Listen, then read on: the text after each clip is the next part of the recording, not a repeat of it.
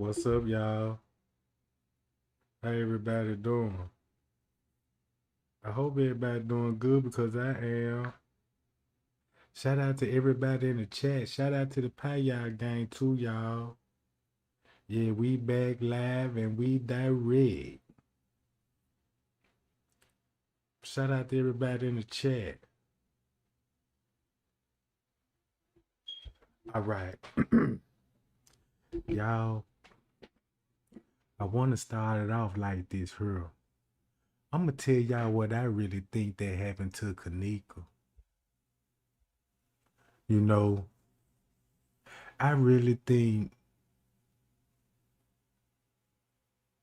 this could have happened to Kenneka because I always was connected to this case spiritually and mentally. You know what I'm saying?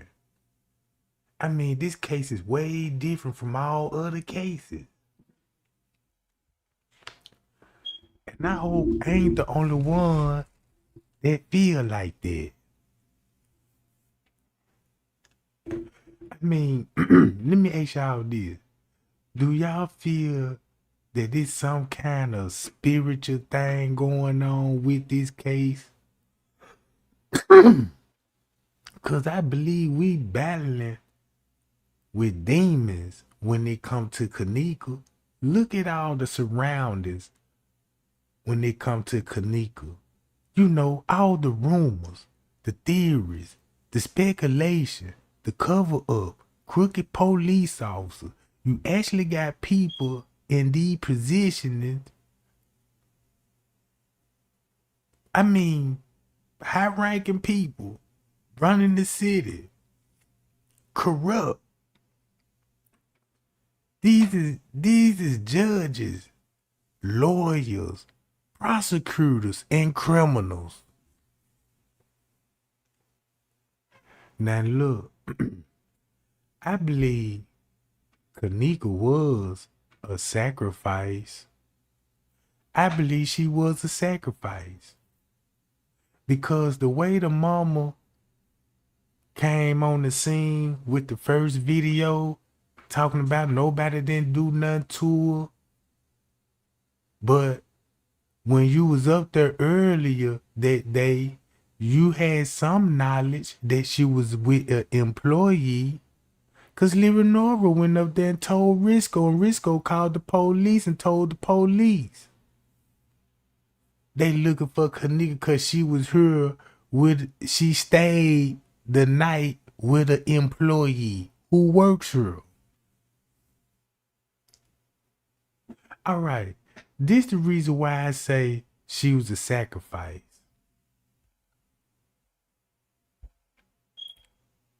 Listen to this guy. Okay, it is Flashback Friday. We're going back to Rosemont, back to September 11th, 2017. This is the day after Kenneka was found deceased in the Crown Plaza Rosemont kitchen freezer. I'm going to play a small clip. What you're going to hear is Teresa Martin answer this reporter's question. The reporter just asked her, "What do you want everybody to know about Kenneka?" Listen very closely. Was a beautiful person. Everyone loved Kenneka. Kenneka would go out her way to make someone else happy. She always made sacrifices. If she could make you happy, she'd be happy. Did you know she was coming to this hotel Friday?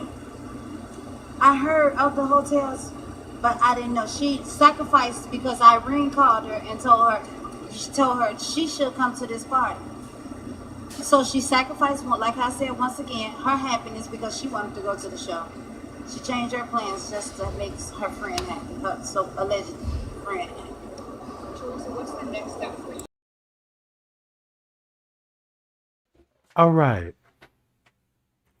Just by her saying sacrifice, sacrifice, sacrifice, you know, that's the wrong word to be saying at a time like this if you got people really thinking that, because that's how it will present to us. And look, not only that, I want to show y'all this.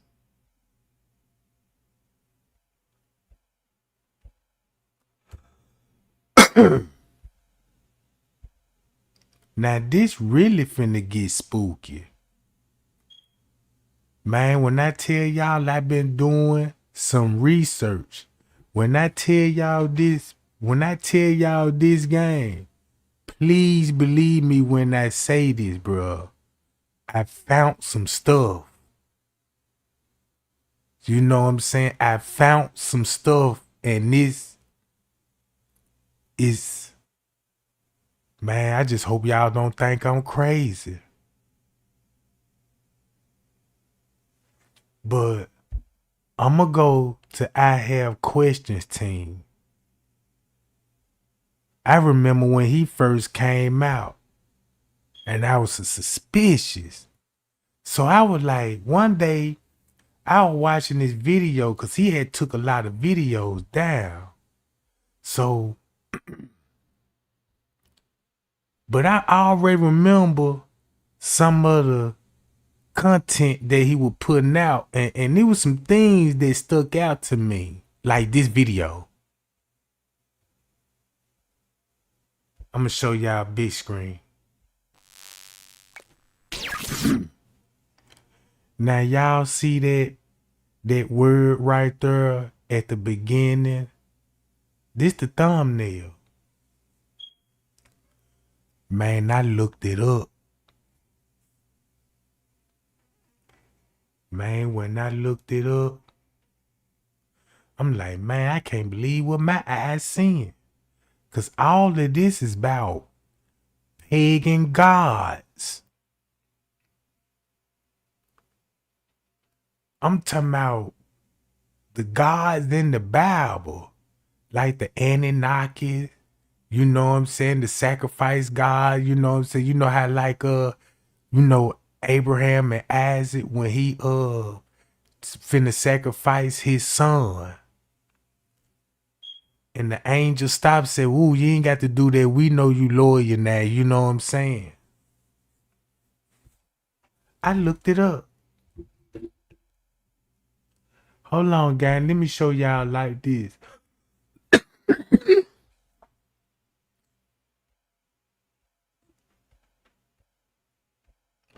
Hold on, y'all.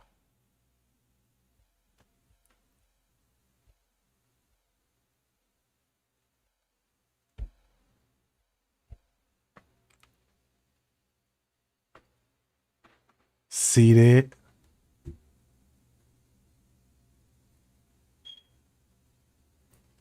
See that, gang? Nah, I know I ain't crazy. Now I know I ain't crazy. This gotta be serious.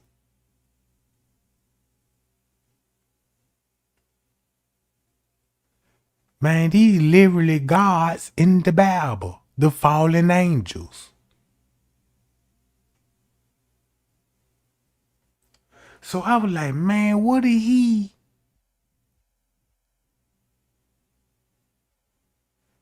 So when I started looking into that, I started finding out some more stuff. Like let me see.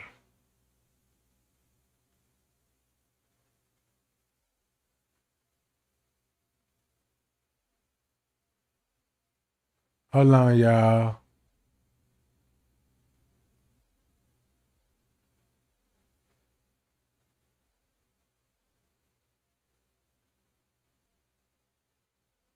Nah,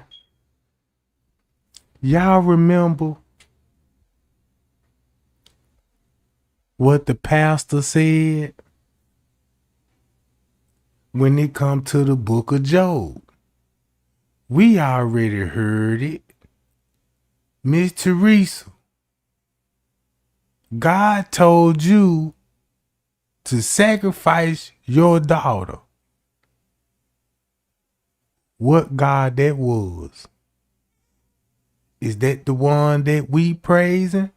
Cause the one that we praise don't condone murder.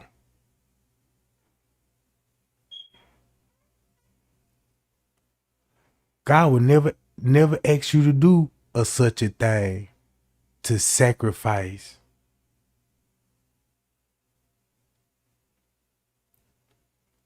So when he was up there at the pulpit, everybody should know the story. All right. Let's read this book of Job.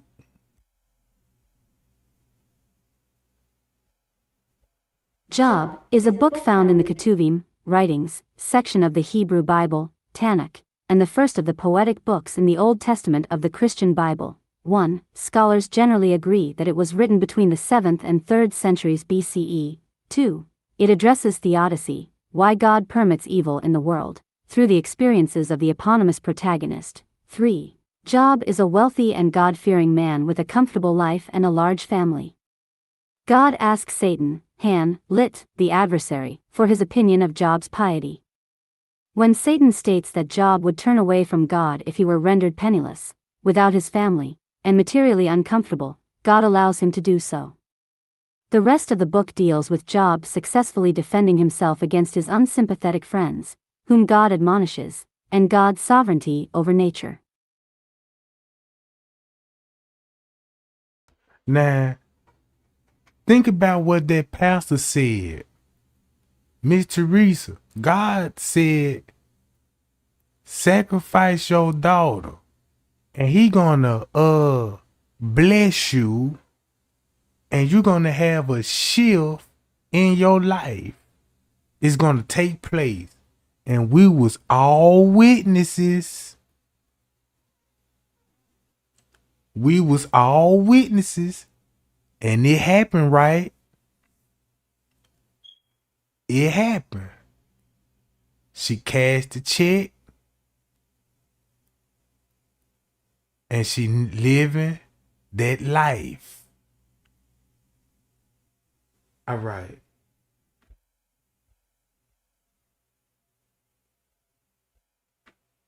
Hold on.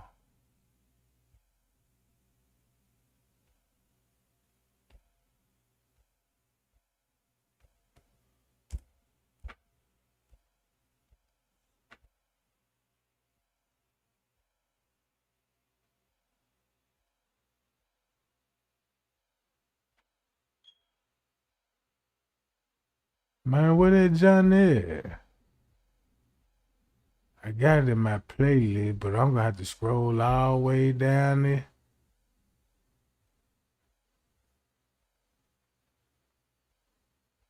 Hold on, y'all.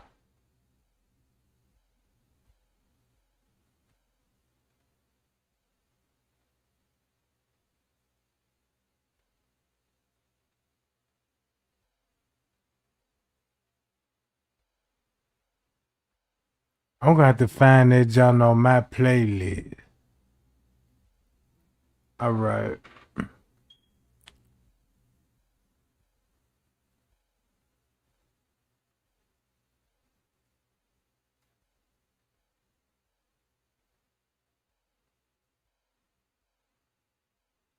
So while I'm looking for that John, just think about what Miss Teresa was going through before Kenneka died.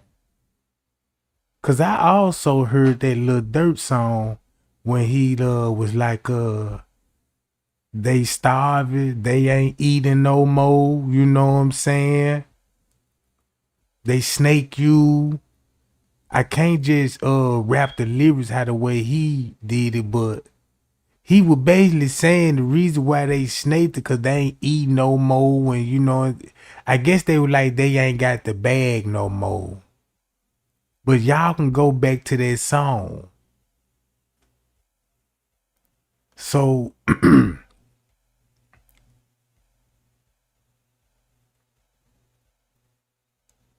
man, I got so many videos on this job. I just want y'all to hear the pastor again.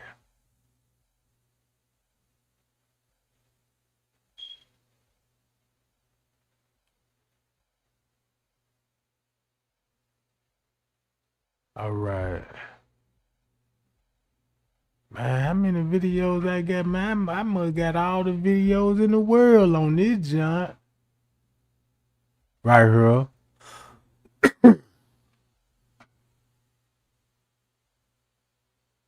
I'm trying to spread across the world. Even though the devil didn't hurt you when he took your daughter, he couldn't even hurt you when he filled your body with. See He that? couldn't even hurt you when he filled your body with cancer because you are a warrior. But then check this out. See, y'all gotta, oh, Jesus, I can't tell these people this, Jesus. I can't do this. I can't do it, Lord. I can't tell these people this. I can't tell them this. I can't tell them this. But then, I'm gonna tell you something else, Teresa. Hallelujah, Jesus. Woo! Woo! And you want to know something else that you so close with Job? Job had some haters. Woo! Now y'all listen to this. Some haters that didn't mean him no good. That was sitting by his bedside saying, die, Job. Die, Job. But Job was so strong in the Lord. Teresa was so strong in the Lord. He said she was sitting there with body rocking with pain from cancer. But the devil couldn't have her then. So then he says, Teresa, I'm sorry, I know that you're faithful. And I know that you love the Lord. But I need you to sacrifice your baby. Now he just told everybody the devil came in and told Miss Teresa to sacrifice her daughter.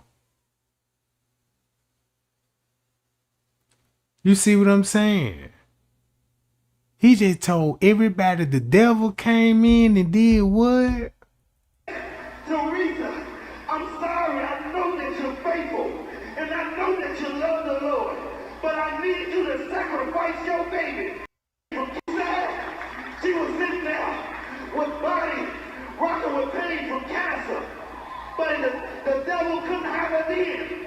So then he says, Teresa, I'm sorry, I know that you're faithful. And I know that you love the Lord. But I need you to sacrifice your baby. All right.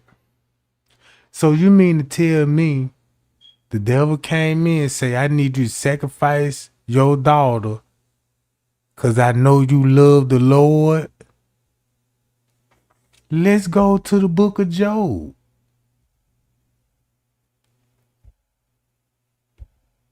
Nature. Structure, edit. A scroll of the Book of Job, in Hebrew. The Book of Job consists of a prose prologue and epilogue narrative framing poetic dialogues and monologues. For it is common to view the narrative frame as the original core of the book, enlarged later by the poetic dialogues and discourses, and sections of the book such as the Elihu speeches and the wisdom poem of chapter 28 as late insertions. But recent trends have tended to concentrate on the book's underlying editorial unity. 5. Prologue, in 2 scenes, the first on earth, the second in heaven. 6. Job's opening monologue Frowny Face 7, seen by some scholars as a bridge between the prologue and the dialogues and by others as the beginning of the dialogues. 8, and 3 cycles of dialogues between Job and his 3 friends. 9. The third cycle is not complete, the expected speech of Zophar being replaced by the wisdom poem of chapter 28. 10. First cycle. Eliphaz and Job's response. 11. Bildad and Job. 12. Zophar and Job. 13. All right. Make a long story short. These people right here they the one, you know what I'm saying, they were friends of Job. And you know what I'm saying, they were friends, you know his wife, you know Job's wife, you know, she was like, man, look, you know what I'm saying, won't you just go on and just forget about God. You know, he ain't helping. So she, you know what I'm saying? She was trying to convince him, like, man, forget about God and just go with the devil. You know what I'm saying? Cause the devil really putting plagues and he with illness, you know what I'm saying? The devil cursed him, made his life miserable just so Job can curse God. But Job didn't curse God. He still hold it down. But all his surroundings, the people that he was surrounded by, was telling him, forget about God.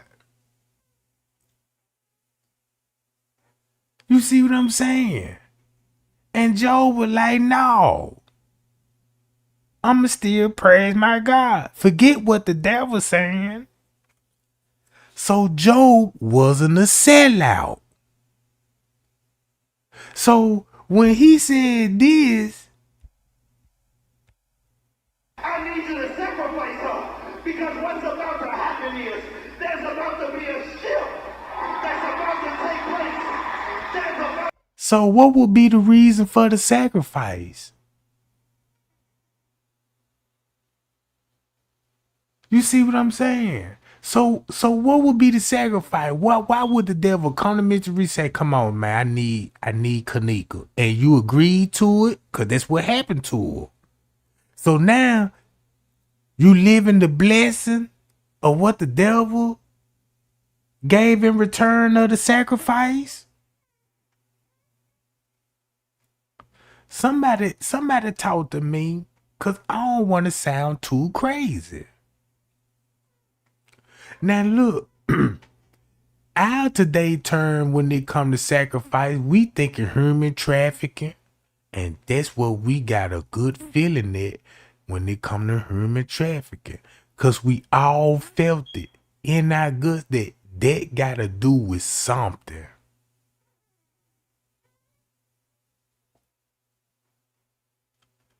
Know what I'm saying? Cause Miss Teresa even was talking about the devil not welcome at the funeral. Everybody else could come. And when she be going live and stuff, you know what I'm saying, she always prefer to somebody as the devil. Even J Money said she was sold to the devil. He said it was a setup. This was on his Instagram. A lot of people done saw this post. He said she was sold to the hotel, to the devil, bro. So I was like, sold? But like how? I don't know how to piece that part together. Then he had a picture with his middle finger up talking about Miss Teresa. Tell the truth. So when he made that post, and then when I go look at the people that everybody pointed fingers to at the party goers and the people that had Kenneka name in a negative way, talking about she need to call the popos and took the D and all of this, and J Money up under these posts. You know, the family up under these posts. So I'm like, it gotta be something to that. You know what I'm saying? So this just told me if they been planning this for a while, cause they pulled it off at the hotel deleted footage, the police covered the crime scene up, and the court swept everything up under the rug and sealed the documents. Sealed the documents. to be a shift that's about to take place. And if you did not sacrifice your baby, this shift would not be able to take place. Oh my God. See that? Now look at this though. Now, he preaching at another church that is not even his. I don't even know if he got his own church. But just listen to him when he say how he even met Miss Teresa. Now listen, this the pastor. This the one that's doing the preaching.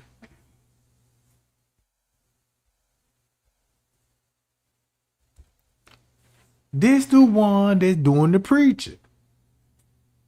This the same dude that was at the protest.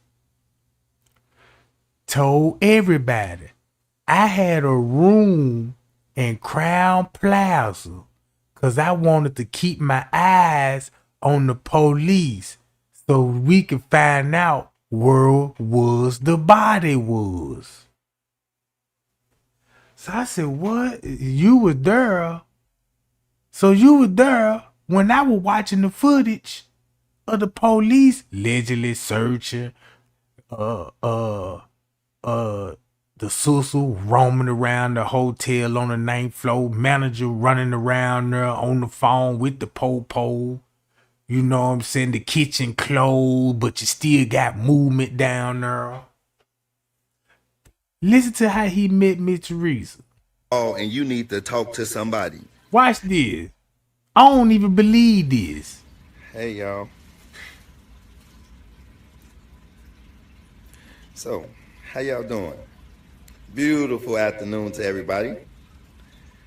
Talk Beautiful. fruity. I just want to share something, right? I really want to share something about how I met Mama T. All right, before you even get started, just look at the circle. Y'all know he kind of sugary a little bit. You know what I'm saying? Y'all know he kind of got a little sugar in that tank. And we already know Jedediah got a little sugar in his tank. And everybody especially know Lamont got a whole pound of sugar in his tank. Just look at the freedom fighters. And they all be talking about God as they like religious people. I don't know if they religious or not, but if they is, I don't think they praising the God that we think, bro. I mean, if you do a little more research, it's a website. And the website was so spooky, I'm like, man. Cause it's linked back to and they got dragons and I don't even know if this it's a like a castle, bro. You know what I'm saying? It's a famous, man, I don't even know how to put it. But let's hear how he met Miss Teresa.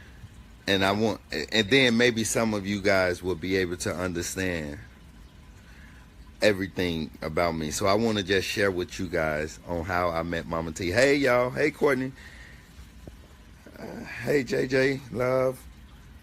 Hey, everybody. See, good afternoon. No, good no afternoon, real man just afternoon. be like, hey, y'all. So I just want to share with y'all how I met Mama T. So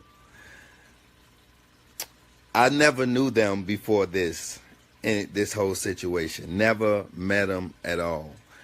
But I want to share with you guys how I met her. How it was just in my spirit to share with you guys on how I met her.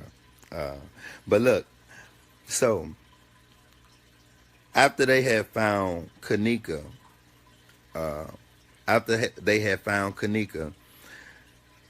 something wasn't right in my spirit. So I sat in the house, you know, and that night I couldn't sleep. So early that next day I went up to Crown Plaza. And I was there. It wouldn't sit right in my stomach. I just want you all to know how I met Mother Teresa, and y'all will get an understanding. Listen closely, gang, because he got caught up in the lie. At the protest, I told y'all what he was telling everybody at the protest. He said he had a room, and he was walking around. He had a suit on, and he was walking around the hotel, blending in with the police, cause they already told Miss Teresa and them they located Kenneka in the freezer. So they already knew the location, but they didn't know what part the kitchen was. So make a long story short, he gonna be there. Why they gonna be there? When we be watching the footage, he's at the hotel. But check how he just said how he met Mama T. House, you know, and that night I couldn't write with you guys how I met her, how it was just in my spirit to share with you guys on how I met her. But look, so after they had found Kenneka,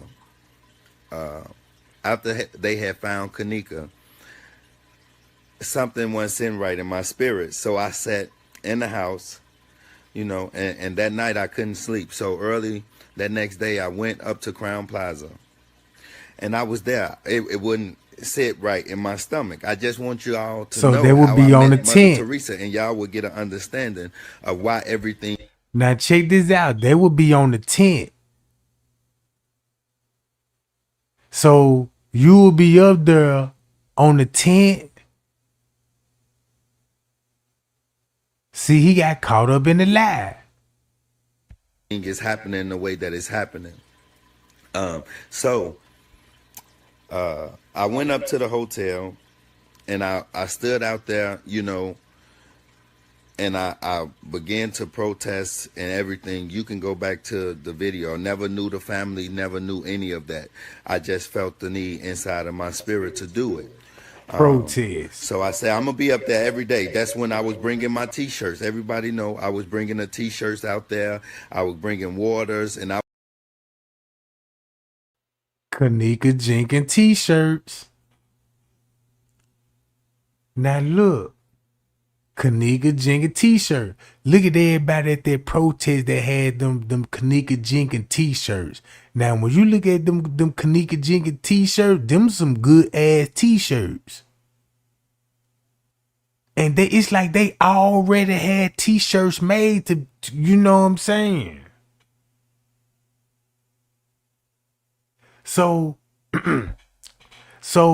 you got Miss Teresa up there with the whole Kenneka Jenkins outfit, the whole family dressed down to the core when it came to Kenneka Jenkins reveal.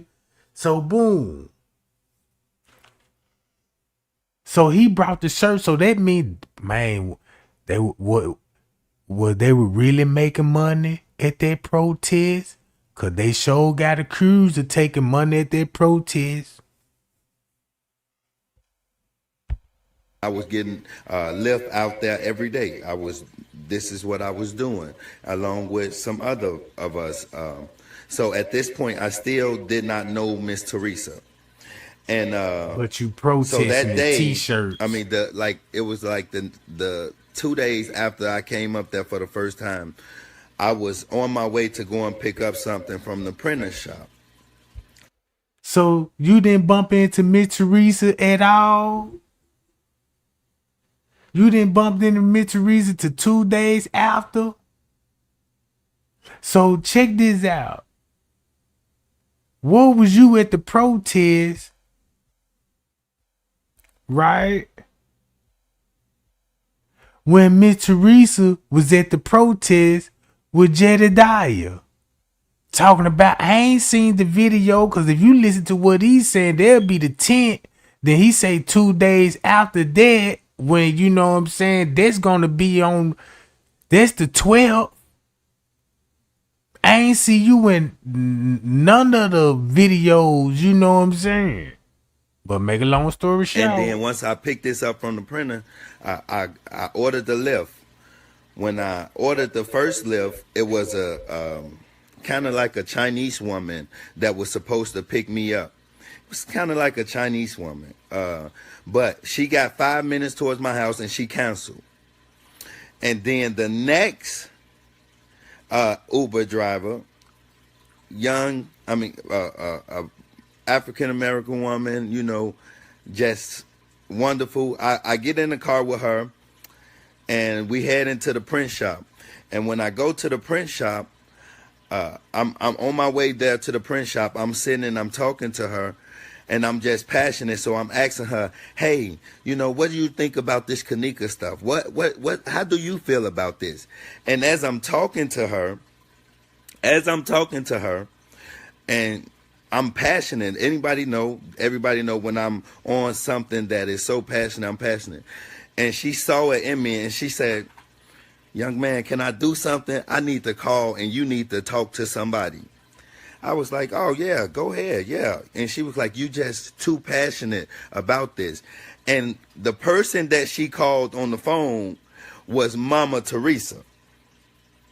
And this is, listen, if Bruh. Man, look, do y'all believe that, bruh? Do y'all believe that, bruh? And then he talking about he's so passionate. Man, there no man talk like this. You know how I'm so passionate about these things. You know what I'm talking about? A real dude would have been like, man, y'all know how I feel. You know what I'm saying? Y'all know how I get down. I'm so passionate. Y'all know me. I be just so passionate about things. Now, he said when he first heard about the Kenneka, when they found her, he went up there the next day. That's going to be on the 10th. The minute you would have went up there, you would have bumped into Miss Teresa, the news people. You would have been all around there, John. But you ain't nowhere to be found. So you were going up there for 2 days, then you go to the print shop. And you call the Uber, Chinese lady supposed to pick you up, but she canceled. I want to know why he even say Chinese. Because ain't that lady Chinese on the footage? Chinese or Korean, whatever she is. So boom. So while he at the print shop, protesting, like he said, because he bringing water bottle, t-shirts. So he bringing stuff back to the protest. And he talking to this lady, and she like, man, I see you so passionate about this case. Man, let me call Mama T. And then she calling Miss Teresa where he finna go. You leaving the print shop on your way back to Crown Plaza, and you talking about this lady. You need to meet Mama T. Bruh. Man, this man finna bust my stomach wide open, because y'all know when it come to jokes, you know how I'm passionate about this. He need to be fired up. He need to be fired up. Now listen to this. this person is on this live, she know, because she got my contact information in that Lyft. The Lyft driver was friends with Mother Teresa. She was friends with Mother Teresa, and so she called Mama Teresa up on the phone at that time. God had put me on a mission already and told me to be and protect Mama T. Mama had told me to do that already. So the thing is, when they did that, when he told me, put me on assignment, when everybody started coming up there, I kind of stepped back. I would see my Put you on assignment. All right, you'll see Mama T doing what? mama off from a distance. I would see her off from a, I would pray for her. I was only her spiritual. I wasn't trying to be close to her or anything like that. I want y'all to know. I was not trying to be close. I wasn't trying to be seen. I was just put on assignment to protect her in the spiritual realm. So I was in the background, and Man, look, what you said. Man, y'all got the chat rolling, bro. What you say he look like what now? See, I told y'all, don't get Tara started.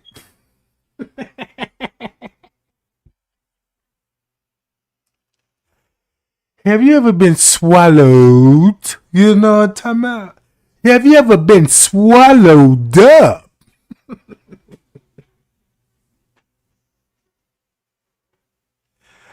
I'm telling y'all, we need to look more deeper and see what's going on.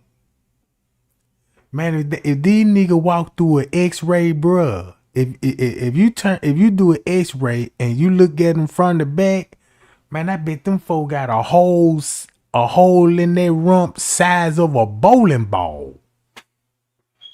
Cause they end up putting stuff in the butt. You know what I'm saying? But listen to this. I would be praying for her across, you know, and everything like that. I will just be praying for her. When I see everything that's going on around, I'll be praying for her, right? And when I got her phone number in that lift, we began to, well, no, we didn't talk right off. We didn't talk, but she saw me out there. And this is for real, y'all. She saw me out there and she was like, yeah, you the young man who went in with the suit and everything. I was like, yes, ma'am. And this is a true story. Oh, now y'all heard that part when he said, oh, you the young man that you was in, that you had the suit on. That's when I was trying to tell y'all he was at the protest. He was telling everybody, look, I was there. I had a suit on. I was blending in with the police people because I ain't want them people think that I was there with the family. You know what I'm saying? Cause he was telling everybody the family sent him in there. You know what I'm saying? Man, look, y'all know this dude here lying like a mother. You know, y'all see how he got his head down. He done read the comments. He done heard Tara talking about, have you ever been swallowed? Have you ever been swallowed up? I'm like, dawg. I want to know what TDJ was feeling, because he must have had a good night that night and to preach a sermon like that Sunday morning. And cause look, when he said that, I ain't heard the congregation just clapping like they normally do. You know what I'm talking about? Cause someone was about to finna say, hallelujah. And then they stop in mid-part like, I don't know about all that. You know what I'm talking about? But he was in that zone, walking across that stage with his head tilt high in the air, jaws fat. Swallowed up. But let's listen to the lie. I'm telling you. And so she saw me, and then I began to pray and uplift her. I began to, you know, pray with her and uplift her spirit. That's always what I've ever tried to do, was make her smile and uplift her spirit. But check this out. And she said to me one night, we was out there, and this is no lie. She said, the spirit just told me I want you to do the eulogy. She didn't know me. She did not know me she did not know anything about me. When I say anything, she didn't know anything. But that moment she looked at me and she said, the spirit told me to tell you to do the eulogy. And I was honored. And I said, God, you said there was a word, a message that needed to go across to the world. And you have placed me on a platform to be able to give this word. Listen. And then when you did preach the eulogy, it went viral. Cause what made it went viral? Because what you said, Miss Teresa, the devil came in and told you, I need you to sacrifice your daughter because I know you love the Lord. You gonna do it or not? Cause he gonna bless you. So what I gotta do? Sacrifice her, and then he gonna give you a major shift in life. So what about God? I can't explain that part, but I know, man, look, that devil, look, you get that chick, you know what I'm saying? We can get that money. All you just gotta do is set her up. You know what I'm saying? And boom, it happened. And we were here 6 years witnessing all the drama, all the confusion. Because y'all know Satan is the art of confusion. He is the master of lies. And we was all lied to. You see what I'm saying? We were all lied to, gang. So when you said God put it on your heart and Teresa told you to preach at their eulogy and you said those exact words, come on, man. What y'all think of him? Do y'all think that he knows something or in on it? Cause look at his role. He the preacher. He the protester too. And then he with the family at Rosemont with Leonora and them brother. Hold on. I'ma show y'all the video. Hold on.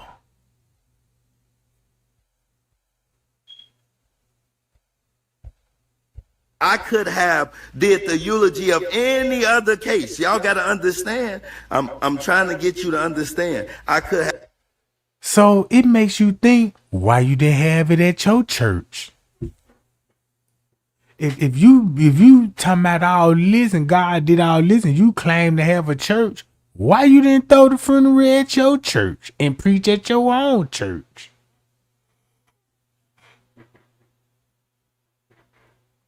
You see what I'm saying? And they always using God.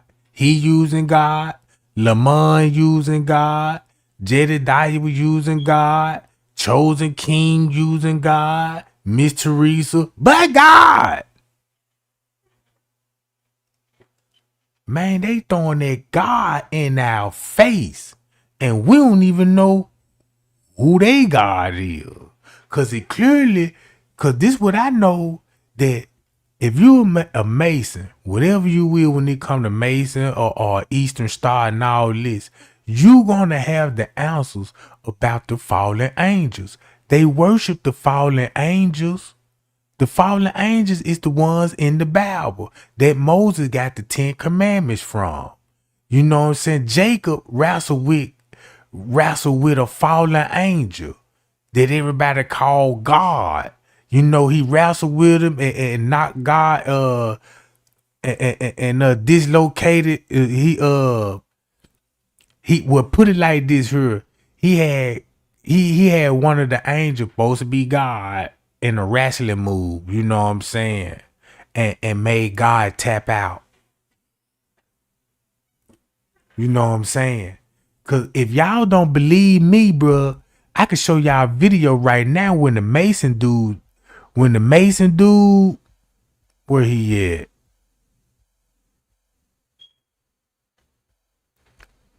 Right here.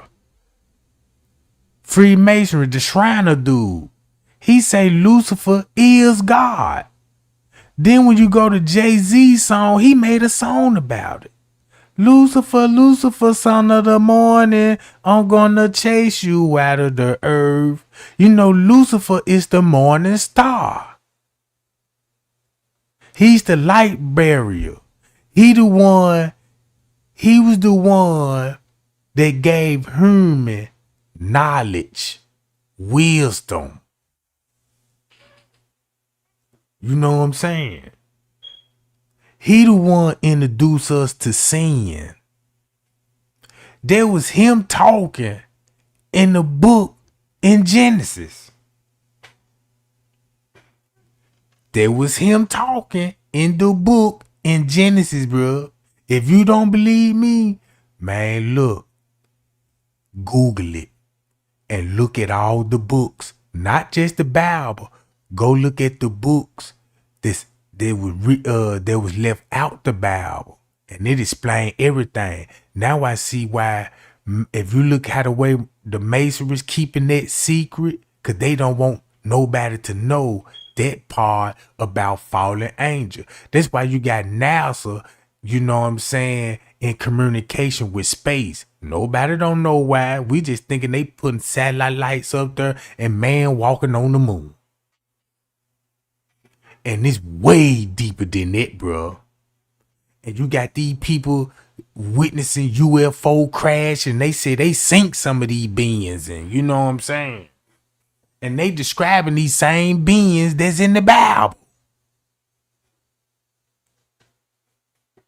That's what got me, because I got all this stuff pulled up. So let's go back to him, because I don't want to get off the subject. You know what I'm saying? So look. Have done the eulogy over any other case, but God positioned me to be on to do the eulogy on a case worldwide because. And then check this out. Y'all know Miss Therese was on the radio station, and she told the radio station she know him from the hood. Y'all, if I play that video when Miss Teresa was talking about the activists, they asked her about the activists, she gonna specifically call his name and say, yeah, I know him because we from the same neighborhood. That's what he said. I mean, that's what Miss Teresa said, but let him tell it. Man, he found out about the family, never knew the family. He just found out about they pull her out the freezer, and he went up there, and God just put it on his heart to just, he's so compassionate about it. He had to go get t-shirts, water bottles, go to print shop, because he already a protester at this point. So he jumping in the Uber, I guess going back to the protest. And now this lady was like, man, look, since you're so passionate, I got Miss Teresa on the phone right now. He like, oh yeah, I'm finna call her right now. And this thing, you know, while they doing that, they on their way back to Crown Plaza. So boom, he talking about, yeah, now I'm there, and days go by, and this thing, you know, she see me again and was like, yeah, you the young man, you know what I'm saying, with the suit on, right? Yeah, that was me, you know what I'm saying? And I'm like, really? Really? So you jumping up out the Uber with t-shirts, water bottle, with Kenneka Jenkins all on your clothes, and you ain't, come on, man.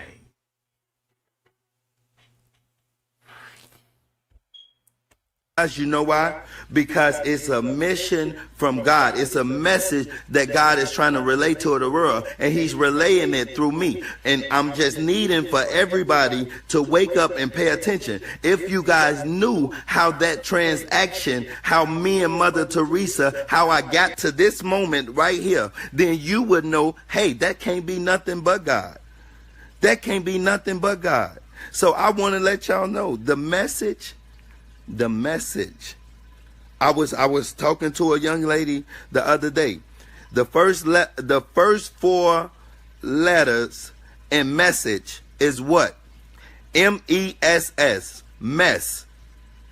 That's the first four letters. So yeah, now I get the point. Yeah. Everything you saying is just a hot mess. Everything you saying is a hot mess. And mess. And what are the last three letters? AGE. AGE. What is AGE? Age. You can't get to your full potential of who you are because you stuck at the mess, and you can't even get through to the message. You too stuck at the first four letters. And if you get stuck at the first four letters, you got to understand now.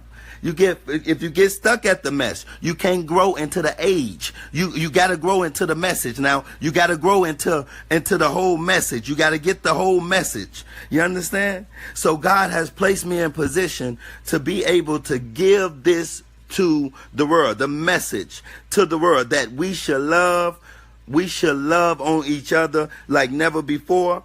And I'm telling you, if you didn't start this video from the beginning, I need you to go back and listen to it, and so you can see how God has placed me on this order and on this mission. The love movement, y'all, November 17th. The love movement, a powerful message going to go across as well. So man, he just sound like P. Diddy. Yeah, it's all love, you know, November the 7th, like he promoting the Love album. And then he talking about the message. What is the message? That ain't even no preacher talk. I wouldn't even go to his church. Cause if you walk in this church, man, look. Ain't no telling what his congregation would look like. What y'all think his congregation look like? I know them little boys gonna be in there, you know what I'm saying? Cause he look like one of those type like I need your help around the church and stuff.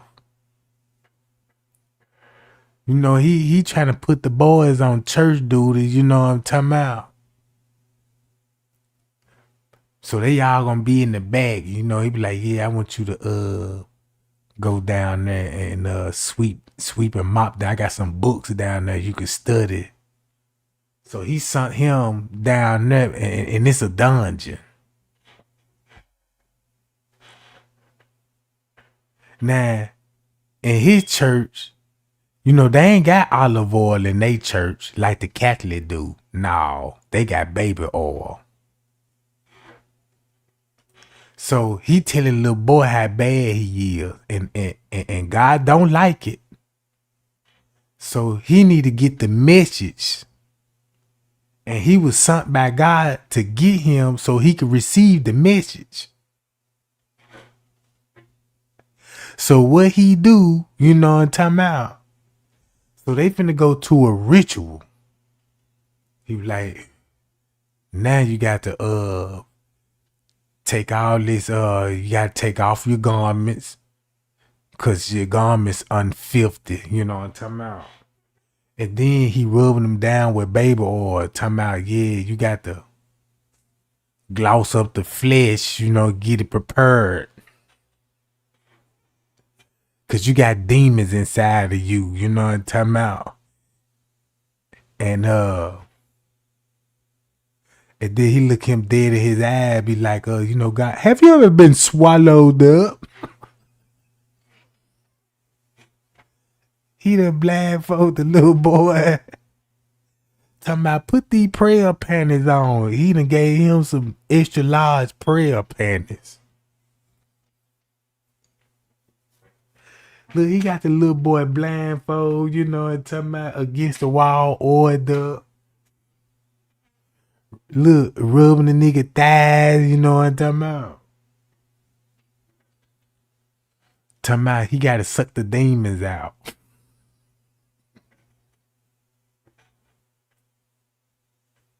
Yeah, they'll be trying to do, look, they'll be trying to do the same ritual with Adam and Eve. Look, I gotta take one of your ribs out, you know what I'm talking about? And I gotta blow some life in you and stuff. But he lying, gang. Listen, November 17th, please come. I'm telling you, it's a word from God. And that's all. If you know the voice of God, nope. If you know the voice of God, God said, my sheep knows my voice, and his heart, it will not harden.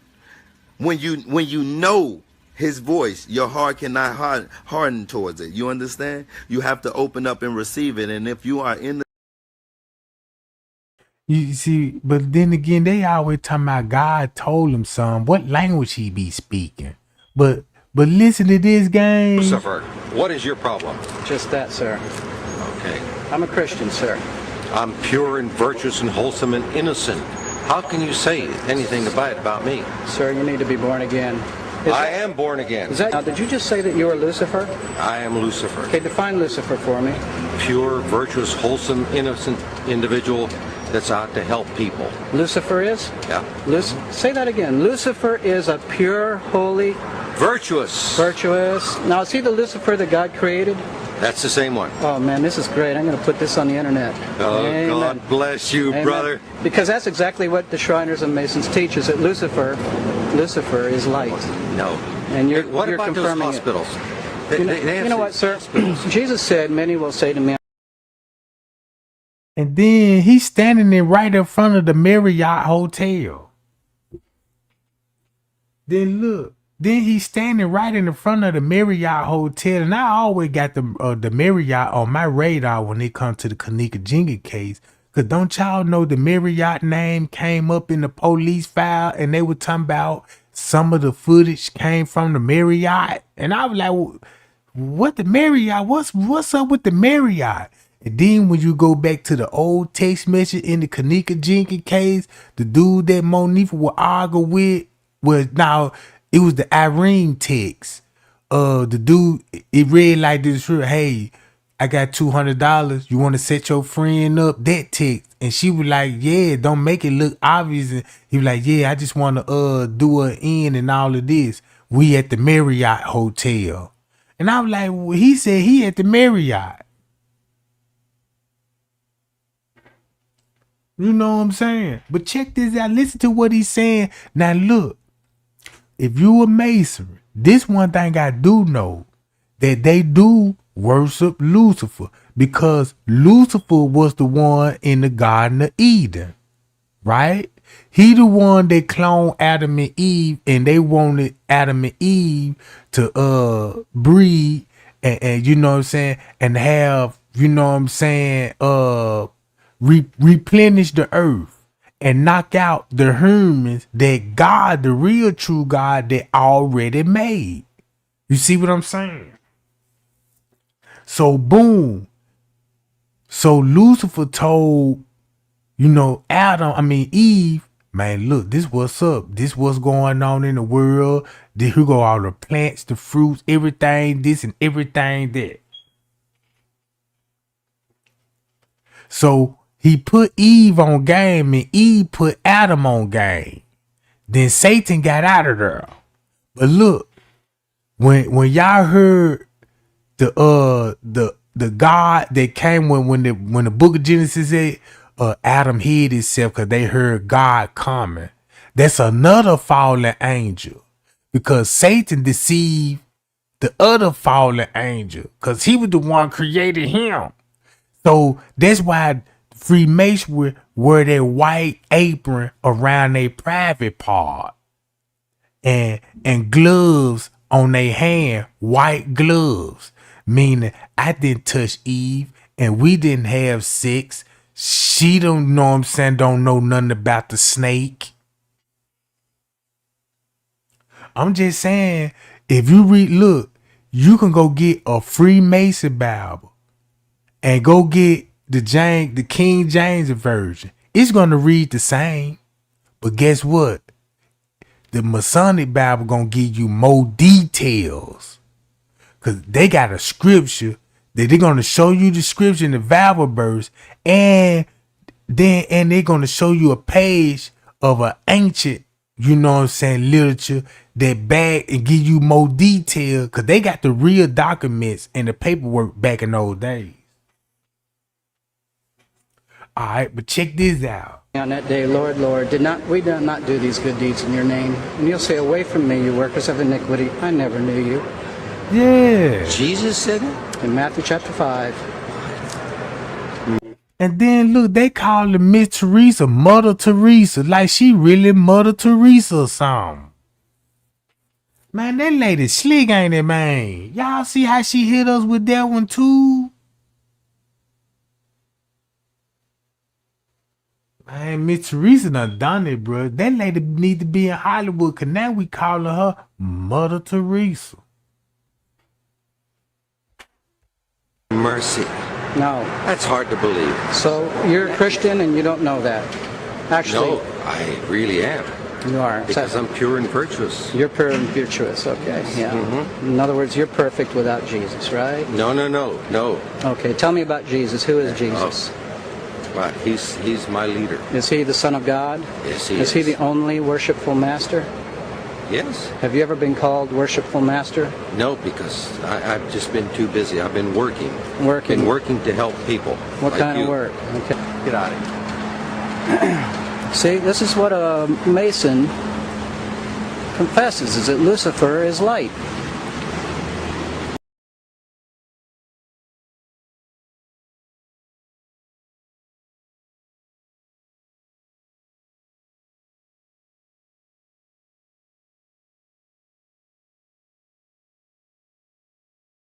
All right, now look, let's go to this channel. Shout out to this channel too, cause if it weren't for these YouTube channel keep some of these videos up, man, boy. All right. Now look, this Miss Teresa at the protest. I ain't see him nowhere around then. And then this when Miss Teresa, hold on now, this ain't the same protest right here. I'm looking for one earlier than that.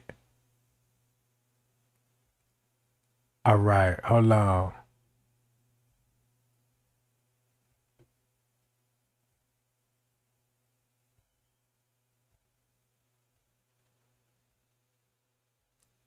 All right, let me see. Like right here.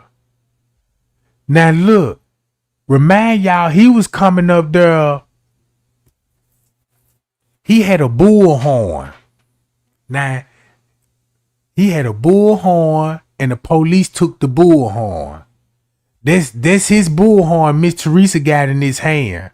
Now, I got to explain this story so y'all know what's going on with him. All right. Since he said he met Miss Teresa through an Uber driver, Miss Teresa told everybody on the radio station he from the neighborhood. So he ended up protesting for Miss Teresa. He brought shirts. You heard it out his own mouth. He brought all the shirts. He was going back and forth to the printer shops, bringing water bottles and stuff like that, right? And that's his bullhorn.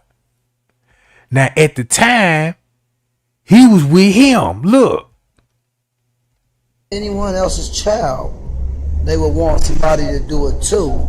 So I don't see where the problem is that you hate that people are out here seeking justice for someone that was found dead in a freezer at the Crown Plaza Hotel, which can be your daughter, your mama, your auntie, your grandma, your great-grandma, your cousins, anybody that you love in your family. And you guys don't want to. And you know what? And he related to them folk. He related to Leonora. You know what I'm saying? They got the same last name, right? I ain't even know he related to these folks. So he was with this preacher dude. Cause they took his bullhorn. They had made him to go get the bullhorn. He was with him. They was all at Rosemont on live. And he telling the police, yeah, y'all want to know who I am. You know what I'm saying? You want to know who I am. You'll never figure that out. Taunting the police. And he with him. And he ended up preaching at the funeral. He the one with the suit walking on the footage. Watching the police. You see what I'm saying?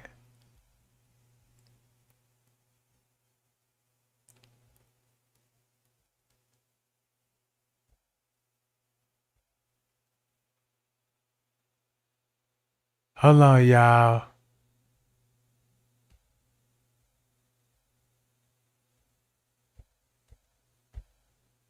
Now check this out. Why did y'all destroy the camera above the freezer Kenneka allegedly body was at?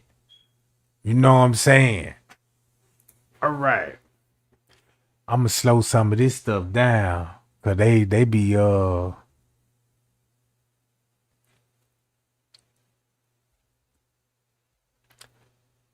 The K9 unit came with the dogs after our search for Kenneka. 12 hours. Now look, 12 hours.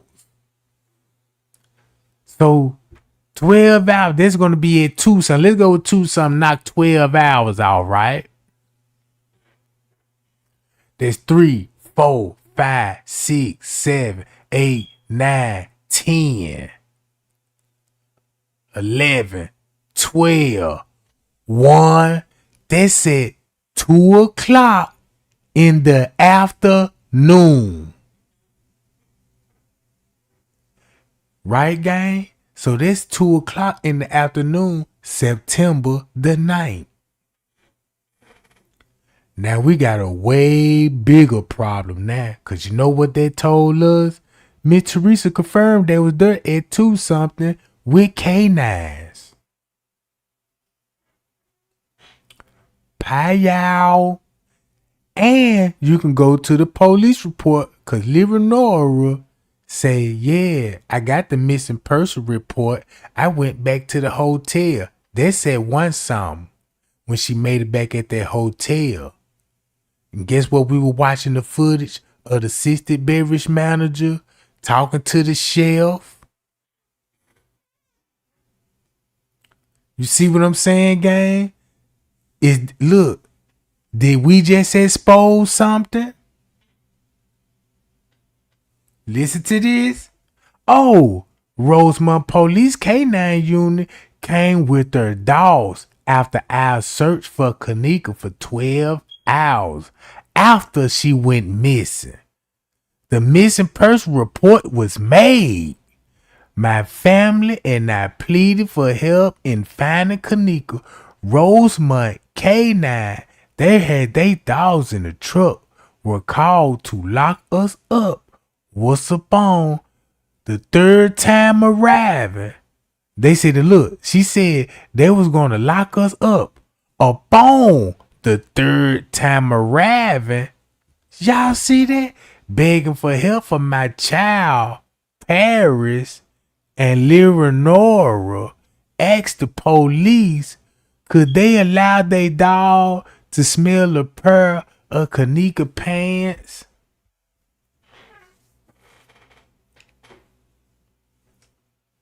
Bruh, I know I ain't reading this wrong. Cause this sound like, man, when Leonora was up there talking to the police, cause you see her talking to the police at one some. You see the police there at two some. They at the front desk, they talking to Risco. I remember in the beginning, even Zach told everybody, man, look, they started their ground search around 1 o'clock at the hotel because they got a missing person report. Even MTV said they searched the hotel at 1 o'clock p.m. So look, y'all remember when the lawyer said Miss Teresa came on 3 different occasions? Now, even Miss Teresa said this on our third once arriving. So look, once we're going to see you on the lobby footage in the morning. The next time I ain't going to see Miss Teresa the second time. Ain't nobody going to see Miss Teresa the second time when she arrived there. Because the third time is when she going to show up at 8 o'clock. So she had to be talking about when Leonora around 1 and 2 o'clock with that missing person report, and Risco had got it, and we went to the phone call of the police frequency, and we were hearing what they were talking about. We heard what the conversation was talking about. So boom. Then Leonora already got. So she even telling her Kenneka had some pants on earlier that day, September the 8th. So look, you had on some clothes that what she had on before she put the jean jacket outfit on. What did she have on when she put the jean jacket outfit on? And then you had that in the car? Why?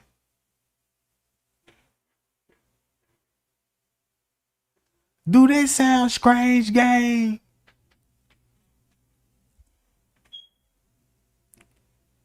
Rosemont police said that too much time done passed by. The K9 won't be able to find Kenneka.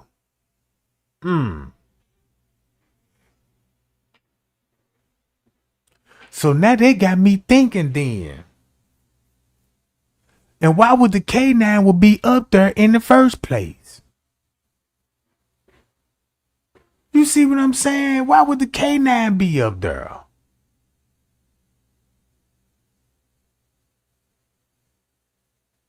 And check this out.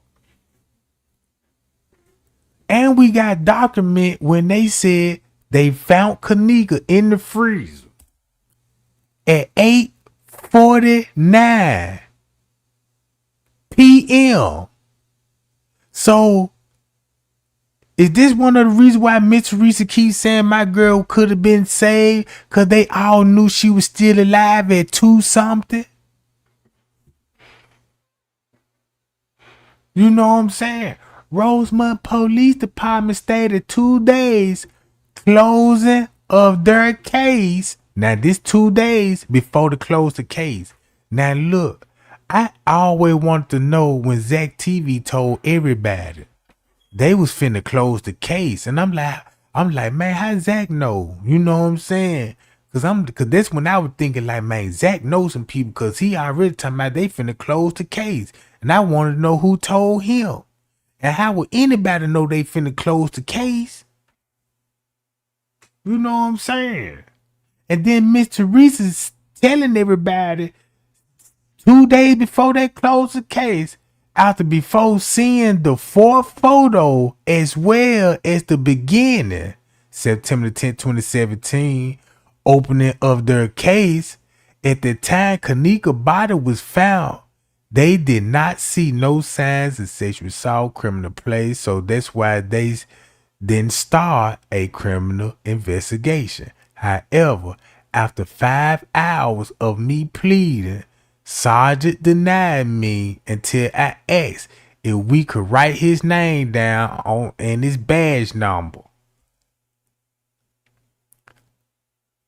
on the back of that card that he appointed. The detective handed me with the officer for me to see my child Kenneka's body exactly how she died, as well the position of her body while Kenneka laid inside the freezer.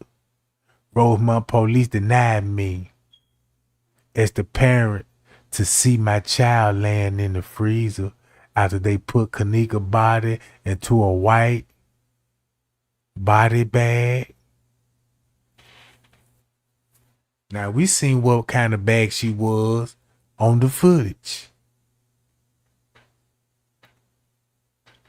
See what I'm saying?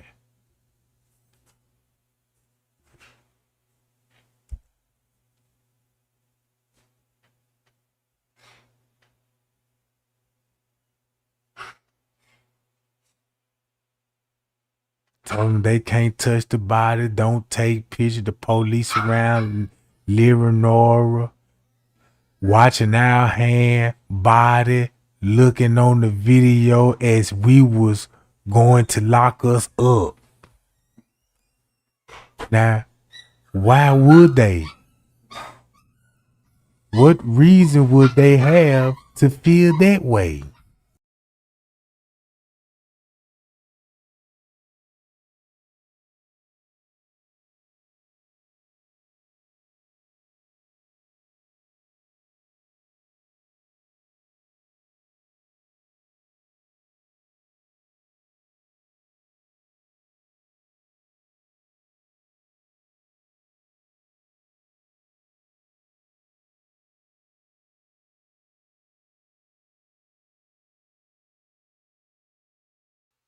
While doing a crime scene investigation, why not take fingerprints? Hold on, y'all. I work at a cafeteria where we required by law to sanitize and clean freezers, clean workstation areas. After each use of working area, it is a part of our job and description. Once again, why not take fingerprints? The sergeant was aggressively from day one. Hold on, y'all.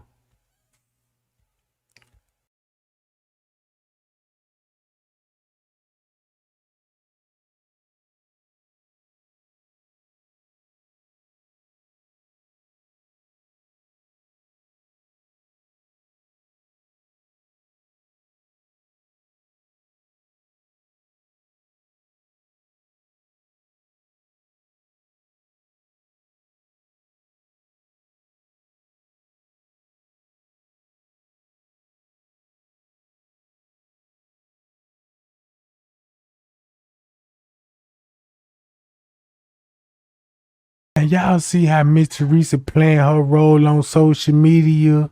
Look how she, please help FBI, help me. You know what I'm saying? You know FBI ain't finna just you got to go up there and you know what I'm saying, and talk to these folks, not just making posts. Not to mention my family and I were made to stand outside of Crown Plaza while Rosemont allegedly called us a wild bunch of people. When all three attempt, we came in peace, begging for help and finding my. You know what? Every time when you see how she trying to be like, man, I was just trying to plead with her. I'm coming in peace. They just treated me so bad, and I don't. You know what I'm saying? Look how she really playing the victim role, bro. And we know the police is not treating her like that.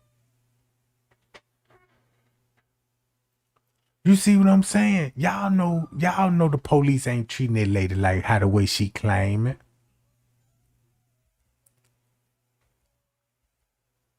That's the third time when they made her stand outside.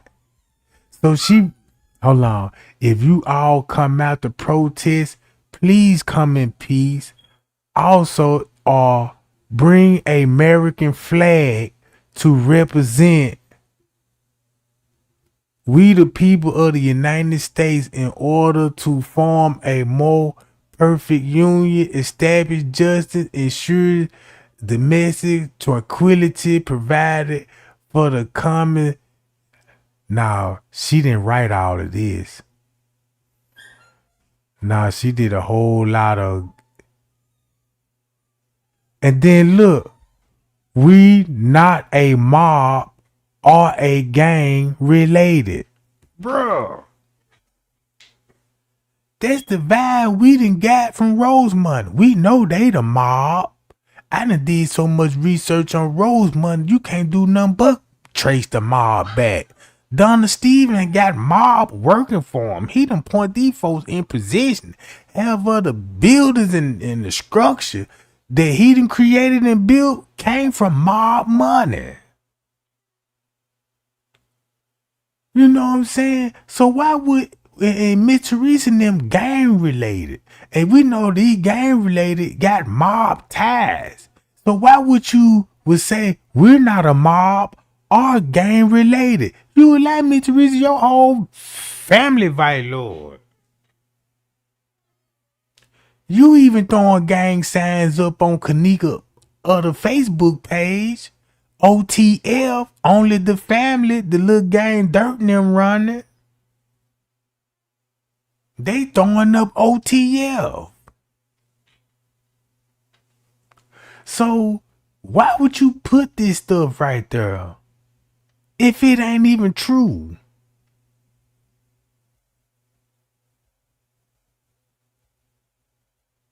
All right.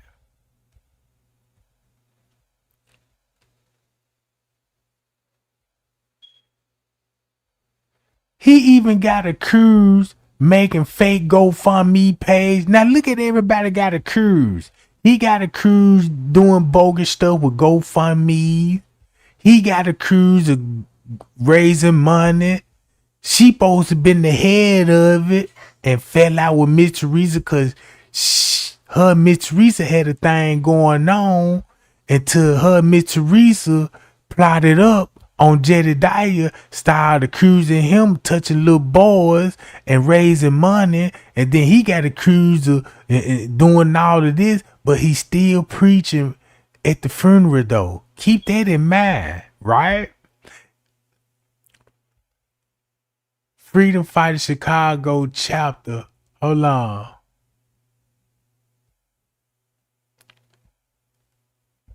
Here go the radio station. I'm finna show y'all when Miss Teresa finna tell everybody GCI decides #1 for hip hop and R&B. when they really met. Kendra G, Leon. Right. Now, but did they say how she broke from the group? Like, how did she break away from the group? Right. Okay, it was like two different stories. Hold on. Was it like 36 hours? Yes, it was like 36 hours. I have a question about why. Up at the hotel, you know, she's telling the person at the front desk at the hotel that now she has a missing person report number. She stated, could they look at the cameras? You know.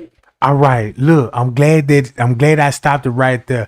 Y'all just seen the post that she made when she said about the K9s, right? And she said this when the K9 gonna be up there.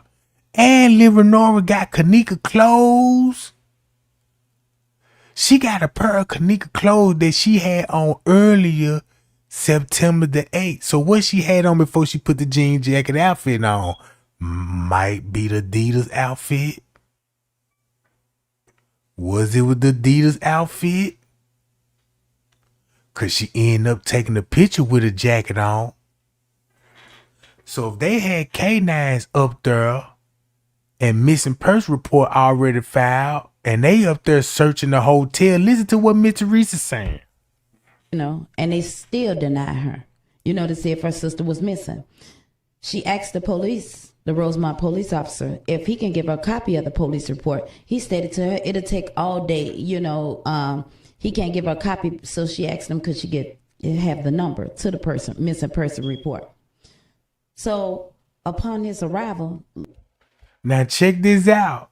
Their name is not on the missing person report. Cause we already know Risco got the missing person report. They got to check in with Risco, bruh. And I'm like, why his name is on the missing person report? Don't nobody see that's awkward.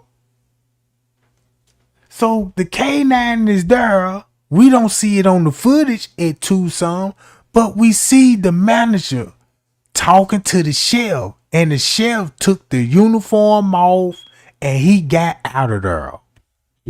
Lenore asked him, could you please look at the cameras, you know, the security cameras, to see if they see Kenneka. Right. And he finally agreed he would. He went into the security office, from my understanding. And this is the officer that we're talking about. Yes, right the officer that made out the missing person report. Okay. Lenore stated to me that he went in there like 5 minutes, came back out, and stated that on the first missing person report, that he searched front and back, and he did not see Kenneka entering or exiting the building. What you mean he searched front and back? On the video? Or physically searched the front and the back of where she was at? Miss Teresa be slipping up with her words, bruh. Cause listen to what she said on the post. If the police there with K9s and y'all already got clothes there on the scene talking about, can these help find her? Now, if that's going on, check this out. Cause Miss Teresa got the phone. She finna change Kenneka's name to Jenkins cause it was Martin. P's got the call at 12. Right? Put all that together, gang. Check it out. So that means she wasn't there, according to them. According to them, she wasn't there. Okay. So who found Kenneka in the freezer? And did they find her just by accident, or did they find her because they were looking at the videos? Okay, well, when we was there, the Rosemont Police Department stated that they're the ones that found Kenneka. See that? But with me looking at the news and reading in the newspapers, an employee found her. So that's a good question. I really wouldn't. See that? You're not for sure. I'm not for sure. Right. But you actually, they brought you to see Kenneka while she was in the freezer.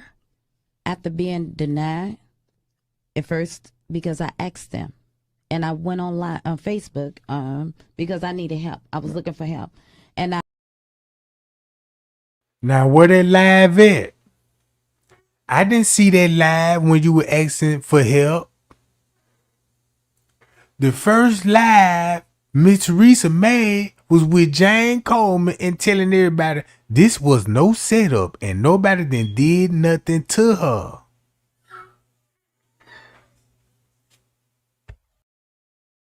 I started timing myself basically to let them know, just in case if something like this come up, They couldn't say that I wasn't, conscious Around, enough. right, You know yeah. what I'm saying? Like I was like Right. out of my mind or whatever. Right. And I stated, because I had made a post on Facebook before, that, when I was in search of Kenneka, that I needed help. If somebody see my daughter, to inform me, and after I made this live video, I re-entered the hotel, and I asked them, how was she laying? The head detective, how was she laying? He stated she was laying on her side, and I said, was she laying? How was her legs? Was they curved? Curved? Like in a fetal position? Yes. He said no, they were straight. I said okay. Look, but you want to know what the real stranger part about it? If you doing the interview, if it wasn't nothing shady going on with the mama, she would have been like, when it come to the footage, I want to know who all on this footage. I want to know who work in this area, cause she in this kitchen. You know what I'm saying? I want to know who is the chef in this kitchen, who run the kitchen. You know what I'm saying? Was my daughter, you know what I'm saying? Did she bump into anybody? And she never said none of those things, bro.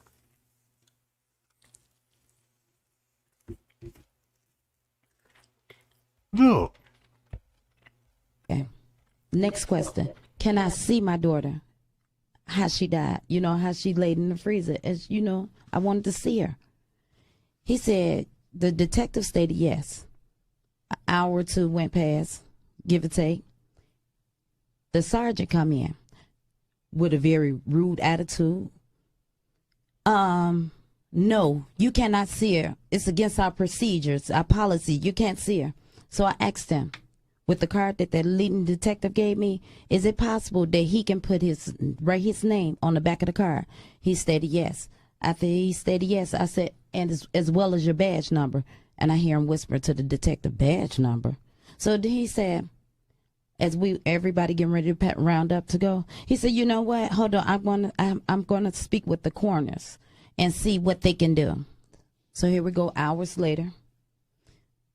5 hours, maybe a little bit more, but rounding it off, 5 hours later, they come to me and states, only I could come see her. Me, I'm allowed, and I could bring one more other person with me. That's when they allowed me. They walked us back there. They said, wait, this is a crime scene. You are not allowed to take any photos. You can't touch, and don't touch anything. And they watched us as if we was there. Like we was involved in it. It seemed like the crime scene was on us, not what went on with my daughter. Right. Mm-hmm. Man, the police gonna have reason to mess with you if they suspect you commit a crime, especially when they got some proof.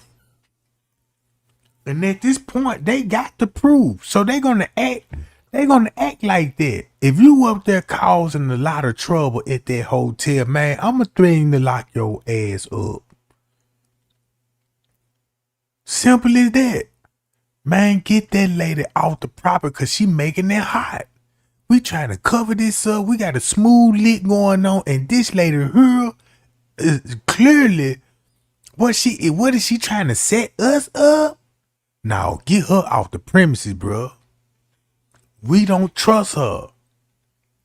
And look how she playing victim, cause every time she mention the police, every time when she have any kind of action with the police, it's always she been mistreated. They talking to her any kind of way. She just playing so victim. Then look, for Leonora to be so hurt and concerned about her sister, she all on her phone through the whole interview. A whole hour. On the phone. Now, I'm finna get to the part when she was talking about the activists.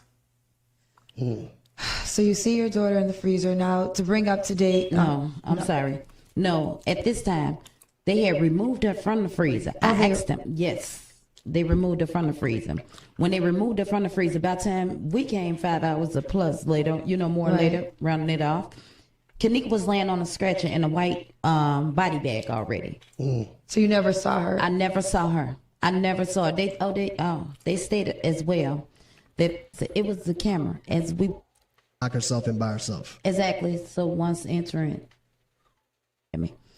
when I go back to the freezer, they had both of the doors open. They've closed the case officially. I know that you guys are not happy about that and you want to continue the investigation. So what do you want to see happen? Where do you see this going from here? Are you trying to get more people to come in and reopen the case? What is it that you want to do? Yes, I would love for the FBI to come in. The reason why I say that, they stated it was a natural cause before any medical examiner. But Che, you said you love for the FBI to come in, but you didn't reach out to the FBI. You tweeted it, but you ain't went and asked for no help and no FBI. Because you went straight to the silver attorneys. You went straight to the silver attorneys. Let me get to this part. For all that, at the close of meeting, my daughter asked them, did you all take fingerprints? And they said, and then if she goes in there, she's just inside the Rosemont Police Department to come up there, and I was not going by myself because I knew I needed some help. Right. Yeah. The hotel offered to pay for Kenneka's funeral. Did you accept their offer? Okay. They offered to pay. See that? She lied. She lied. She took the money. Because it was later revealed in the courts that they paid for the funeral. She took money and she was taking advances from the hotel. This lady was taking advances from the hotel because she was already guaranteed a lawsuit. It's like you could borrow money. You know what I'm saying? Like if your check guaranteed and your lawyer could request an advance and you can get some advance. I ain't even know that. So for her funeral. Yes. You know why I did not accept? I refused. Because even though they offered to pay for it, they never once gave me their condolences. Well, of course, they probably did after I made initial clues to Facebook and the media. You know, how could you offer to pay? You all don't care. It's not about money. It's not about money. That's why I reached out to the world.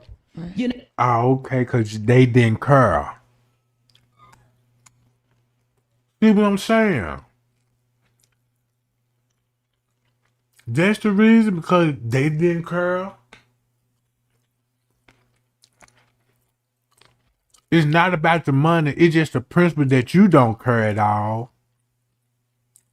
My daughter dead. And you worrying about if they care about you or not. You know, for help. And I'm still asking for help because something's just not right. I want to bring up some of the activists. Actually, how I got in contact with you was via Andrew Holmes. He's the one that gave me your number. And we actually talked the night prior to when the videos were released. And I know you were upset with him because what happened with that? Did he have the right to go? Because he was the first person to talk about the videotapes. Did he have that right from you to do that? No, he did not. Okay. Okay, first of all, Andrew Holmes just popped up from nowhere. He stated to me, I asked him when he called my phone, who gave you my number? Who is you? He stated that he was somebody because I'm asking for help. Right. So I'm figuring, you know, he coming to help me. And he stated to me that he was from Chicago Police Department. He's a special investigator and he's going to get me answers. And how you don't know Andrew Holmes and Andrew Holmes stay on the news? Everybody know Andrew Holmes, so she played the role like she didn't even know Andrew Holmes. That's another thing that got me. Cause she act like she never saw this man, never heard this man before or nothing. And this man known for popping up at murders. You see what I'm saying? I wish I would have had all this information from the start because we would have seen right clean through this. So, special investigator. Yeah, that's what he stated to me. So you were misled? Yes, I was misled. Okay. From the beginning. From the beginning. So do you have any communication with him now? Or no? Let her tell it. Everybody misled Miss Teresa. Andrew Home, the police, the friends, the hotel, everybody. Okay.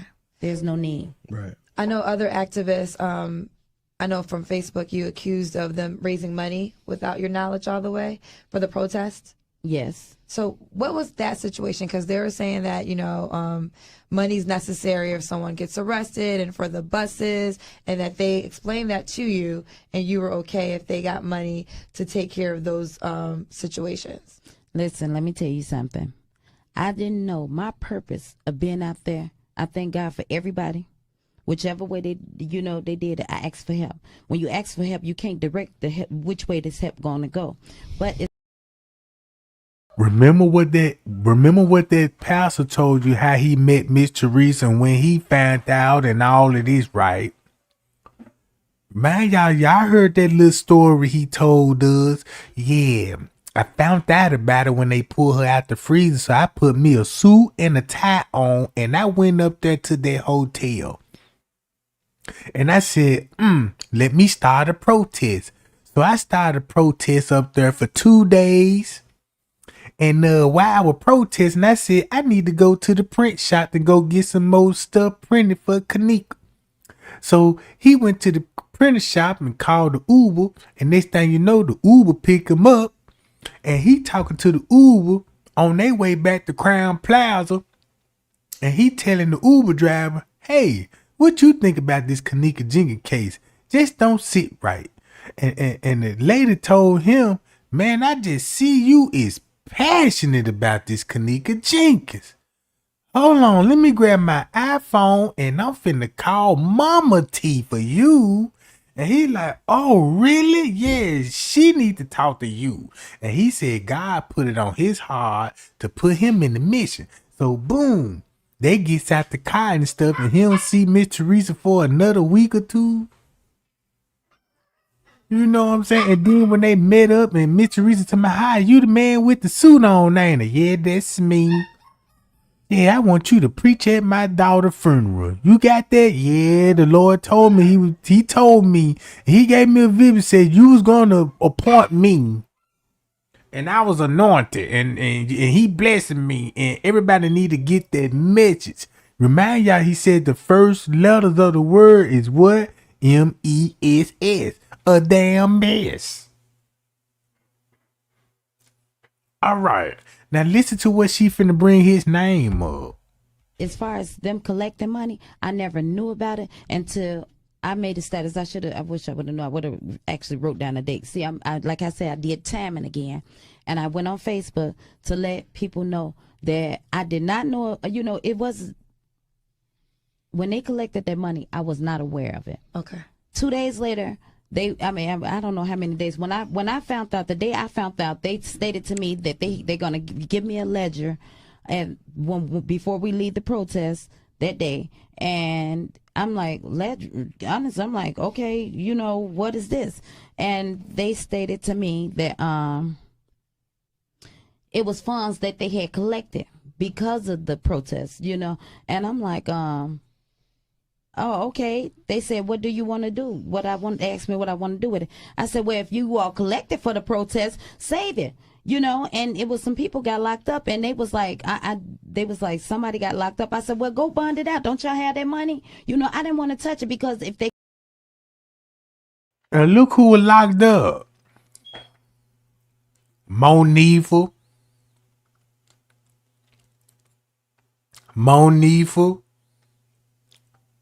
The same preacher, they locked him up. Come on, Lamont, Jedediah. Look at the people that got locked up, bro.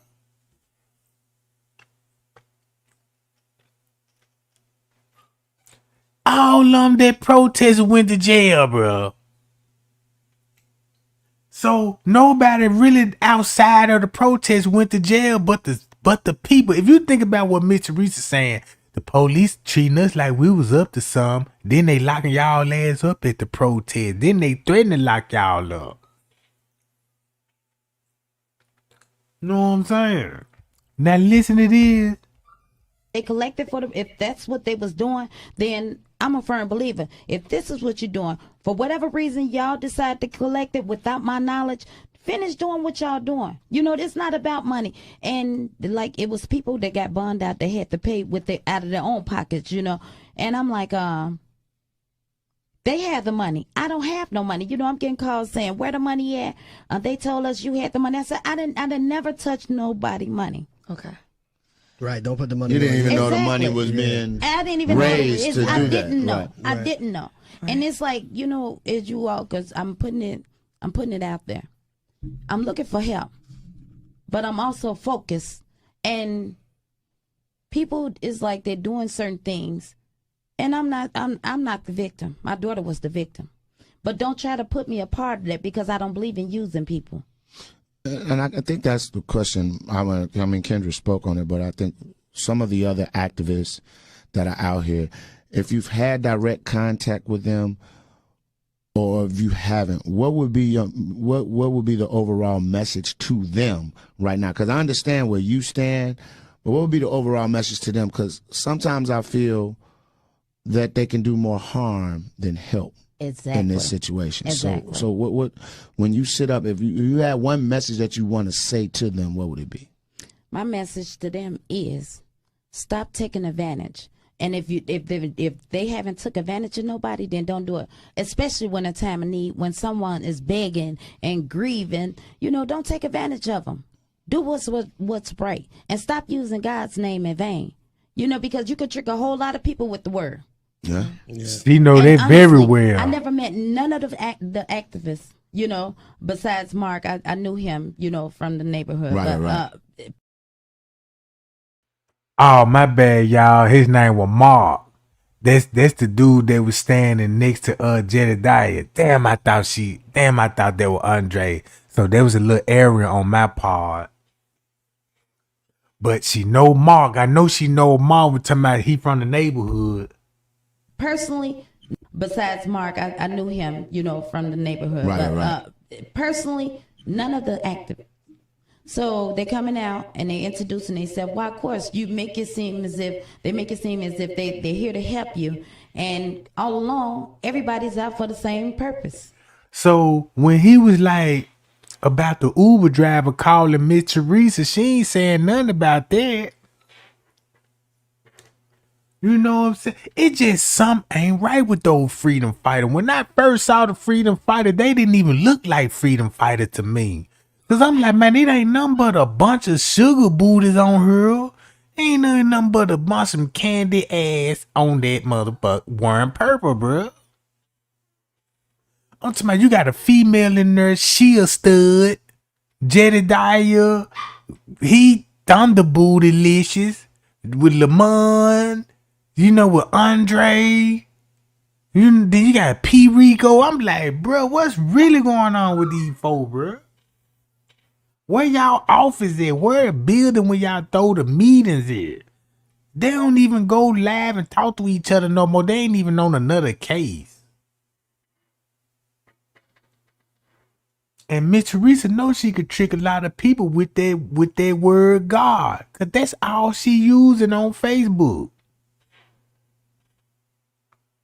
You know, everybody, but the ones that fall into that category, right? You know, and it's sad. It's such a devastating story. So at this moment, and kind of just to pick off what Kyle said, because the photos came out publicly. Was that your first time seeing the photos too? Well, they showed us 4 of the photos when she was in the freezer, and one of the photos, the 5th photo, that was like a picture of her when she's walking in the through the lobby, you know. Well, when I saw the I want to see that photo. We never saw it. And why has it got to be a photo? Why that ain't on the footage?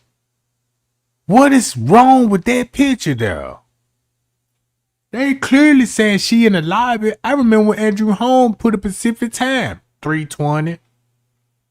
But on the footage it skipped 3:20.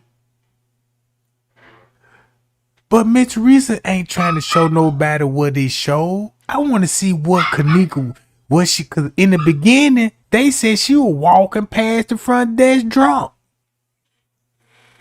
They said it was even security in the lobby. That's what they said in the beginning. I remember that because that's what got everybody on the lobby. That's why Andrew Holmes mentioned the lobby at 3:20. Cause they said, cause when it first came out, cause y'all got to realize that's what everybody was saying on Facebook at 2 something in the morning on September the 9th. If you were watching the video, cause everybody was like, where's security? Everybody was talking about the security, like everybody go get security. They were trying to tell people go get security, and they were playing like they didn't even know what security was. You see what I'm saying, gang?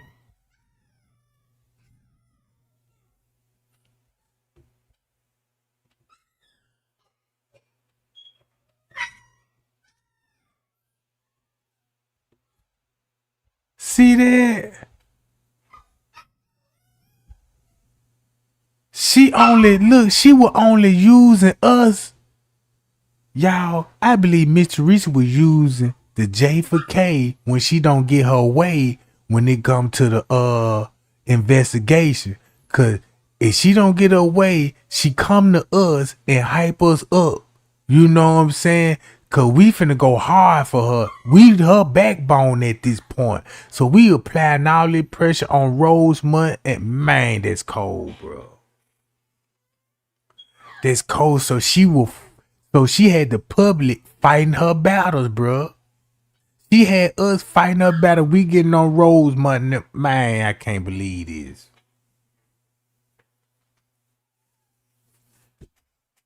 Man, cause that's how I'm taking. That's how I'm taking it, bro. Now look.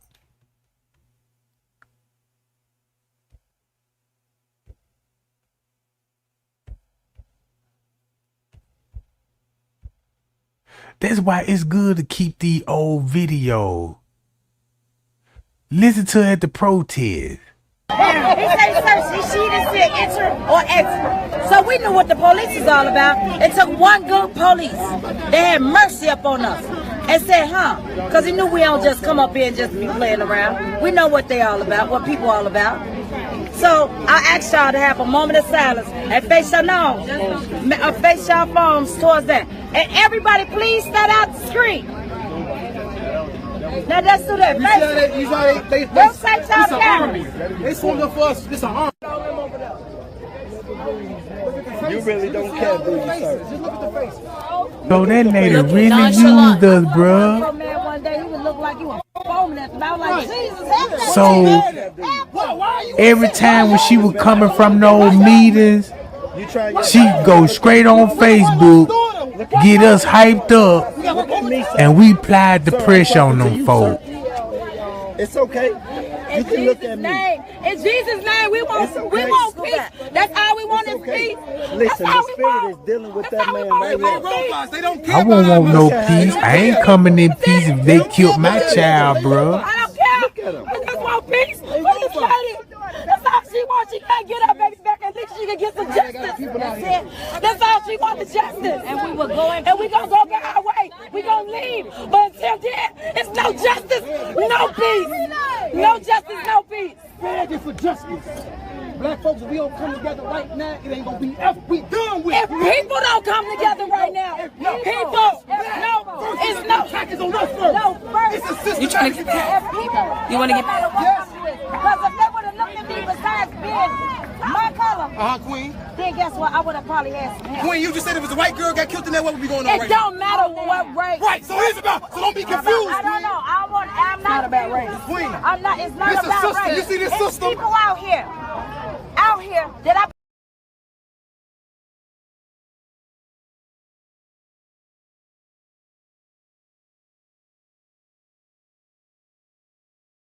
talk about you.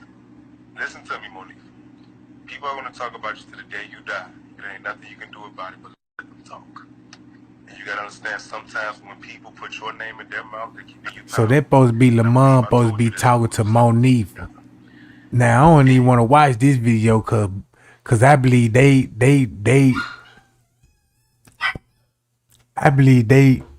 made this up. Cause how Lamont gonna say he got locked up and he was in the same cell with Monifa? Come on, man. I don't understand that you gay and all, but you ain't no woman. Ain't no man finna be in no same cell with a woman in jail, bro. And he telling everybody, man, she told me everything. And you know what I'm saying? And then the story that he was telling us, it really just didn't make no sense. You see what I'm saying? It really didn't even make no sense. So we knew he was lying, and we know Monifa was giving us the runaround. So that's why we turned up on Monifa and Lamont. You know what I'm saying? So boom. Now check this out. Now this gonna be a person. The Kimberly Wild story. Now this gonna have to check this out, y'all. In the paperwork, you had a girl that wanted to remain anonymous. She told everybody, look, Kenneka had on Adidas jacket. That's what they said. And Monifa, her best friend, they had the name scratch out, so it could be anybody's name. But she was paid $200 for unknown reason. And this the same person that was with Miss Teresa now when they found the body. Check this out, gang. This is for real. This same person that was with Miss Teresa when she was talking to the police when they told her they found Kenneka in the freezer. This same person told the police, yeah, she had Adidas outfit on. And the police were like, no, she had on a blue jean jacket and a blue jean outfit. So when Miss Teresa said and made that post we just read, when they talking about they had clothes of Kenneka in a car that she had on earlier that day, that's what was said in the beginning when Kenneka had on, she left the house with Adidas outfit on. You see what I'm saying, guy? I don't never forget how they gave us the narrative.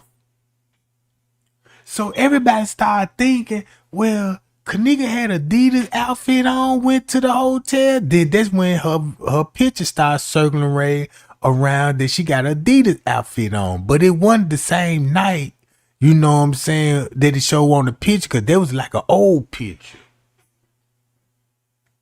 So look, boom.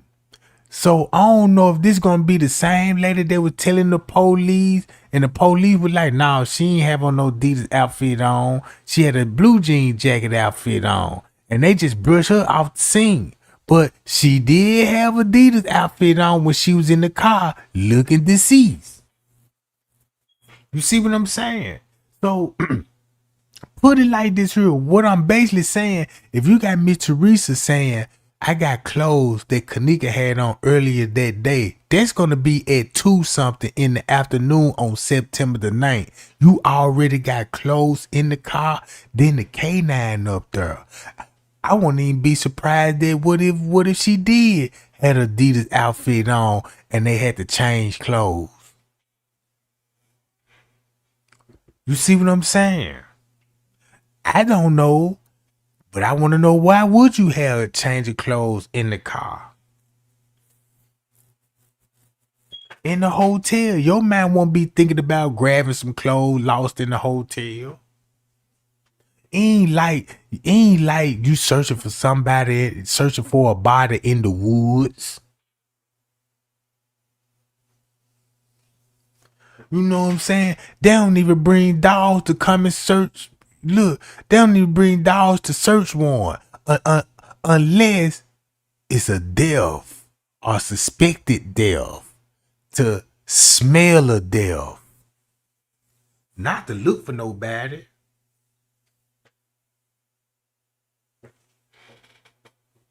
So boom, I just need to put that narrative out there. So okay. Jedediah cousin who accusing him of what? And look who putting this out. Watch this. Y'all reading this? Miss Teresa and Sheena Let me show y'all who Sheena is.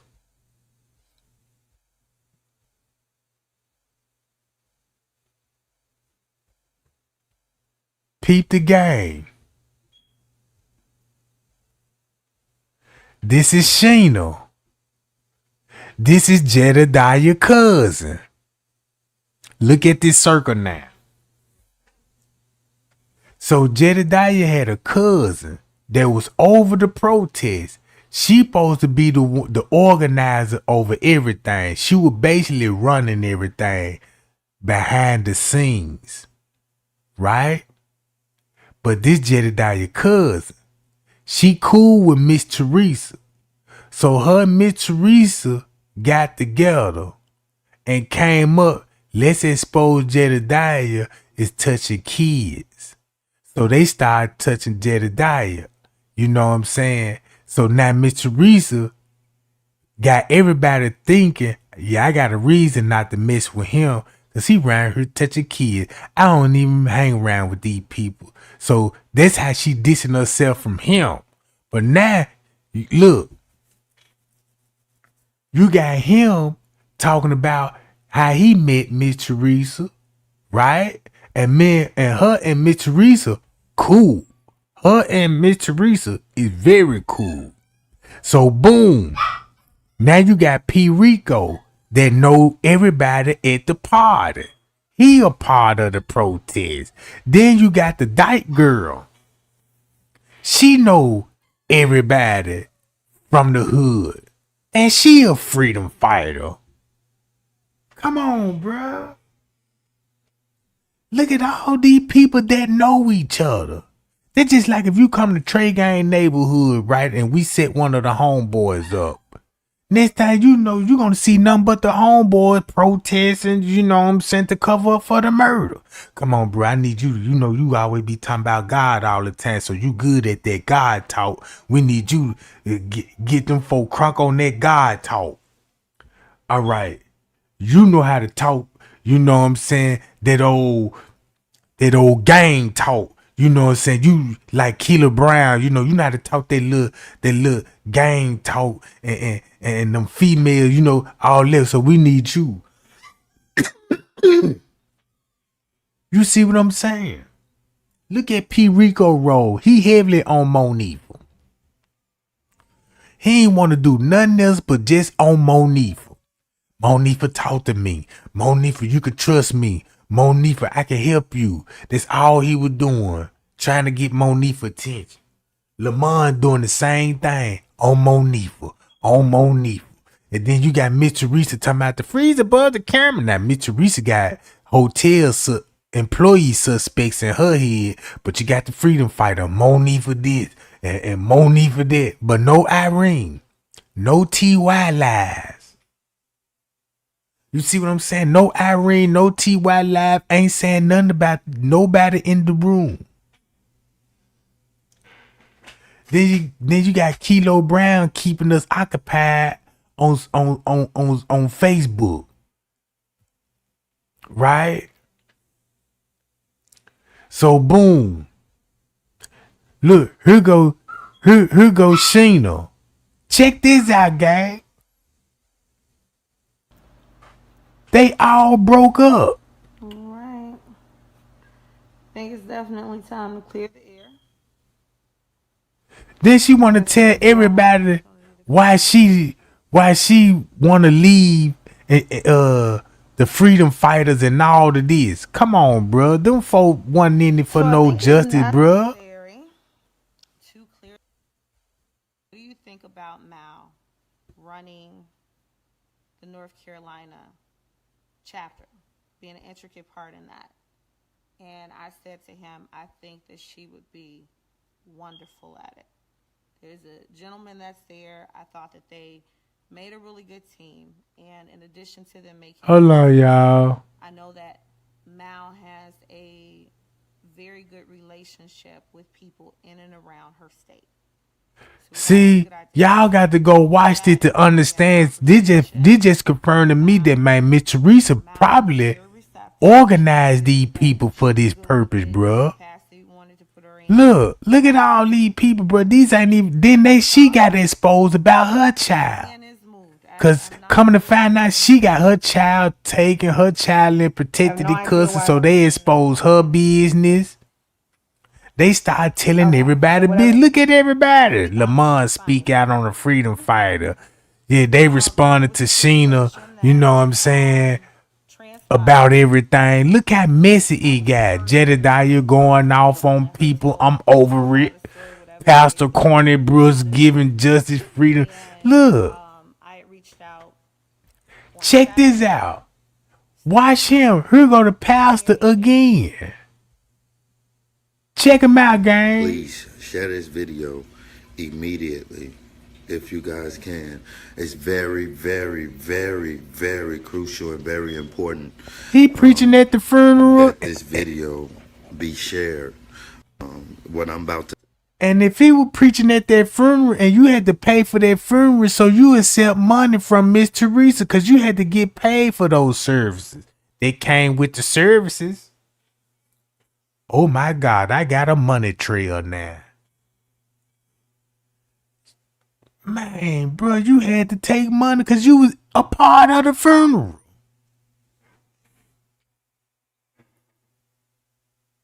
You was a part of the funeral and the hotel gave the money to Miss Teresa. Got him. Come on, y'all.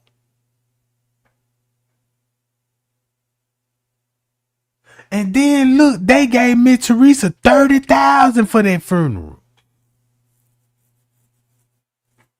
It was $30,000.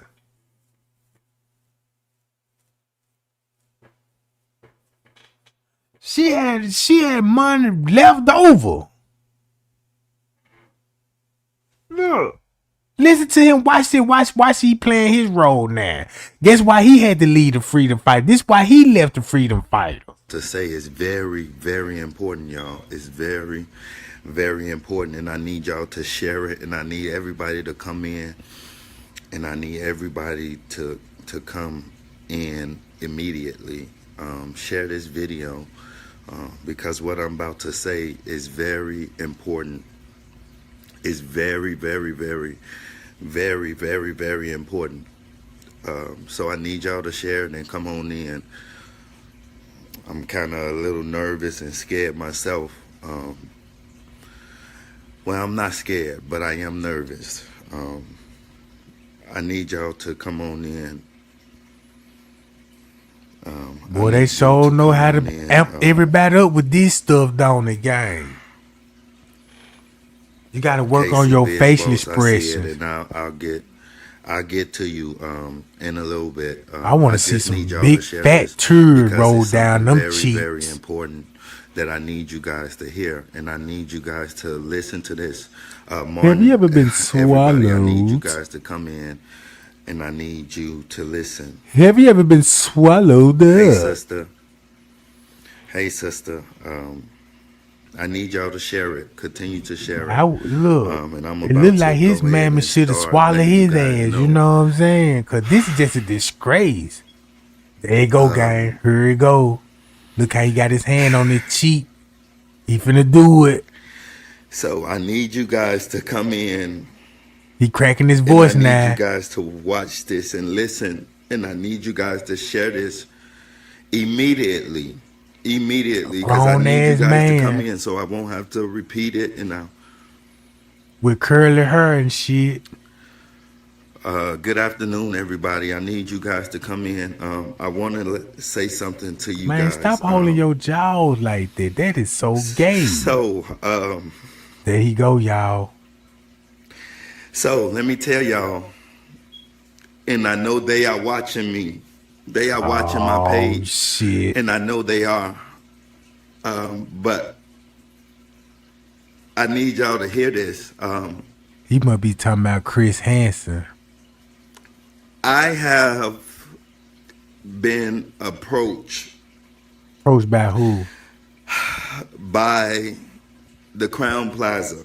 For real? Representative, I believe. I'm old not white sure man. If it is, but I believe that it is. The representative, right? The same one Jedediah was talking about, the same one that dropped the money off to Miss Teresa. That one, he's the representative. The same one Jedediah got into it with on another court case. That one. Yeah, I know which one you talking about. And he don't even look like he can fight. So why would you be scared of an old ass white man in down there in his 60s? I know you could beat him up. They're just like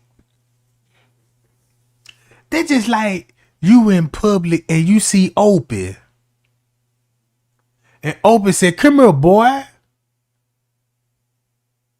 And he be like, "I don't want to see you around here." And then you jump on your phone because you seen Opie and Opie got you talking like this. But I have been contacted by them. Oh, okay. By them. They got your number. The reason for them contacting me was for me to stop the protesting.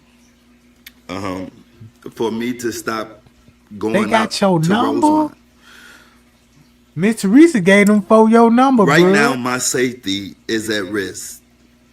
Oh, he made that face. Looked at the face. Right now, my safety is at risk, and I have to expose the devil. I have to expose the devil. No, not the same devil. You were talking to Miss Teresa, talking about, "Look here, Miss Teresa. Man, look, you need to sacrifice Kenneka, because I know you love the Lord." "No, I don't, because I'm finna kill her." "Because, yeah, we need to get that money." "All right, don't make it obvious. Come on, bro." And now you want to expose the devil? You were just giving him glory and everything in front of everybody. Man, do not trust no nigga with a haircut like this. Man, that man got curly hair on top of his head and on the bottom of his goddamn neck. Look at his face. That probably be that same look that when he be hitting them little boys, you know what I'm saying? And he be in that climate.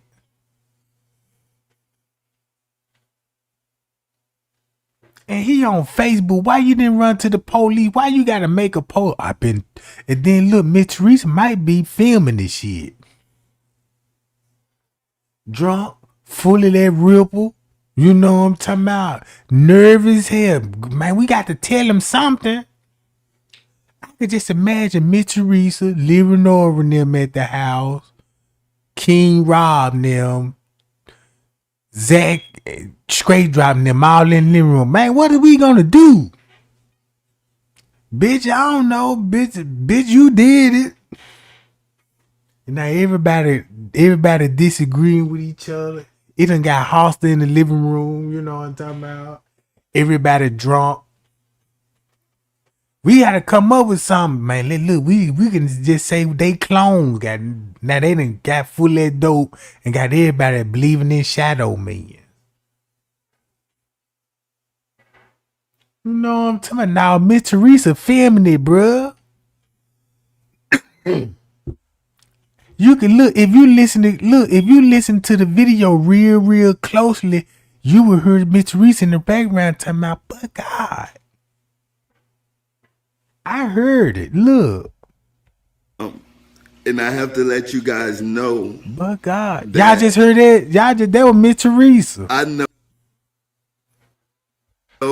that it's at risk. Me doing this, me even getting on here and sharing this, I know where your homeboys my safety is at risk, but I'm assured that I'm in the hands of God.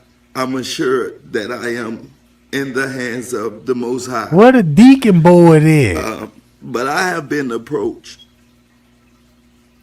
Don't you got some deacon boys? For me to stop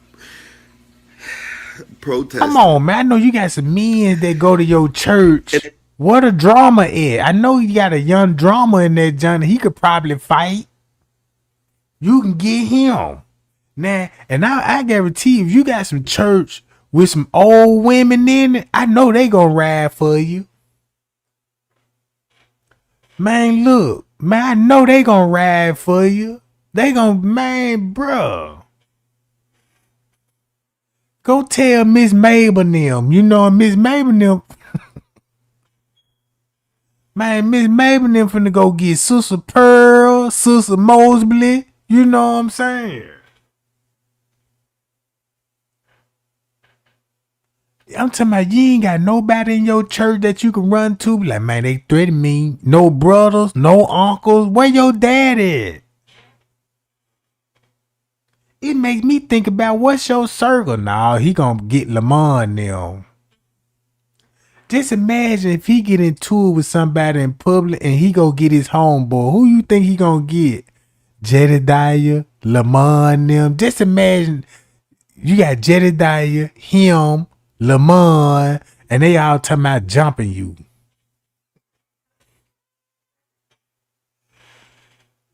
Bruh, just imagine that shit. Man, bruh, let me play this video. And I turned it down because I will not be bought. Bought? I would not be brought by anything. I would not be brought, and I would not be sold out. I would not sell my people out for nothing. So I am exposing the devil. And breath smells stinky too. I am putting my life on the forefront. Man, drop a for tear. You all. And to let you all know. And brush your face. That I will continue to stand on the forefront. I will continue to put my life out there, and I will not be brought by anything. It's nothing no one can give me or can offer me. So, what if you getting threatened? Are they trying to buy you?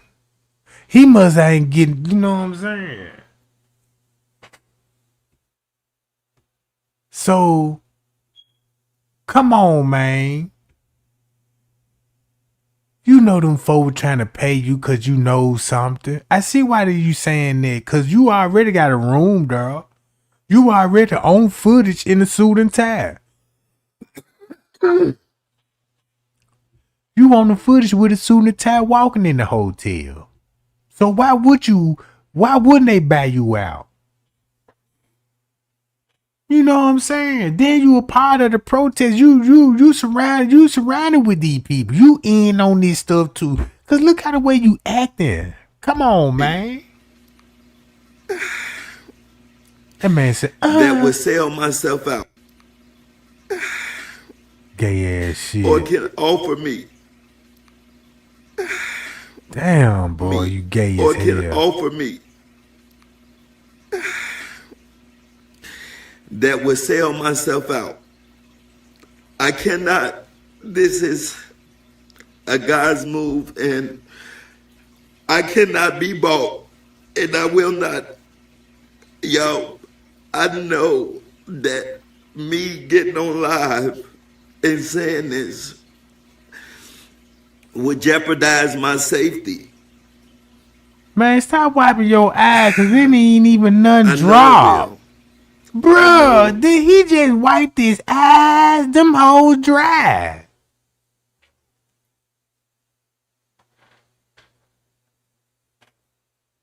Man, what is you wiping?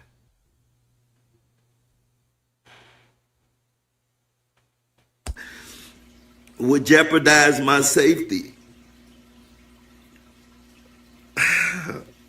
I know it will. I know. But I can't run, and I can't waver, and I can't faint. Where your wife at, man? I'm going to stand firm. You lying to your wife and everything. But they have reached out to me. And they want me to put my focus elsewhere. I can't. I cannot.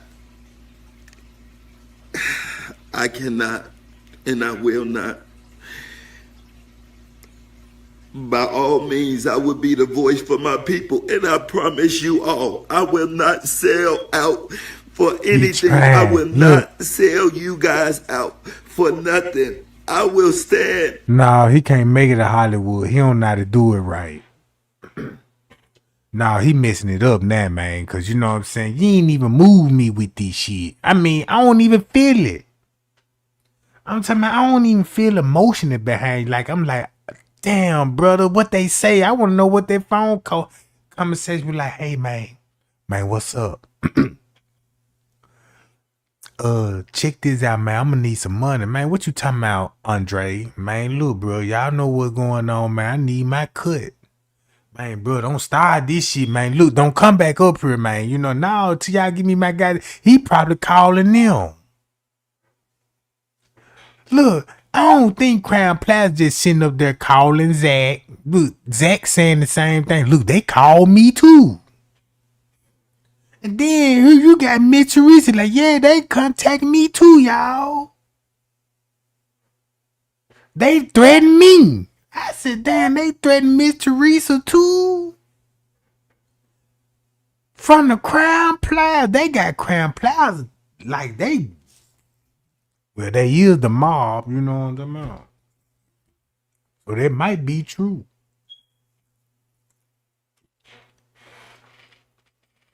Hi, y'all. What's up, y'all? How y'all doing in the chat? Appreciate y'all coming in and stuff. With you guys till the end. And I will put my life on the forefront to be this voice for you guys, and I will not stop. I will continue to fight, and I won't be ran away. I will not be ran away. Something is going on, and we have to continue to bring attention to this, and it's so hurtful because they really want to shut us up. I know why they want to shut y'all ass up. But I will not be. Because y'all all on Facebook leaking stuff, got everybody talking. And I need for you guys to keep a covering over me because I'm going back out to Rosemont. I am. But you just said God gave you the mission. See, this how you know he ain't real. Because how God gonna give you a mission? Be like, come on, my fellow servant. I chose you, my child, to spread this good knowledge on this Kenneka Jenkins case, and I need you to stand firm. And soon he get a call from these folks. Now, you let these folks. I'm going to stand on what God has promised me and what God has told me to do, and I will not. You crying? I will not be scared. Shit. Or ran off. Yeah. I will not. They probably done called some of those little boys and got some information. And they found that little boy number and text messages. You done sent them payal stick pictures talking about good morning. Man, I want have you ever been swallowed? So y'all can be aware. And y'all can open have up. Have you ever been swallowed up? You know, keep your eyes out for me. Because I will not. I mean, they know every movement of mine. They know that I want a recreation center. They know all of these things. On a recreation center? What? I need to look deeper into that. And then then look who else on the case. You got the police. He charged with robbery. That happened at this hotel establishment. Look.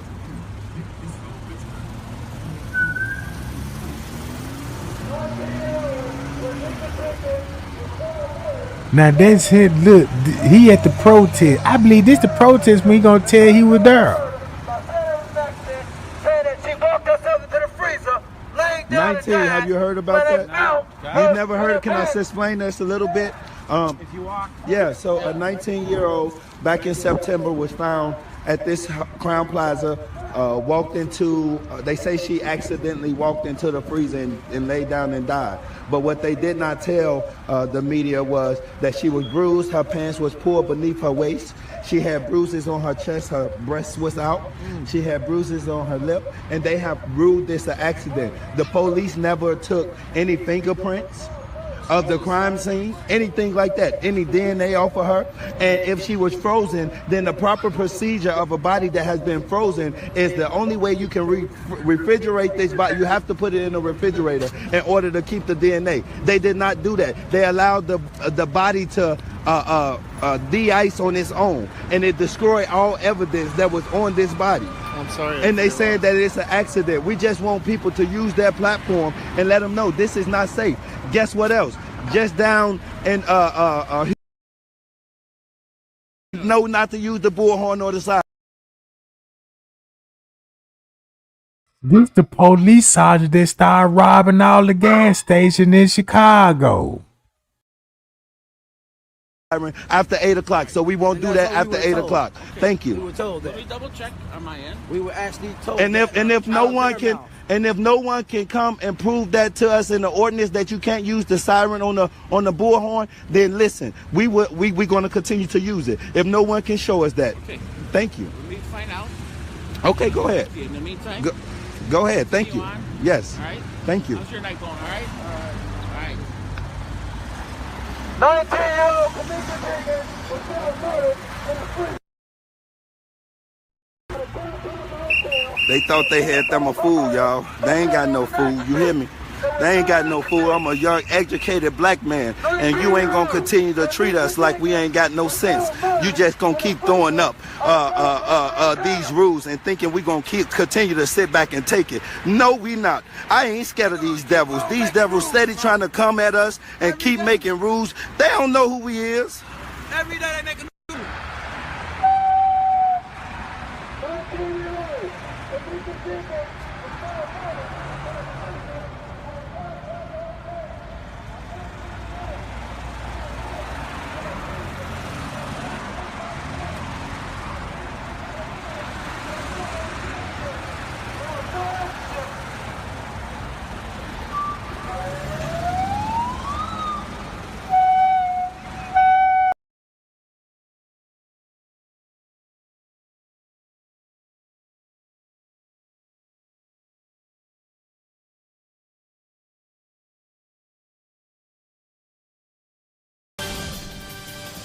He took an oath to serve and protect, but tonight this suburban police officer is accused of breaking the law. Good evening and thank you for joining us. I'm Mai Martinez. Edward Karras is a sergeant with the Rosemont Police Department, but tonight he's charged in connection with at least 2 armed robberies. CBS 2's Audrina Biguez joins us live from Rosemont with reaction to the officer's arrest. Audrina. What we learned today is that this sergeant had already been in trouble before. The Rosemont police tell us that he was already on administrative leave since back in June. They won't tell us why, but they did say that he's already been stripped of all his police powers. 40-year-old Edward Karras has been with the Rosemont Police Department since 2005. Karras and 48-year-old Wright O'Laughlin are both charged with 2 counts of armed robbery after Park Ridge police say the duo hit this Shell gas station on Toohey and Park Ridge. And y'all look up Park Ridge, cause Park Ridge helped in the Kenneka Jenkins case too, cause they helped did the interviews. They the ones that helped track them down in the neighborhoods and set up the interviews. And if you look at Park Ridge, they the most corrupt police precinct in Chicago and the North Police Department.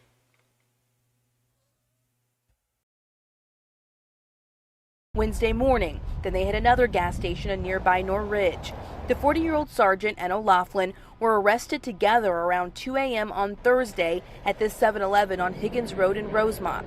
We're told a Park Ridge police officer spotted the SUV they were in and followed them because that SUV matched the description of one connected with the earlier armed robberies. A gun and other evidence were recovered in that SUV. The fact that you do have a police officer involved, whether he was on administrative leave or not, at least for some people in the public, I'm sure it diminishes their opinion of the police. And, you know, makes the job of all of the honest, hardworking police officers a little bit more difficult. Rosemont's police chief says he is extremely disappointed and will not tolerate this. A spokesperson says the department is currently working on termination proceedings for Karras regarding the unrelated internal investigation. Now, lots of hands are on deck here. We have 3 departments in this investigation: Norridge, Rosemont, and Park Ridge. But Norridge actually made the arrest, and that department tells us that these suspects were in bond court today. We're live in Rosemont.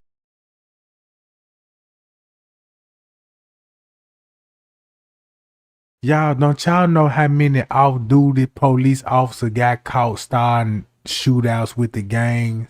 Don't y'all know I done seen some police officers that's off duty and they go into the black neighborhoods and do a drive-by and make it look like, and they try to make it look like it was another gang retaliating, but the whole time it be off-duty police officers. I see a lot of that in common.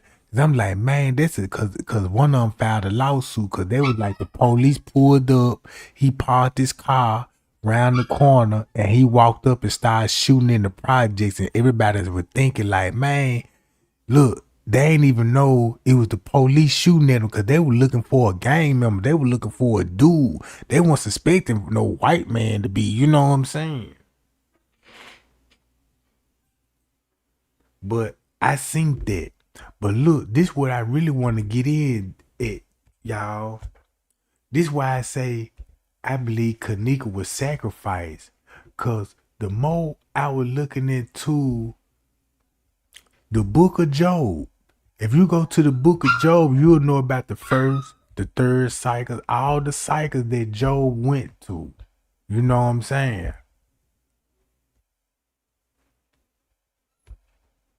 So you can go through all of this. So, make a long story short, you know, he cast them with boils, you know what I'm saying? Ashes, you know what I'm saying? Shall we receive good from God, or shall we not receive evil? You know what? I'm gonna let it play right here. In chapter 1, the prologue on earth introduces Job as a righteous man, blessed with wealth, sons, and daughters, who lives in the land of Uz. The scene then shifts to heaven, where God asks Satan, biblical Hebrew, Romanized, Han, lit. The adversary, for his opinion of Job's piety. Satan accuses Job of being pious only because he believes God is responsible for his happiness. If God were to take away everything that Job has, then he would surely curse God. 24. God gives Satan permission to strip Job of his wealth and kill his children and servants, but Job nonetheless praises God. Naked I came from my mother's womb, and naked shall I return there. The Lord gave, and the Lord has taken away. Blessed be the name of the Lord. 25. In chapter 2, God further allows Satan to afflict Job's body with disfiguring and painful boils. As Job sits in the ashes of his former estate, his wife prompts him to curse God and die, but Job answers, shall we receive good from God and shall we not receive evil? 26. Job's opening monologue and dialogues between Job and his 3 friends, edit. In chapter 3, instead of cursing God, 27, Job laments the night of his conception and the day of his birth. He longs for death, but it does not come. 28. His 3 friends, Eliphaz the Temanite, Bildad the Shuhite and Zophar the Naamathite, visit him, accuse him of committing sin and tell him that his suffering was deserved as a result. Job responds with scorn. His interlocutors are miserable comforters. 29. Since a just God would not treat him so harshly, patience in suffering is impossible, and the Creator should not take his creatures so lightly, to come against them with such force. 30. Job's responses represent one of the most radical restatements of Israelite theology in the Hebrew Bible. 31. He moves away from the pious attitude shown in the prologue, and begins to berate God for the disproportionate wrath against him. He sees God as, among others, intrusive and suffocating. With a frown. 32. Unforgiving and obsessed with destroying a human target. With a frown. 33. Angry. With a frown. 34. fixated on punishment wink with a frown 35, and hostile and destructive 36. He then shifts his focus from the injustice that he himself suffers to God's governance of the world. He suggests that the wicked have taken advantage of the needy and the helpless, who remain in significant hardship, but God does nothing to punish them 37. 3 monologues, Poem to Wisdom, Job's closing monologue, and Elihu speeches, edit. Job and His Friends by Ilya Repin, 1869. The dialogues of Job and his friends are followed by a poem, the Hymn to Wisdom, on the inaccessibility of wisdom. Where is wisdom to be found? It asks, and concludes that it has been hidden from man. Chapter 28. 38. Job contrasts his previous fortune with his present plight, an outcast, mocked and in pain. He protests his innocence, lists the principles he has lived by, and demands that God answer him. 39. Elihu, a character not previously mentioned, occupies chapters 32 to 37, intervening to state that wisdom comes from God, who reveals it through dreams and visions to those who will then declare their knowledge. 38. 2 Speeches by God, edit. From chapter 38, God speaks from a whirlwind. 40. God's speeches neither explain Job's suffering, nor defend divine justice, nor enter into the courtroom confrontation that Job has demanded, nor respond to his oath of innocence. 41. Instead, God contrasts Job's weakness with divine wisdom and omnipotence. Where were you when I laid the foundations of the earth? Job makes a brief response, but God's monologue resumes, never addressing Job directly. 42. In Job 42 verses 1 to 6, Job makes his final response, confessing God's power and his own lack of knowledge of things beyond me which I did not know. Previously he has only heard, but now his eyes have seen God, and therefore, he declares, I retract and repent in dust and ashes. 43. Epilogue, edit. God tells Eliphaz that he and the 2 other friends have not spoken of me what is right as my servant Job has done. The 3, Elihu, the critic of Job and his friends, is not mentioned here, are told to make a burnt offering with Job as their intercessor, for only to him will I show favor. Job is restored to health, riches and family, and lives to see his children to the 4th generation. 44. Composition. All right. So the devil just went down and tried to tempt Job, know what I'm saying, to go against God, right? And Job wasn't going for that. Even his friends was around and was like, man, look, bro, you need to just, you know what I'm saying, just go along what the devil got going on. And Job was like, no, I'd rather die before I do anything like that. So Job hold it down. That was the purpose of Job's story. Because since he hold it down, God replenished him. He had more kids. He got his riches back. He got his family. And he got to see to the 4th generation. So he survived the temptation that the devil got. But when it come to Miss Teresa's story, when you heard what that pastor said, the devil said he gonna do this and bless you. Come on, y'all. Only thing he did was try to switch it up and make it look like these blessings is coming from the Most High, the true one creator. And clearly told everybody the devil walked up to Miss Teresa and said, I need you to sacrifice your daughter because I know you love God.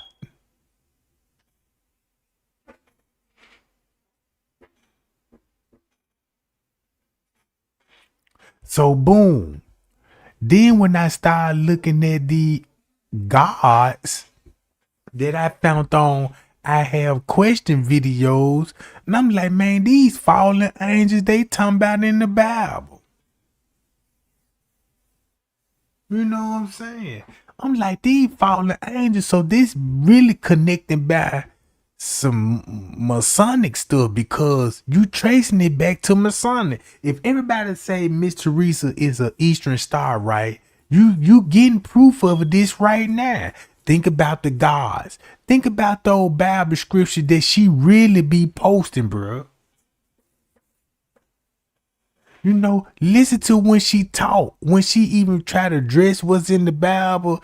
It's like when she try to quote a Bible, it's like you can't comprehend. Be like, man, what you talking about, Miss Teresa? You know what I'm saying? Cause you kind of interpreting it in a funny way, like when she was the Bible, what she said, the Bible also watch as well as you pray. I'm like, I ain't never heard of that before. But if you think she an Eastern Star, you gonna trace it back to the Masonics. Cause look, you chasing it back to the Royal Order Justice. Now I show y'all a documentary when it come to the Royal Order Justice. And they told y'all how they throw their hotel party for the Royal Order Justice. They know prostitutes, men that sell prostitutes. They rent out ballrooms and hotels to throw sex parties and sex orgies. They gonna have judges there, police there, lawyers, you know what I'm saying, public fishers there. They gonna seal off the flows so nobody won't see them. Because they're going to have their own flow and their own private area. So you probably would have never known none of this would exist. You see what I'm saying? Then when they get these girls, they put them in these rituals and do these rituals on them. And this thing, you know, when the ritual done, they either come out, ain't right no more, or they done came out, you know, and then turned out. And some of these motherfuckers be running out. And then these people got caught in the act. Judges, lawyer, police officer, chief, fire departments, you know what I'm saying, state legislators. They done got caught in New York, bro. And these religious men. Because everybody already say it's number of homosexual acts that be going on in those lodges. Everybody be thinking that stuff. Everybody be thinking that, man, look, it could be some gay stuff going on because it's so brotherly secret. And you know, you got to confess your sins and you got to tell people your dark side. What was the most, what was the darkest thing you ever did? And you got to tell people your secrets and stuff. You know what I'm saying? You got to tell people your fantasies. You know what I'm saying? Man, I ain't finna tell a nigga nothing about me, bro. I don't even want to know your secret. I don't even know what you want to do. You know what I'm talking about? All I'm concerned about this have my goddamn $20 next time you see me. You know what I'm saying? So we know they into that type of stuff.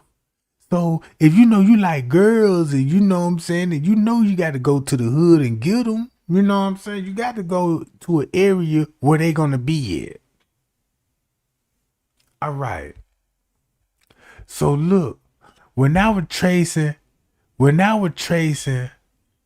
this stuff all the way back. Now look, listen to this, y'all. On Everything I Love, y'all see these images? They saying, well, look, in the book of Revelation, they described the angels that was going to come back and destroy the world. Now remind y'all, the God that we praise is an all-loving God, right? He don't dwell amongst evil. He not the author of confusion. You know what I'm saying? He's holy and he's almighty righteous, right? So he don't do all this sacrifice and killing. Just say, like, if you believe your God is an all-loving God and all this, your all-loving God is not coming to the world to kill you and destroy the world. I did some research. These the same people they talking about in the book of Genesis. These the same people that created Adam and Eve. In the book of Revelation, it tells you that these people plans to come to the world, the fallen angels, them the gods, they're gonna come to the world and try to destroy all humans, bro. You see what I'm saying? Look, they told you what wings. If you read about the pale horse and all of this, you will know who the pale horse is. You'll know who riding the white horse, the red horse, the green horse. All right.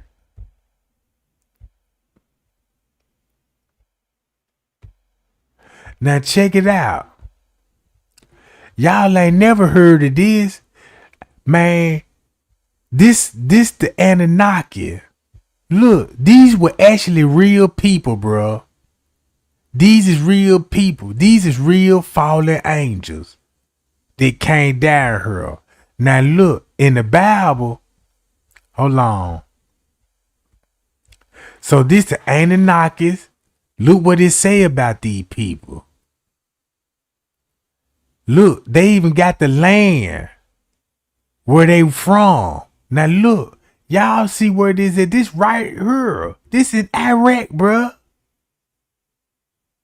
Now, I started putting some things together. When the United States, when we be going to war with Iran and Iraq, I thought we were going to war because of the oil and stuff. You know what I'm saying? You know, we going to war like for the oil, the gold, and all this. Man, that ain't even true. That ain't even true. That's what I thought at first. Bruh, when I looked at the wars, and I said, oh, that's why they went to war in Iraq? Because they fighting on ancient tombstones. Bruh, they fighting on holy land like where castles at. Bruh, I seen some pictures, bruh, that the military, I'm like, man, where they at? Man, they done, look, they in temples. They raid temples. They in, you know, don't y'all know where the Tower of Babylon is? All right. I ain't even know. Look, this Jerusalem, you got Iraq, you know Jesus right here. You know what I'm saying? All of this in the center part of the world. And these people came here. So look, when these people came here, that's why you got pyramids. That's why these people would stand in the middle of the desert. That's why you seen big churches in the deserts. You know, cause I'm like, man, look, how can these people live in the desert and you barely got trees and then it's in the middle of nowhere.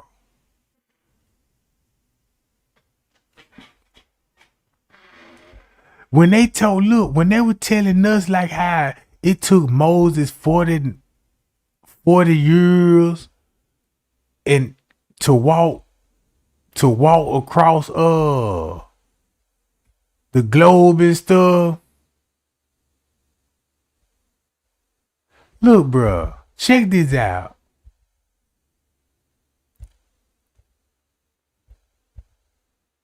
Now look, Egypt is not far from Israel, Jordan, Jerusalem.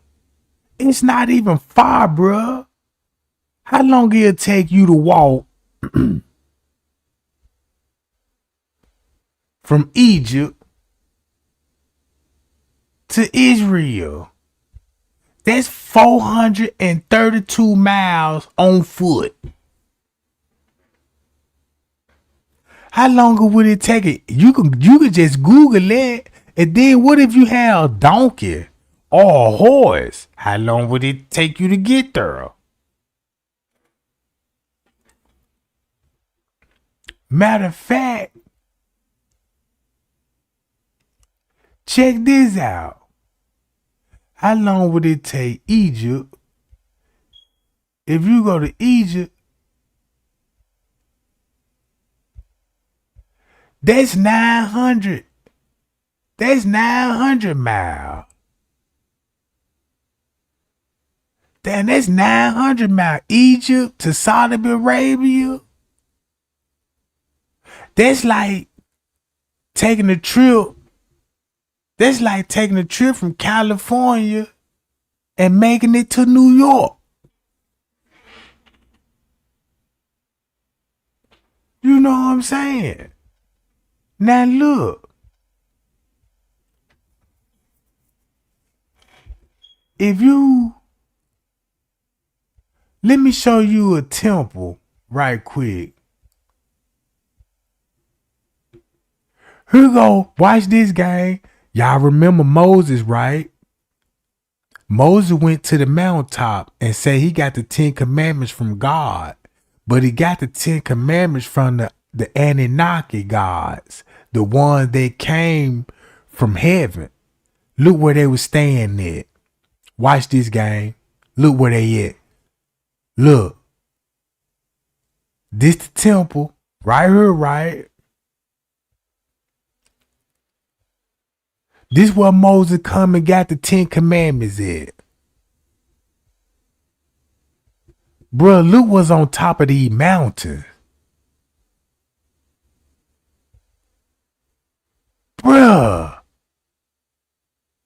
In the middle of nowhere. Who would be staying here?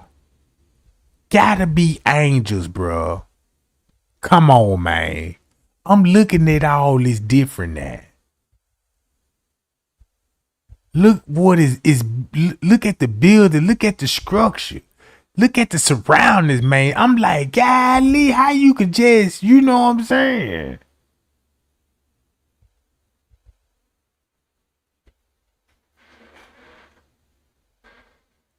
Man, this look like this would if the angels came down here, right? If the angels came down here to heaven, I mean to the earth, because they want heaven to be on earth. This is going to be their new heaven down here on earth, right?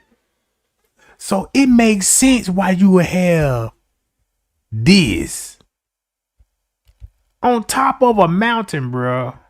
Look.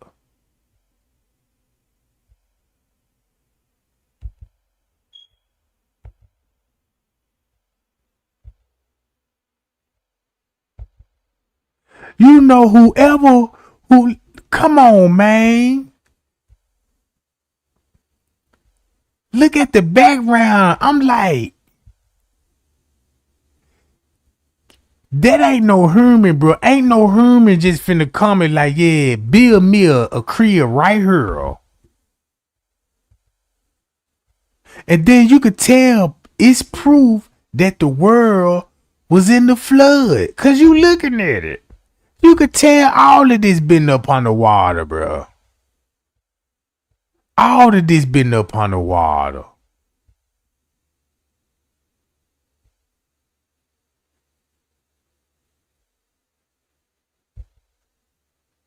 Come on, man. I mean, what you gonna eat? What's the food source like? How you in the middle? What you eating?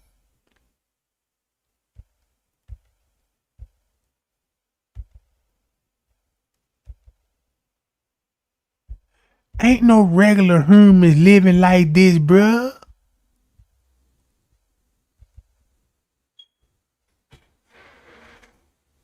It's like the angels came here. They were building their little stuff, but they weren't hanging with humans. They stayed out the way. They had certain people, you know what I'm saying, they were communicating with and were giving them the law, the commandments, telling everybody I am the gods, and you know what I'm saying. Just look at this, bro. You could just imagine what it'll look like at nighttime.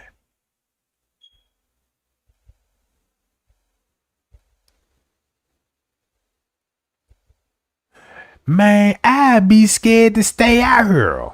To be honest with you, I'm out here in the middle of this.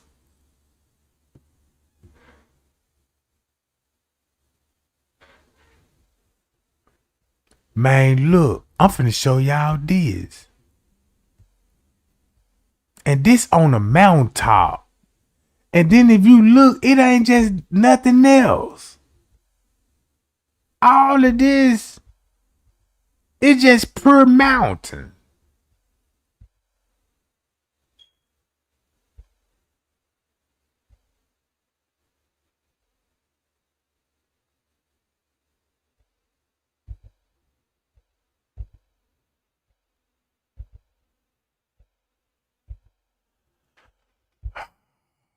Man, that's what it looked like, bruh.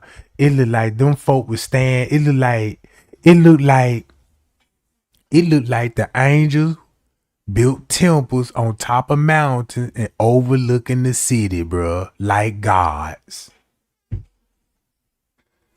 Like God, bruh. That's how I'm looking at it. Cause now this makes sense to me. Look.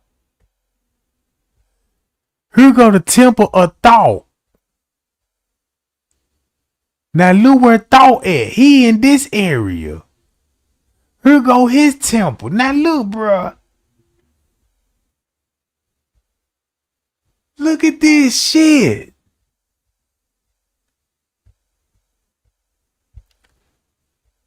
Now look at the structure in these.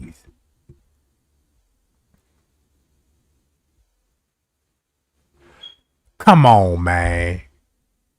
No wonder why the structure's so big. If you got these angels and they talking about they were giant, look at the walls, look at the structure. This made for giants, bruh. Look at the doorway, look at the entrance. You can just imagine how tall these people was. You had to build this. Know what I'm saying?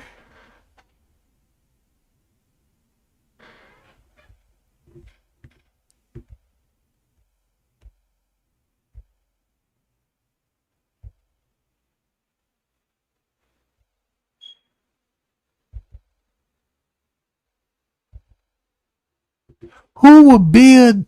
Ain't no hermit thinking about build my house like this. Only something from outer space, from another world, will come in here and set it up like this, and nobody don't know how they did it.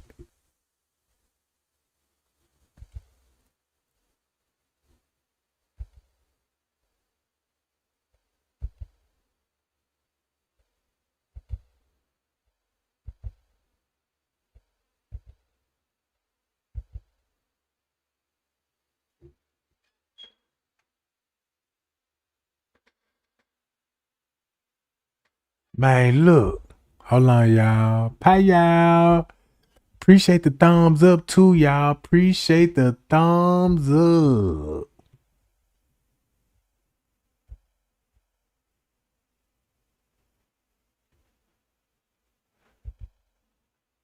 See? Look. Come on, bruh. They just like...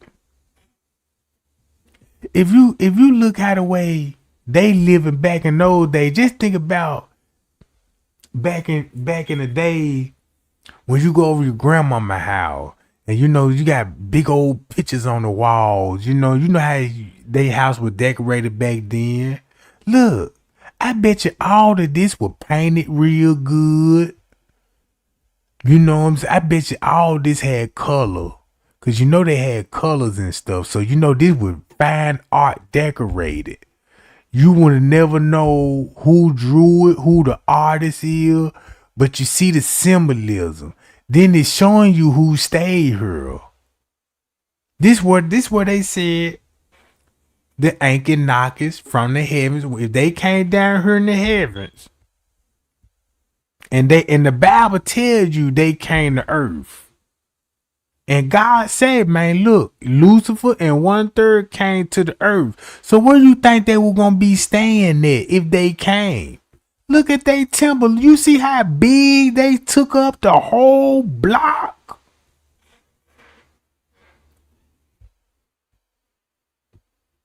You know what I'm saying? Everybody know about the Valley of Kings, right? Look at the Valley of Kings.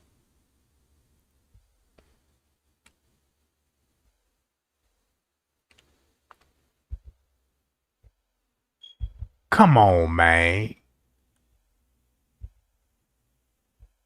You see how they got the brick wall, like they carved, man. I can't even.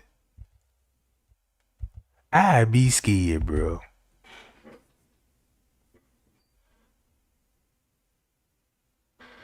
Man, I'd be scared because you'll never know what to expect. Because you could tell these people, they want to stay in the middle of nowhere, close to the city, because they can keep an eye on it.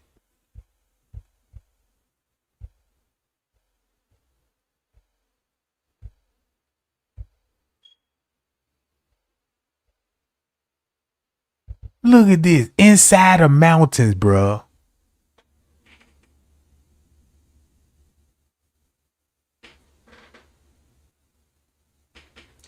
Man, look, all these deserts and mountains, man, they just to let you know that when the Anunnakis came down here, when they said, we finna destroy every living being in the world and we finna cause a mass flood.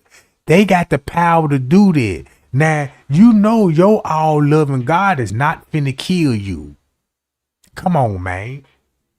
The number one creator is not finna kill you and do no harm to you. But mysteriously, you got all these gods in the Bible talking about killing their firstborn and kill the whole village.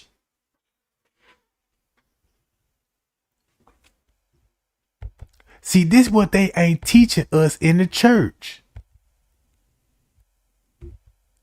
And then, now I know how to read the writing on the wall, right? Cause if you look at them folk with dress back in the day, they been wearing gold necklace, watches, earrings. Man, these folks even got helicopters. You know what I'm saying? On these walls, drawings of helicopters. Flying saucers. And then they said this is where Jesus came to get some of his knowledge, bruh. They said, man, Jesus, when he left, when he was a teenage, he was all in through here in Egypt, visiting, going to tombs. You know what I'm talking about?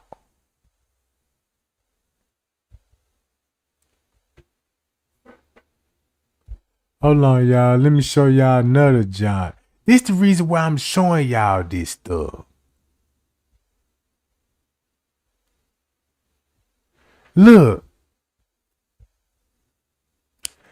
This the sun god. Man, bro.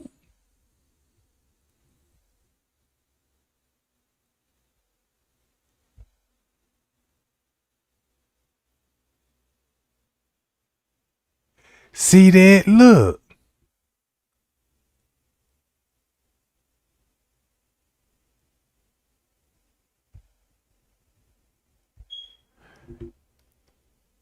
He was in the Babylonia, right? So he got a temple in the Babylonia. And Babylonia is in Iraq, over there in Iraq and stuff. So now look. Since you know this over there in Iraq, think about why the USA going to war over there. It's not about the gold. I thought it was about the oil, the gold. They never tell you why they going to war. They'll tell you it's a dangerous group like ISIS out there. And you know what I'm saying? And there's some corrupt people out there. But that ain't the problem. it's still a religion's war. Cause look, you still got to do things to keep covering it up. That's why when you see these temples, when you see these temples, look, you know they've been robbed. They done knocked the temple down all the way to the ground. Look, they had to take the walls. They had to take the ceilings. Ain't no telling what's on them joints and what kind of art and displayed on them joints. See, that's what my mind said that, because now I'm in the spiritual war now. Because now I understand the Bible is real. The stories is real. Everything that happened in the Bible is real. Ain't nothing false about it. It's just a lot of things that was left out. You know what I'm saying? It's a lot of things we left out. Like the Adam and Eve story. How did Cain find a wife? I know that now. You know what I'm saying? Lot was in the cave. Y'all remember Lot supposed to be in the cave and stuff, you know what I'm saying, with his 2 daughters, you know what I'm saying? He had 6 with one of them. And if you look at how they were living in caves, bruh, when you think of a caveman, you think when y'all think of a caveman, y'all think of something like Flintstones. Bruh. Man, these folk had caves carved in the mountains, bro, and the carving is so beautiful and the art in the inside. And I was like, what? People really was standing here and these people had light bulbs then. Bruh, what messed me up? These people had light bulbs then and batteries. So if they had batteries back then, what they were charging up. Them folk been had motors, bro. Man, I ain't even know Africa got railroad tracks. You don't even just really see nothing. They don't even just display that. So when it came to history, when they try to tell us about Christopher Columbus, right? Christopher Columbus. Everybody know where Christopher Columbus come from. Christopher Columbus come from up here. Right? Hold on. It's upside down. Look, Christopher Columbus come from right up in this area. Right up in this area, right? He ain't nowhere from Egypt, all the religions, the teaching, the real teachings. So they got people thinking, oh, let's roll on over here, see what's on this side. Or what do you know? You got United States right here. That's a lie, bruh. Look at all the islands. It would be possible that he would be coming through here on a wood boat. Cause the current gonna crush that wood boat. What he did, he came through Africa. But in Africa, it's a civilized country. If you know they were civilized in the book of Genesis, right? Like, and when I say civilized, these people been had temples. They been had houses. You know what I'm saying? These people had jobs back then, just like now.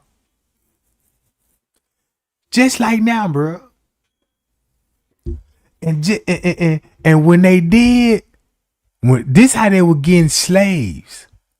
They had to go through the jungles, bro, of the people that wasn't civilized. You still got people in the jungle.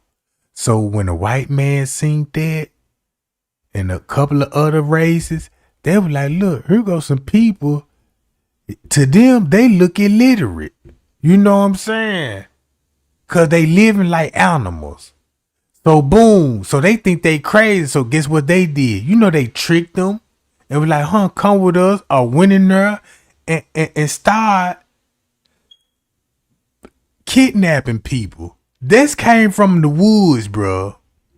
So it's gonna be a small group of families. That's why when they show you pictures of when they going to get slaves, they always in the jungle. They never show you the city side of Africa. You see that? Like Roots. Bro, they got Shaka Zulu like he's standing in the wood. Don't you know Shaka Zulu got a castle, bro? Bro, don't you know how many castles in Africa? Where you think they came with what's that? Beauty and the Beast.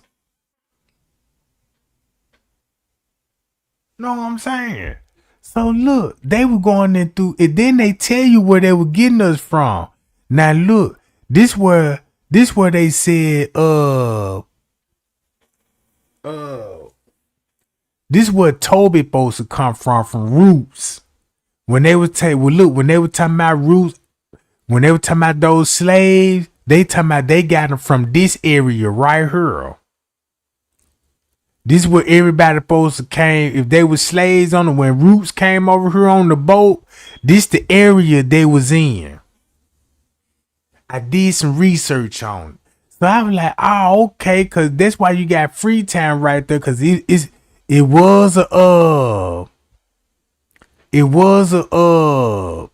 just no what you call it, slave trade.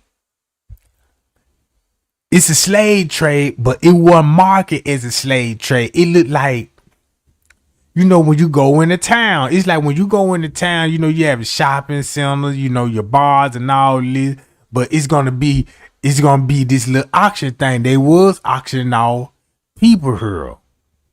So when they were auctioning off people, you had to ride the coastline, bruh.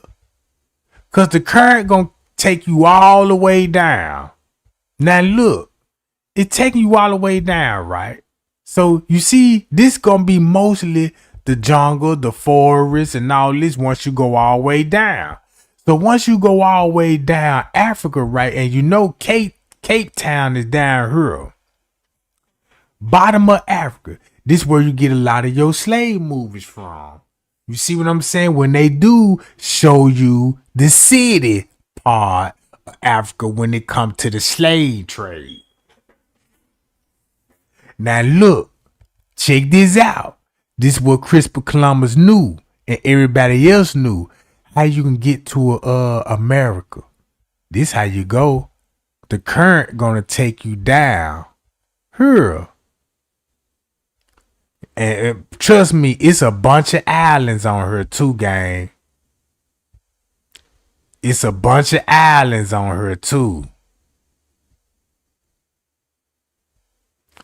They don't want to pop up now. But you could take this current, and this current gonna take you all the way here to Brazil.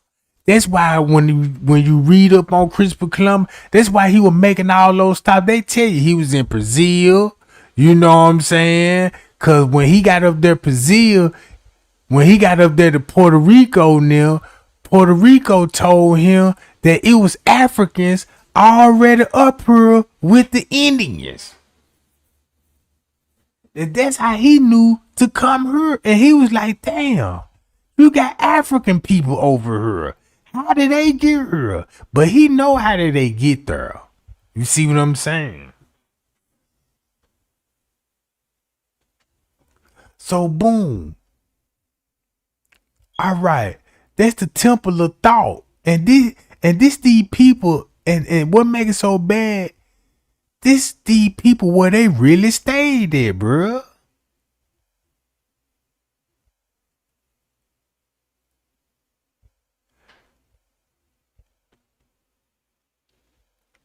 Look, all of this stuff down there in the same area.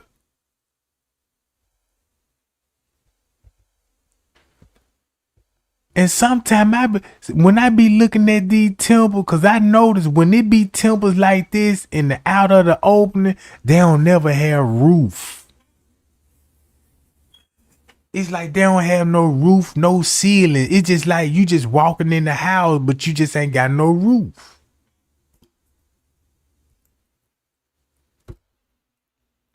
And I want to know, why is that? It would make sense if you an angel and you got wings, why would you need a roof in the house? You see what I'm saying?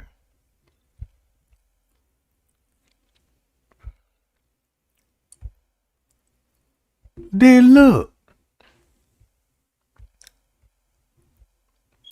This what these people look like. So when I see these statues, it's depicting these fallen angels.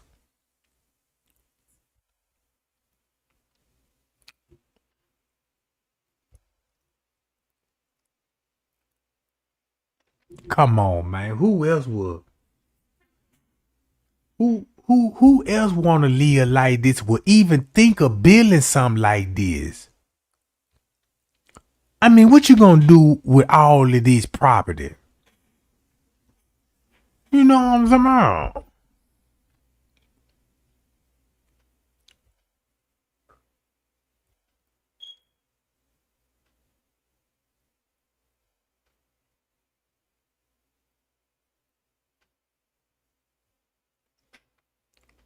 You could tell how tall they was by them making the doorway. However tall the doorway is, that's their average height.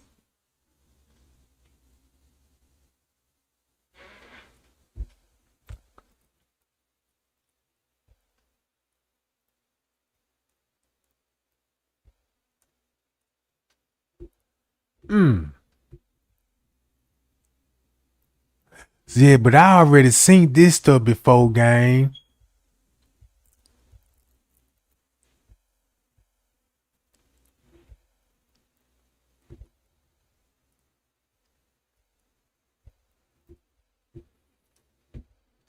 Cause you know no regular humans ain't just moving in here. That's one thing I know that for a fact. They're probably the model what it looked like back in the day. So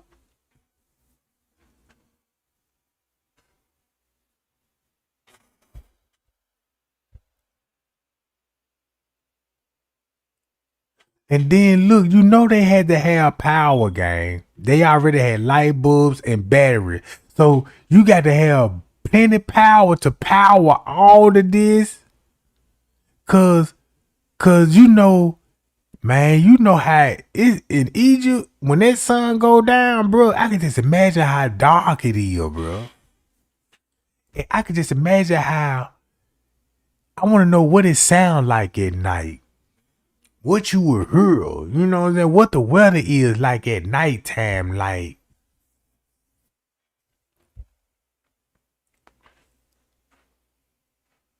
This what these people look like, gang.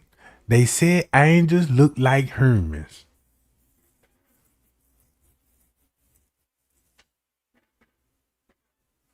Hi, y'all.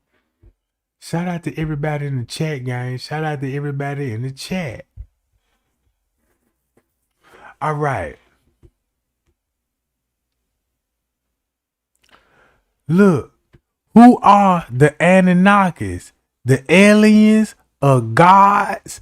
Check this out. When you look at the Anunnakis, this how you know the Bible real. Cause angels is tall. They say, man, angels can grow up to be 9 to 12 feet tall. To 9 to 12 feet tall, right? If you look at this picture, you know he an Anunnaki. This what they'll look like to standing next to humans, bruh. That's why every time they depict an angel, the God angel, he's always gonna be taller than the humans. Just like it said in the Bible. So if you look what he's sitting on. Right? So compared to these people, look at the furniture that's around.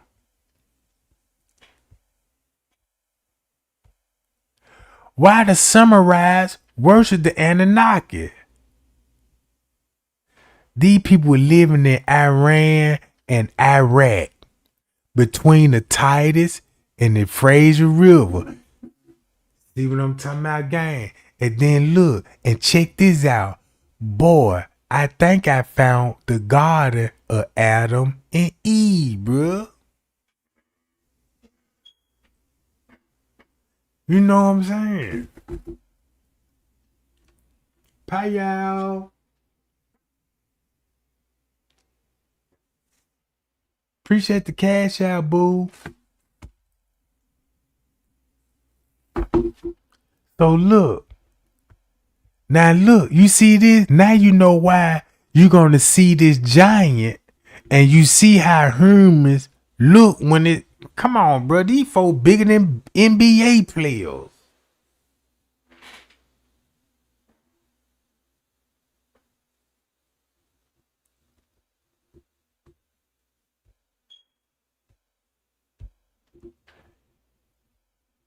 So when I was seeing these pictures, I'm like, oh, now some of this art makes sense. Now I see why it's like you know how to read some of the art now. Cause when you see stuff like this, like when you see all them people on the Egyptian wall and they were trying to point the finger like y'all see those slaves on the Egypt wall and talking about they were slaves. They were really workers. They were getting paid to do that. See, look, angels got the wings. And you could tell what kind of angels they is by how many wings they got. Go to Revelation. You know what I'm saying? Revelation tell you. Matter of fact, listen to this, gang. I want to play this Billy Carlton John. Cause when I started watching him, he confirmed everything. Before it was a Billy Carson, you had a Bill Cooper and you had a Jordan Maxwell. Now them the first that I heard it from them. And they gave you the research about how to go your research and find these things out. So when Billy Carson came out with it, I already knew what he was talking about. But he just gave me more light and more direction. And you know what I'm saying? Thanks to the internet, it made me more easier, you know what I'm saying, to look up things. Cause I'm very knowledgeable in the Bible. Man, I done read the Bible so many times. I know I can quote scripture just like that. You know what I'm saying? I'm a little rusty cause I ain't did it in a while, but I know every last story in the Bible and how it go. And every last story in the Bible, I always, you know what I'm saying, had to scratch my head on it because it left you in the mystery. It have you really thinking, you know what I'm saying? It have you thinking, you know what I'm saying, that it sometimes that when you be reading these stories, you just can't comprehend the story, you know what I'm saying? But now I do. Now I do. Man, the government don't want to tell you that these people is in cahoots with the angels on the world. This is still going on. So that's why if you see a UFO, they want you to think, oh, you didn't see that. You know what I'm saying? Listen to this, gang. Might explode. When Tiamat exploded, now here's something interesting before I go that far. In the text, it says that Tiamat's glory rivaled the sun. It was a water-bearing planet with land and life. Now, who wrote that? How did they know that this planet had land and life and that it rivaled the sun's glory? That when the sun shined on it, it beamed back because it had so much water and it was so massive. It was 6 times larger than Earth. Somebody had a view of this planet from somewhere in the solar system. But anyway, so it exploded. A huge chunk swung away with all that land and organic material and recoalesced as the Earth. The moon then was put into place to balance the wobble.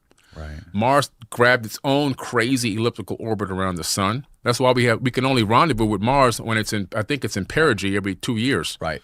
Because of its weird distances that it that it has with orientation to Earth. Right. And so Earth has weird anomalies inside of it that go back hundreds of millions of years. And people are like, how did this hammer, this 200 million year old hammer, because they can tell by the depth in these mines, how did this pottery get down here, 300 million year old piece of pottery? It's not from Earth. It's when Earth was part of Tiamat. You're looking at a relic from a whole other civilization when we were part of another planet. Nobody's talking about this. That's the next thing that I'm... Then it makes you think that, now check this out. It makes you think that where gold come from. Cause it's like if they came down here from another planet, from heaven, you know they brought some stuff from heaven down with them. You know, like the Ark of Covenant. You know, things like that. Cause you know they brought plants and herbs with them too. You know they brought animals with them too, bruh.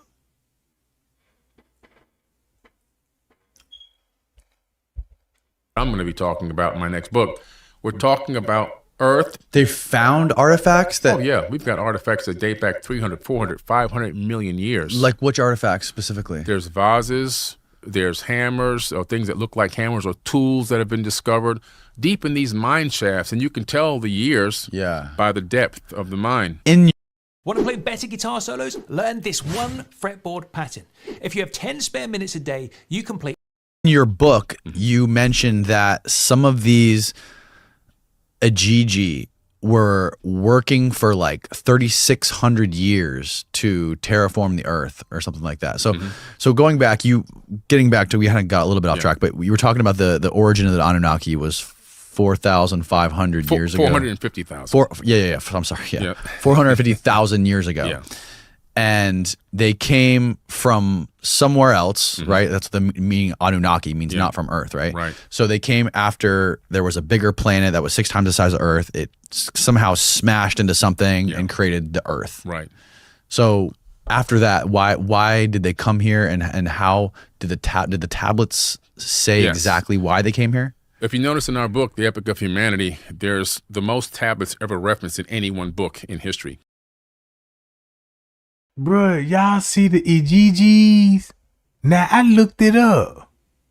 When the God-like man born to labor, carried the load, the God of load was great. Look, they were put to work digging a water course. Look, they was worker, bruh. And then, coming to find out, the people that were building the pyramid were actually on payroll and they were getting paid. Now look, the igloo, the GGs, they rebel against Elil. Do y'all know who Elil is? He's the god too of earth, wind, wind, and storms. Now I see why they call themselves fire gods, hurricane gods, and thunder gods, and this and Leo. Right? Now you know where the Aryan Nation Brotherhood come from. Aryan Nation. Don't y'all know about Aryan Nation, right? Don't they look like one of them? Man, I'm finna get deep, bruh. Y'all heard about the Aryan Nation, the racist folks? Don't they look like the group of people? Don't they look like them group of people? Then they socialized with the Babylonians. Now look, we know what Babylonia is. This where Cush and them be at. They go to Titus and Euphrates River, right? Then we got to find the Nile and the other river.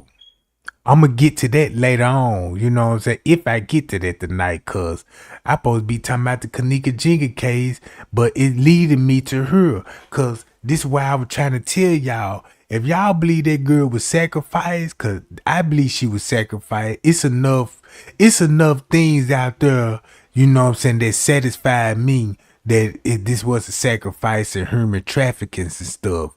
And you know what I'm saying?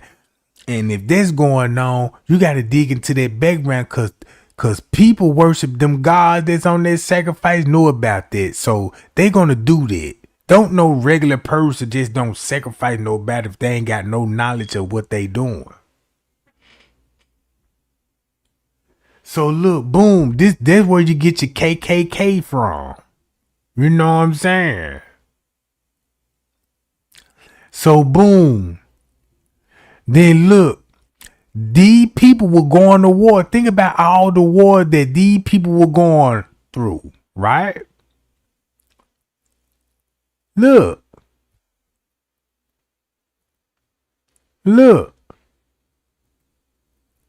These would be their facial features. These could be real angels, bro. I'ma just say these the angels. They depicted themselves in these the first people that made statues.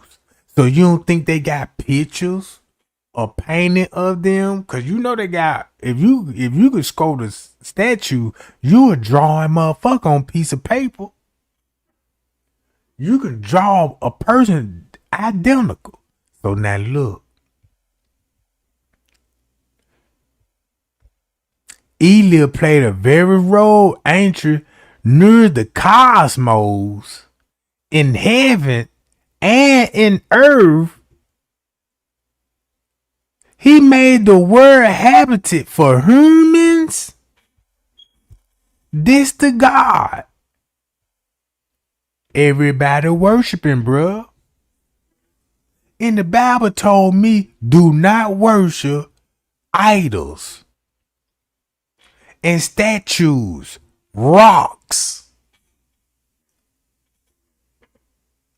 But the religion they gave us, this was exactly what we doing. We worshiping in this.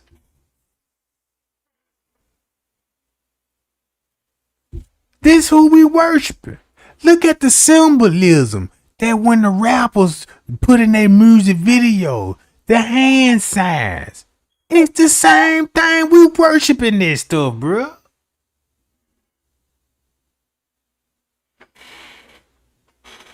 You know what I'm saying? So they telling us, why do you don't read this in the Bible? Why TD Jakes and them don't preach this stuff? Did they go to Bible school? I guess they just gave them the King James Version, just say, memorize that Bible. That's the truth. You didn't study no other books? Because clearly,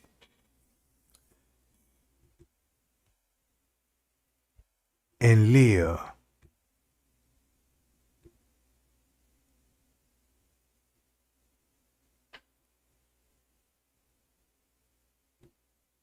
Come on, bruh. They was in the 3rd millennium before Christ. So, what you think religion was like before Jesus was? Cause clearly they were getting worshipped like God. They came down here on the earth, you know what I'm saying, and living real big.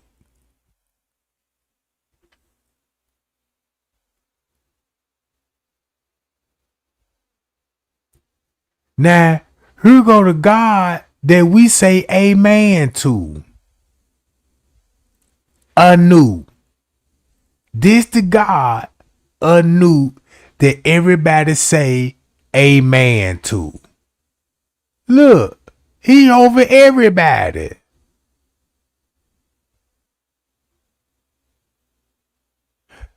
Now here go Ishtar. Man, there's so many goddamn gods, bro.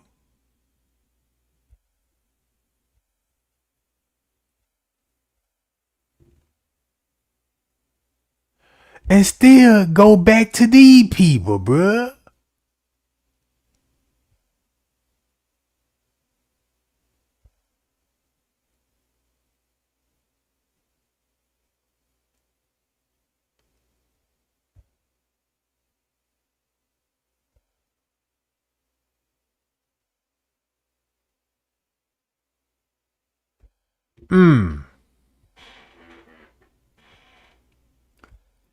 Again, the GGs.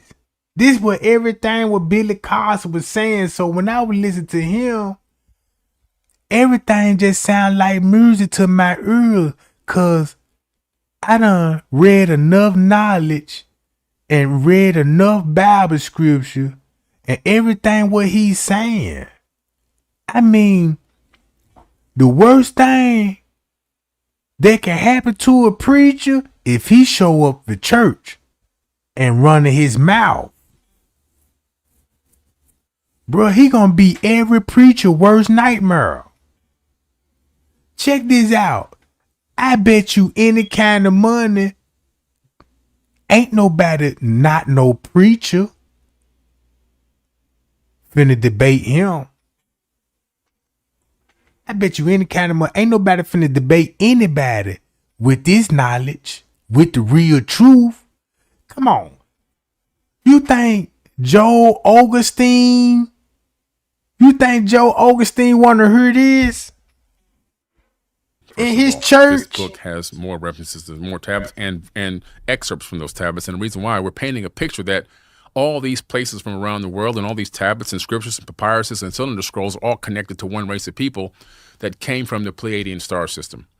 And they hail from the Pleiades. And in my new TV series called Anunnaki Ancient Secrets Revealed, which is coming out very soon in Regal Cinemas, and then it'll be on Forbidden TV, you'll find out that there was a galactic war in that sector of the galaxy. And this war was so crazy, they were using something called a Brahmahanda weapon, which can destroy any man on 3 worlds. We're talking about a real Death Star that existed in ancient times. This weapon, once it was released, you couldn't withdraw it. You couldn't bring it back. There was no way to cancel it.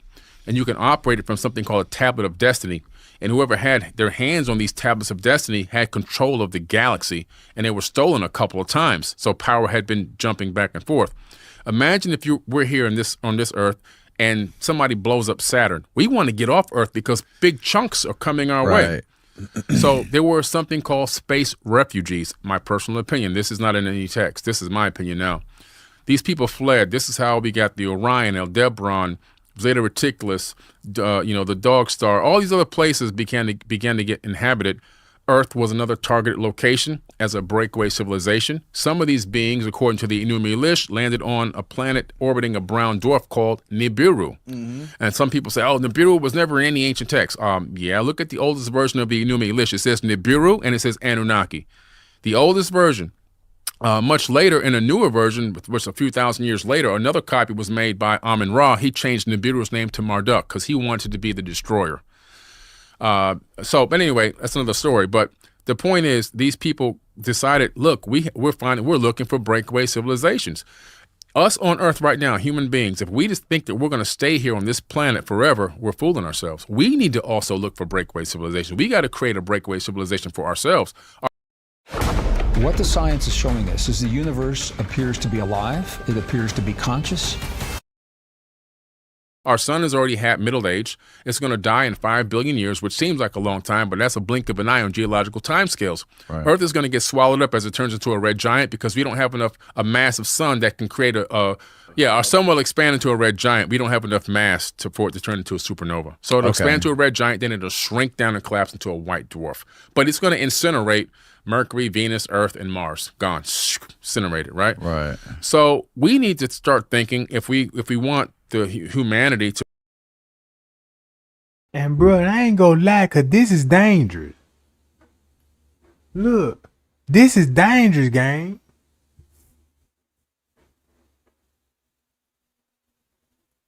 This is so dangerous, bro, cause this is what I was thinking. Now I see why Jesus was saying that, look, my Father in heaven forgive y'all. Cause I always want to know, Jesus always saying, God want to forgive them. I'm like, okay, forgive us. What are we doing so wrong? But now but we was taught about sin and Adam and Eve. Then we got the 10 Commandments.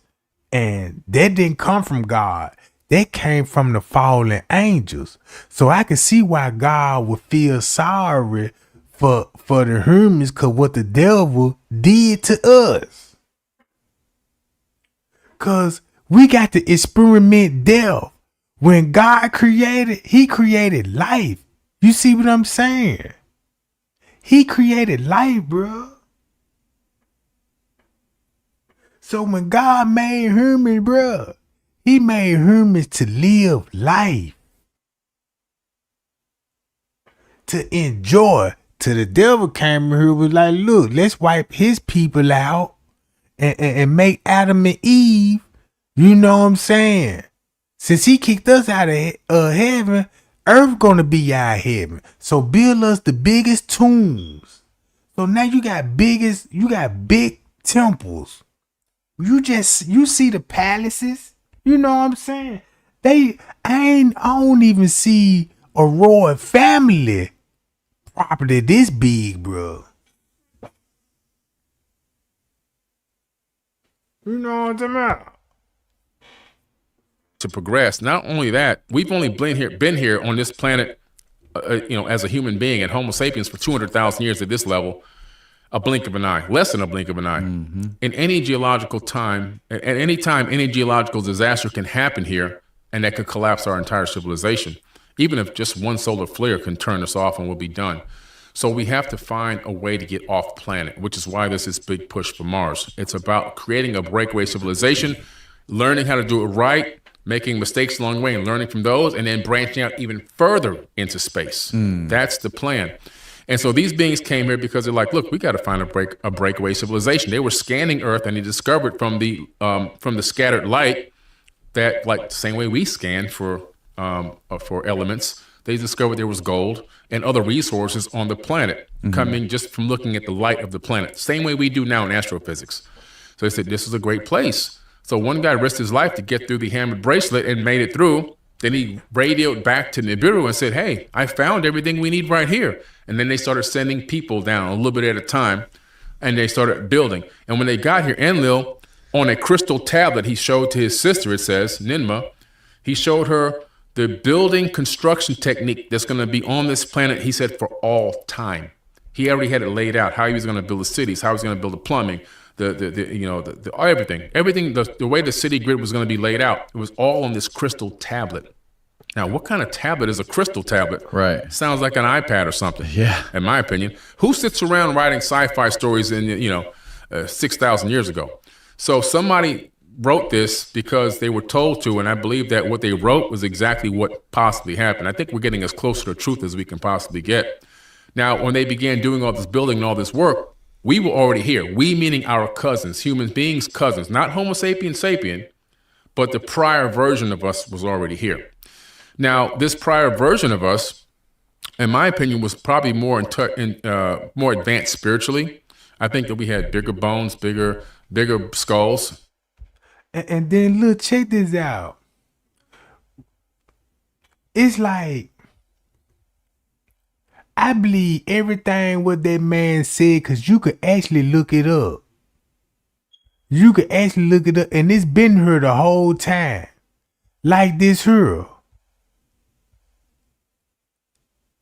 If you go to Revelation, it tell you what the angels look like. Right?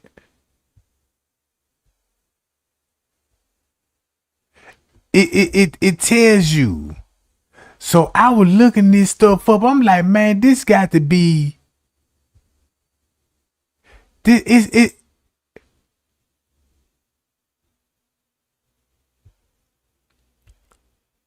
All right.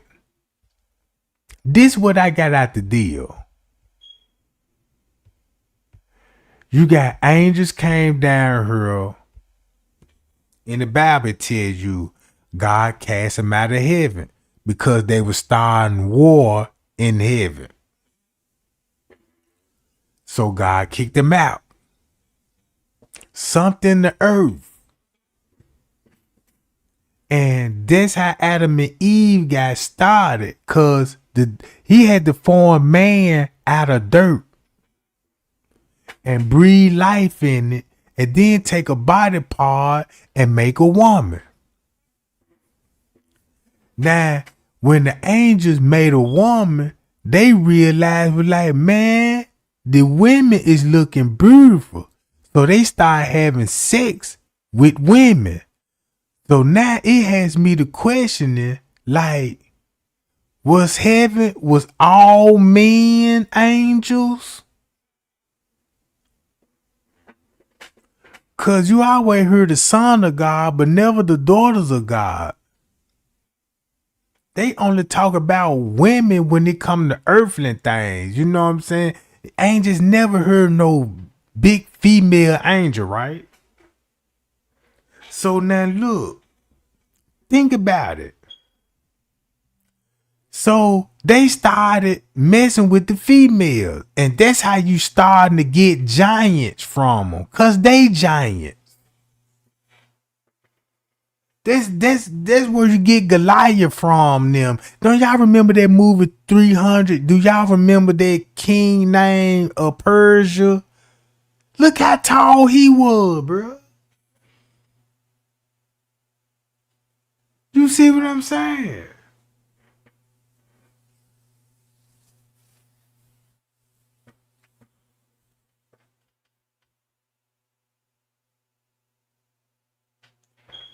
If you saying somebody had to birth Adam, how would anybody birth Adam and they telling you that they created the man out of mud, dirt? Adam didn't even have a mother. Eve didn't even have a mother.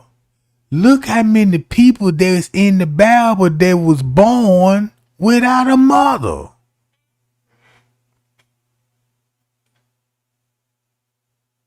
You see what I'm saying? I ain't even looked at it the way I looked at it. I'm like, man, it sure do say that. It's a couple of people in the Bible didn't even experience death and didn't even come from a woman. Now check this out.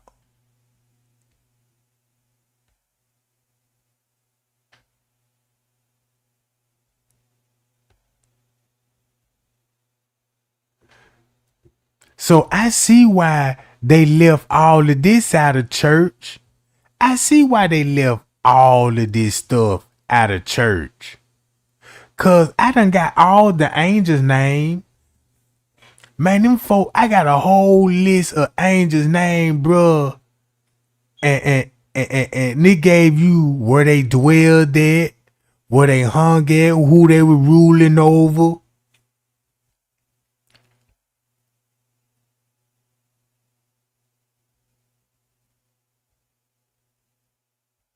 All right.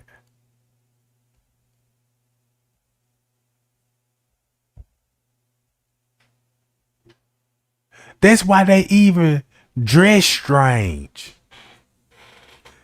Look how the way they were dressing back in those days, bruh.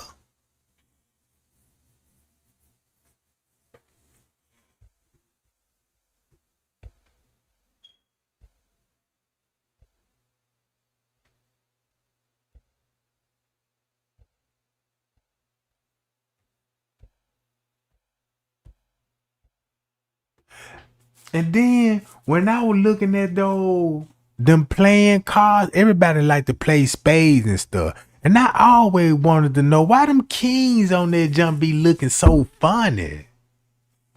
Cause if you look at the kings, they all depicted the same. They always be facing on the side. They don't never just show you a full body pose. It's always side to side. It's like no 3D effect, you know what I'm saying? They don't just really, it's like they ain't showing you the whole body. See that?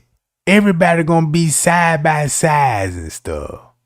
So these other fallen angels came down here with the angels They was workers. So they would help building all of this stuff. You know what I'm saying? But if you let the white man tell you, he'll put it in a narrative like, oh yeah, that's when slaves in Egypt, they had this what they were wearing, and this, come on, man, them folk finna lie to y'all, bro. See that? They even caused the great flood. So in the Bible, they telling you God created the flood, and you got other ancient books telling you who really created the flood.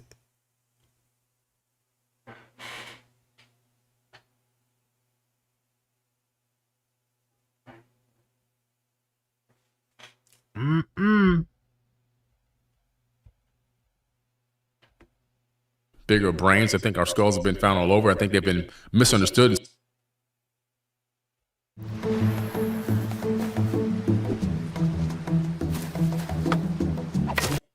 Again, doing all this building and all this work, we were already here. We meaning our cousins, human beings' cousins, not Homo sapien sapien, but the prior version of us was already here. Now, this prior version of us, in my opinion, was probably more advanced spiritually. I think that we had bigger bones, bigger skulls, bigger brains. I think our skulls have been found all over. I think they've been misunderstood in some cases, maybe even for aliens in some cases. But that they had probably bigger pineal glands, probably could communicate silently, not technologically more advanced, but just more in tune with nature. A lot of abilities that we should have, like understanding how to feel the magnetic field and sense the magnetic field and navigate through that magnetic field, like animals, we've lost that ability. But we know in a laboratory setting, we still have it because the crystals in our brain orient to the magnet. Yeah. So we still have it. We're not in touch with it anymore. But what happened was That's funny. I have a friend who moved to the Amazon, and he said as soon as he moved to the Amazon and got disconnected from civilization and from technology, he said all these crazy instincts just came back into him. Yes, I believe that because he needed time to be away from all of that, right? And just let. And then look, all those churches they were talking about in the New Testament. If you know about the New Testament, all the letters that were sent out to the 7 churches, man, I looked up them churches, bro. Don't you know them churches been knocked down to the buildings and stuff? You know what I'm saying? When you look at all those raids that were going on in the Bible, how these people were going through the village, you know what I'm saying, setting fires up and you know what I'm saying, enforcing these religions on people, bruh. I mean, this stuff really actually blowing my mind. Cause it's like this here. The devil created us and then shortened our lifespan. We got to experiment death. He want us to experiment death, and God say, look, I'm going to send Jesus down there if I'm correct. I'm going to send Jesus down there so he could tell everybody, look, I'm the way. Just do right by me and have faith in me. I'm going to give you eternity life. Make a long story short, that's all he want. For you to have eternity life and be fruitful, and you know what I'm saying? But the devil wants you to be here following rules. Got your mind is working. You know what I'm saying?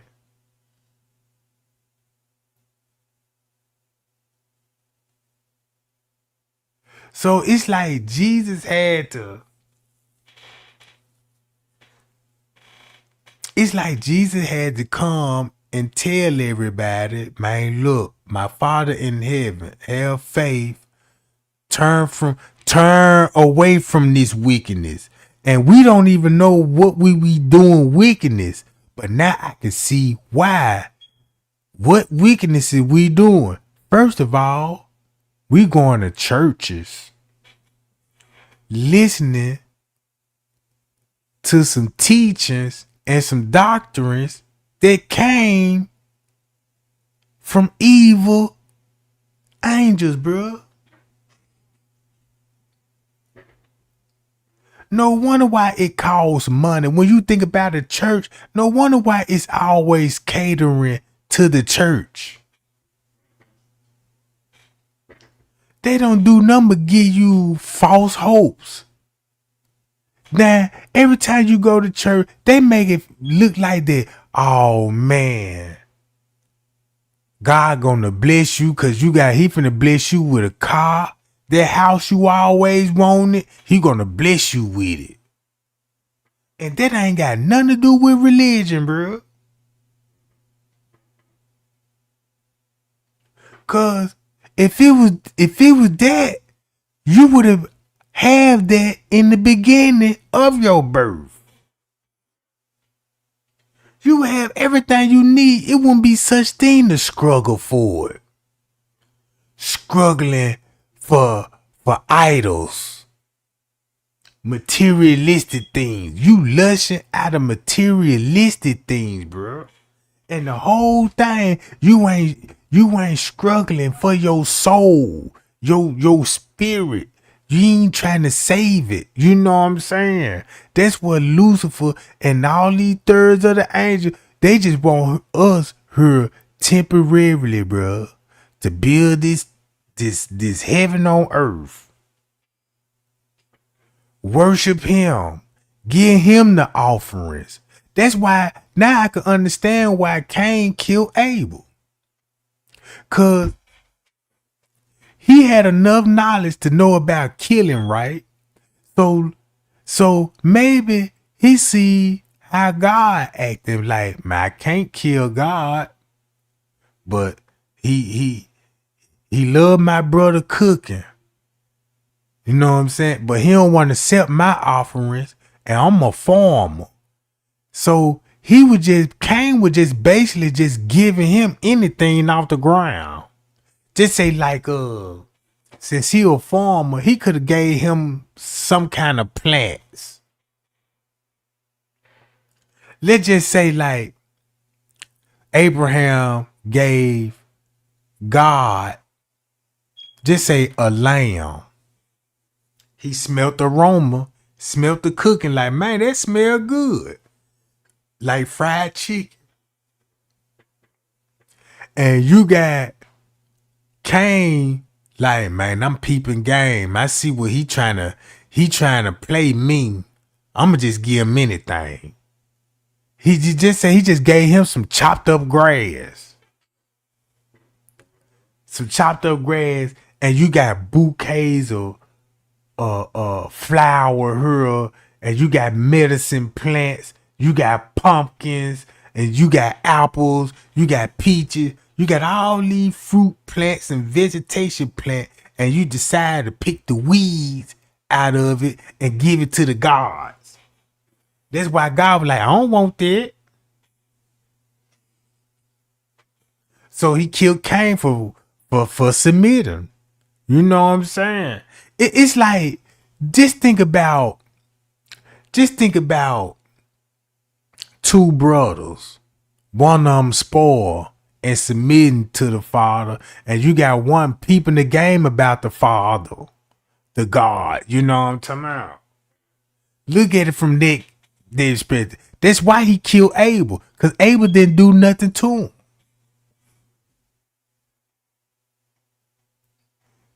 That's why Abel didn't do nothing to him.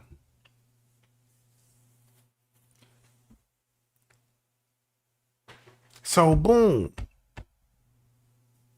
Your body recoalescing to what it truly is. This is the most powerful, machine that probably exists in this sector of the universe.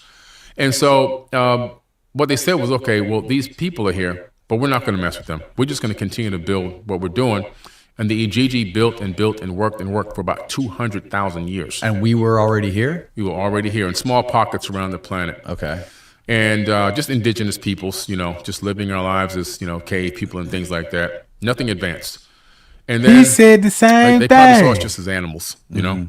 And then the GG got pissed off, as you know, in the Entre Hasis and also in the Enuma Elish. 2 different stories, 2 different time periods, same story. Now, okay, so can you explain exactly what the Ijiji were supposed to be? Were they part of the Anunnaki? Did they come here with the Anunnaki? They came with the Anunnaki. Okay. They were the workers. They were, in other words, if I'm going to go out and buy a huge plot of land and say I'm going to build a city here, I'll probably call somebody like Chris Dunn and say, hey, man, I need an engineer, right? This guy, no, but an engineer is going to say, well, I need brick masons and stone masons, and they're stone masons. I need electricians. So these were the people that knew how to do the grunt work. They knew how to build the structures based on the instructions or the blueprints. Right. So these are the people. They were builders, and they were Anunnaki. Now, Anunnaki doesn't mean they're all one particular race of people. It means they were people who came from heaven to earth. Anybody from space that comes to earth is an Anunnaki. The civilization they built is the Atlantean. But even in the tablets, it talks about some of these people coming from different planets or stars, which means that they probably most likely were a mixed race of people. And I have evidence to prove this, and I'll tell you in a minute. So they got pissed off. They decided, look, we're working too hard. You guys are treating us almost like slaves now. We want to get a break. We want some relief from this work. And even that, not only that, we want women. They were pissed off that they didn't have any women. Really? So this is where the sons of God fell from heaven. They came from Mars down to earth in Genesis, and they took women with them back. So but in the Sumerian tablet, you get the full story where they go to Adam's calendar in South Africa. They encircle the camp of the god, which is Anu, the head of the Anunnaki at that time, and they get ready to do war. And Enki and Lil and Anu come outside. They get their guards out there. Everything is tense, and they say, "Look, man, we're tired of doing this labor." And, we need a break. That's Adam's calendar there in Africa, where one of the oldest gold mines was discovered. And it dates back to 200,000 years. Isn't that interesting? Really? Yes. Pretty crazy stuff. But what's interesting is that these people, these Anunnaki people, they said, okay, well, we're going to go to war then, because there's nothing we can do. You guys got to keep working. And then Enki says, wait a minute. I have an idea. There's an existing being on this planet, existing. We can add our essence to it. So this is where they took one of the Ijiji, took some blood from an Ijiji, and it's not really quite clear how they did it or what they did, but in some way, it seems as if they combined that with the genetics of one of these hominids, our cousins, and they made a clone, mixed Ijiji, mixed hominid, somebody they can control. In other words, they can communicate with, they can teach to a certain level. They can get them to do the workload. They can instruct them, and they would listen. And so they were doing this genetic modifying, and they it sounded like they sacrificed one of the gods. Right. They call it a sacrifice. I don't know if they really would have killed it outright. It could be a term that's used to specify draining the blood out. Right. Okay. I would be surprised if they really actually killed, because when you get to that level of technology and advancement, the fact that you would kill somebody to make somebody else live, it seems a little weird. It seems more like a huge blood transfusion or something. Hi, I'm former CIA officer Jason Hansen. Or is it? Actually, this is not Jason. This is some type of an organ donate. It was something. I don't know if the person really died, because it never really says if they died or not. The word sacrifice could be a word used when you don't know what word could exist in that spot. Right. It's potential. Now, that's potential. It could be a sacrifice for real. I'm not sure. But my hypothesis leads me to believe probably a little different, because they're just too advanced. So they made this clone version of hominid / Ijiji, got it to work, but so they started making more in these Hathor birthing houses, which the Hathor birthing houses, like at the Temple of Dendera, the Temple of Isis, and all these other places, are there. They're still there. The structures are still there. I take people to see them every year. Now, what's interesting is these people, they couldn't produce babies on their own. If you take a lion and a tiger, it makes sense though, cause look at some of the women's having a hard time having babies, and they had to ask God to bless them with the baby. You feel me? What I'm saying? Man, this stuff for real, bro. It makes me think. And you mate them, you're gonna have a ligand, right? But the ligand can't make any babies. No matter how much time you try to mate it, it won't be able to have any babies. It can't. If it's a male, it won't be able to get anybody pregnant. And if it's a female, it won't be able to get pregnant. Really? Yeah. Why? It's genetics. The genetics work to a certain point, and then they fall apart. Just like if you take a horse and a donkey, you get a mule, but mules can't reproduce. For real? Yeah. Did you know this, Steve? No, I didn't know that at all. I thought if you can make a thing, then they can make other things. I thought that's how like breeding shit, like that's how they made the golden retriever, by like breeding different dogs together. And certain combination of chromosomes don't reproduce. So you have the horse and a donkey will make you a mule. Okay. But a mule can't make another mule. It's pretty interesting stuff. And so same thing I think with these clones. And so they started getting frustrated because they weren't making enough clones to get the amount of workload done. They wanted them to reproduce on their own. And so that's when ISIS says, I have an idea. I'm going to take the baby to term. I'm going to give birth to the Adamu. So she takes an egg out of one of the existing hominids. She does something with the DNA and the genetics inside the egg, what we call today making a zygote. She puts it in her room. That's artificial insemination. And then she takes it to term 10 months. And there's a cylinder scroll with her holding up the baby saying, my hands have made it, the Adamu. That means first man. So now we have the first genetically modified, perfected version of Homo sapien sapien. They tried to mate him with these other clones. Didn't work again. They said, damn it. So they then took some DNA from him, made another, a female, and then mated them together, and it worked. They said, we got it. So then they started making Adams and Eves in these birthing houses. Adams and Eve. Adam and Eve weren't the only two people on Earth. They were, when they got here, there were already probably hundreds of thousands, if not millions of people already here. Okay? And then what happens is, if you take two people and you think you're going to get 8 billion out of two, it doesn't work.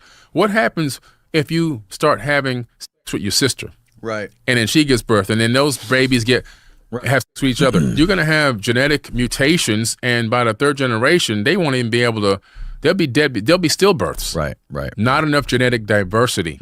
So they created Eden, E-D-I-N, and Enki, he was known as Satan, the Lord of Eden in the text. And he would watch over this Eden. He had guards with weapons to guard. Bruh, y'all heard this? Y'all heard it, bruh? Dude, that sounds so accurate when it comes to the Adam and Eve story. Cause I ain't gonna lie. It's just hard for me to believe that every race came from one human.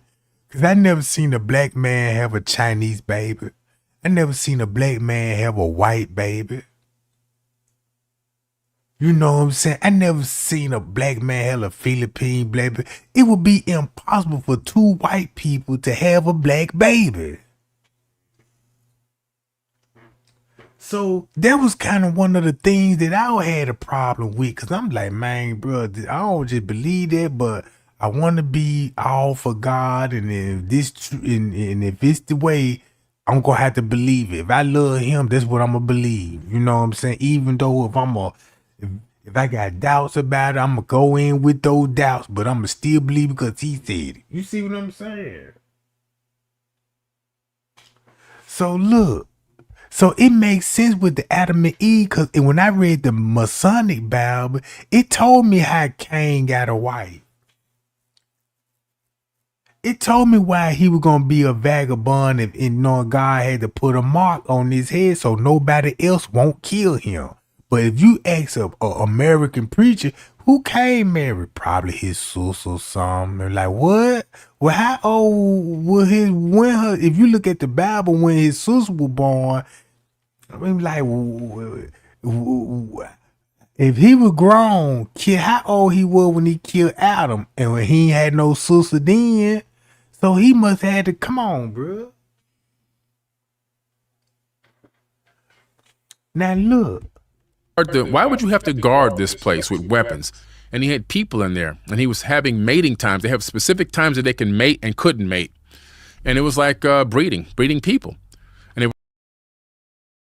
And I believe that it could guess because the Bible, when it started out with Adam and Eve, they're going to be in a garden. A garden out of all places, in the garden. Where it's this garden, they got everything they need. food, shelter. They ain't got to worry for nothing.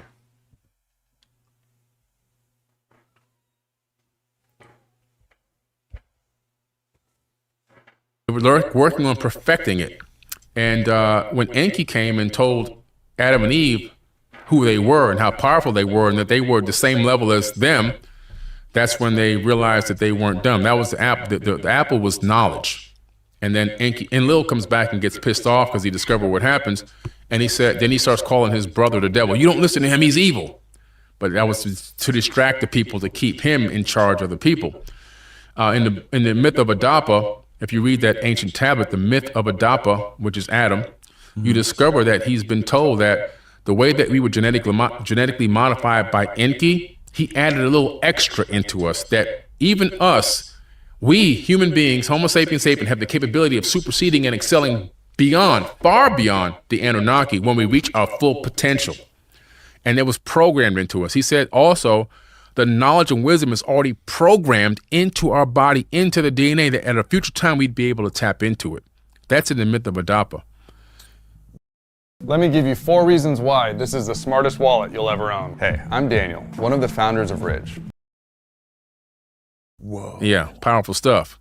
And when Adam discovered all of this, he tried to commit suicide. He was kicked out of the garden, as you know. He tried to drown himself in the waters, and the guards came and pulled him out of the water, wouldn't let him kill himself.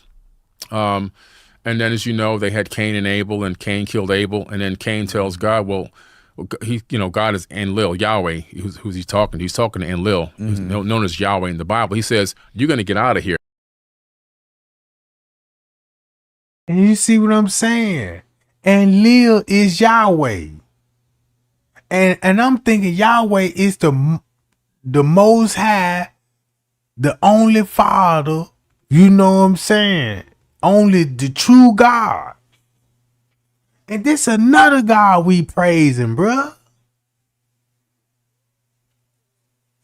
Man, this another God we praising.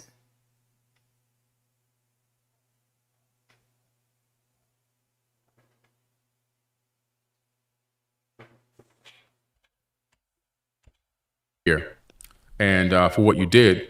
And Cain says, well, the people out there are going to kill me. That's what it says in the Bible. Well, what people? There shouldn't be anybody out there. Right. Oh, there's people out there. He goes, don't worry, I'm going to put a mark on you. And that way they'll know your minds and they'll never touch you. And you'll find your wife when you get out there, which is exactly what happened. And he started the Canaanites. So people were here already. Adam and Eve were not the first 2 people on earth. 2 people didn't produce 8 billion people. That's a farce. Even in mainstream, science, when they talk about this one, this one hominid that they discovered in Africa, everybody came out of this one lady. Come on, it's ridiculous. It's a joke. It's an absolute joke.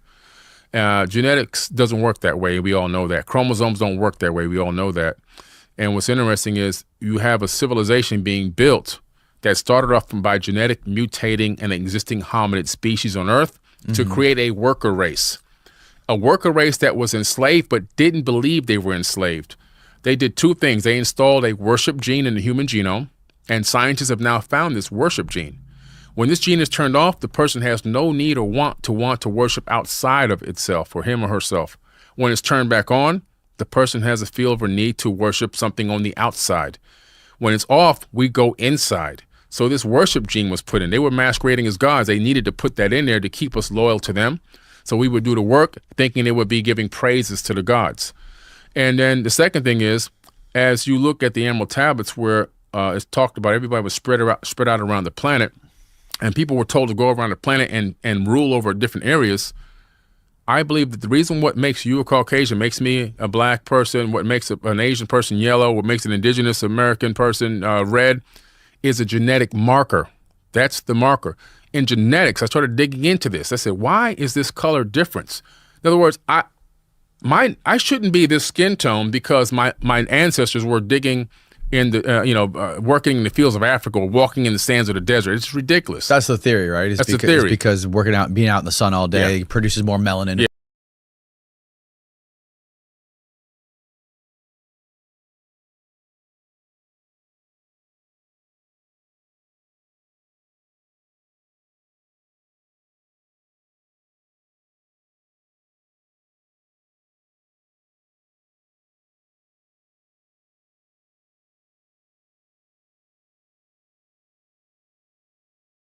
protect you from foolishness. Right. What I discovered real science in real books in colleges. You go look it up. It says that there's a 2% variance in genes between races of people. Now, we're all the human race, but there's a 2% difference. Now, that 2% difference is so big on the genetic scale that it would take multi-millions of years to happen naturally through natural evolution. But it happened in 200,000 years. So what the scientists are saying is it happened artificially. They say they don't know how it happened artificially, but this is an artificial mutation.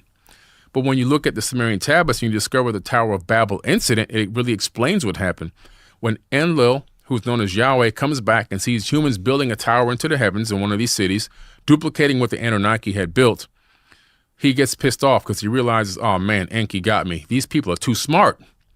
And he says, I got to destroy this. So he destroys the tower. In the Bible, he destroys the tower in the Sumerian tablets. Mm-hmm. And he says, my seed shall not abide in man forever. His years shall be 120. That's the first thing he did. He cut our years down to 120 years. And what's the maximum lifespan of a human being in the most pristine condition, according to Harvard University professors? 120 years. Then the next thing he did was he separated humans and put them in different places around the planet, just like the tablets say. And then he confused the languages so that we couldn't communicate and collaborate anymore, which is why there's all these different crazy languages. And then on top of that, he put a brand. There's a brand. Whoever ruled over an area, brand your people. We know that those are your people. Brand your people. We know those are your people. So there's this separation, this divide and conquer tactic that's a super ancient divide and conquer tactic that happened long, long time ago to separate and divide humanity into these sects, into these different compartments. So for what reason, though? To keep us from collaborating, to keep us from living longer, number one, to keep us from collaborating with each other. And look how it's worked. Look how these invisible lines we have on this planet till this very day are still here. Yeah. If I go to Mexico, I'm an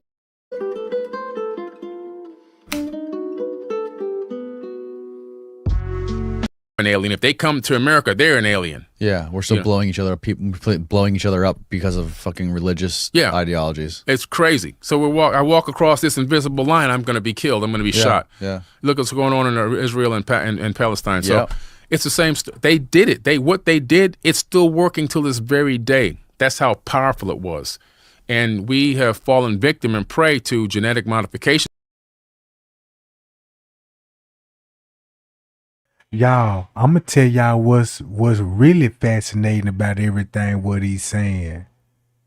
Man, if you look at the Navajo Indians, if you look up Navajo Indians and their religion, it's the same thing. Don't you know the Navajo Indians said they said their ancestors came from space. These the Indians, bruh. These people said it's people came from space. They ancestors came from space. They gods of wars.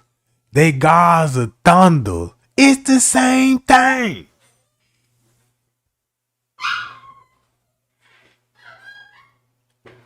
Look up Navajo Indians, bruh.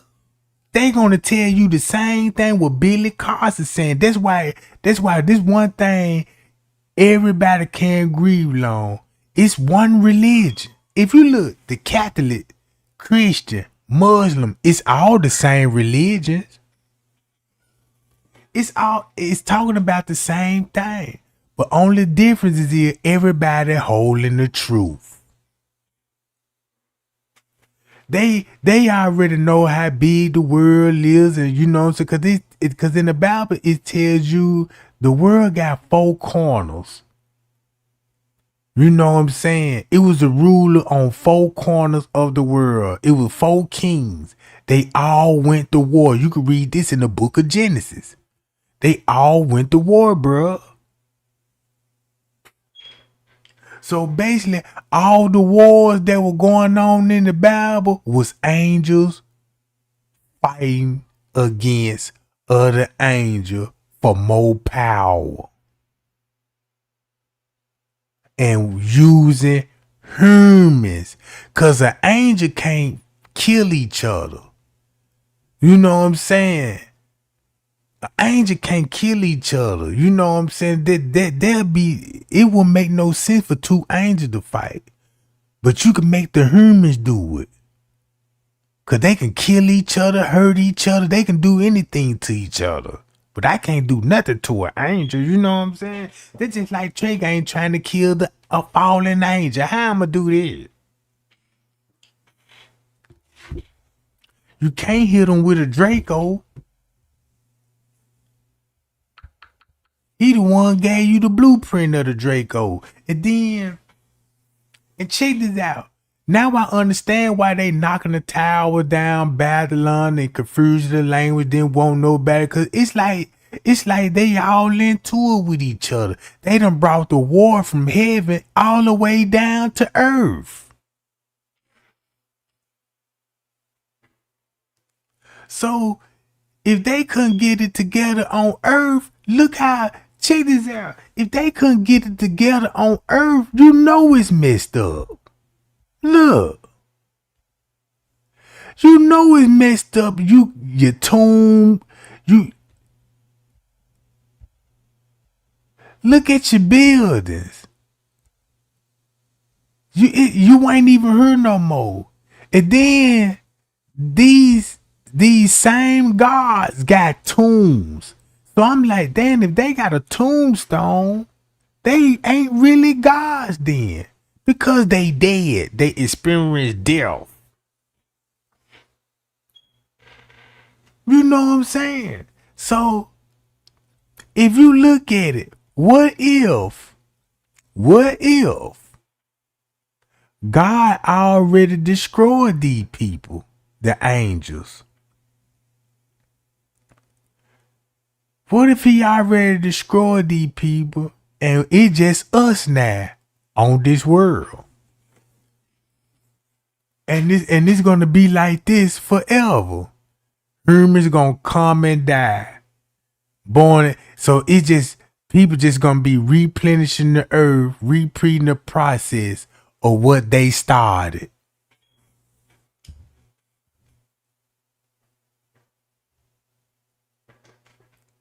I don't know, gang. Is anything possible? Way I'm thinking now, anything possible now. Cause I'm like, okay, where are they now? Cause from my understanding, they trying to get people to fly to Mars. They telling everybody that, yeah, they put man on the moon. I don't even believe that. Cause how can you land on top of the moon? Why you just can't go in the moon like you'll go in the earth? Everybody know, like, yeah, you know what I'm saying? You fly out of earth, you know what I'm saying? But when they show you on the moon, they on top of the moon, bro. It ain't like that you went inside like the earth. You know what I'm saying? Like you experience the atmosphere, then you drop down to the space, then you feel the horizon, then you in the sky. Know what I'm saying? None of that with the moon. Soon you touch the moon, you on the ground, bro. And it's a big round moon, like. Just imagine just standing on top of a basketball, bro. So I ain't never believed man was on the moon.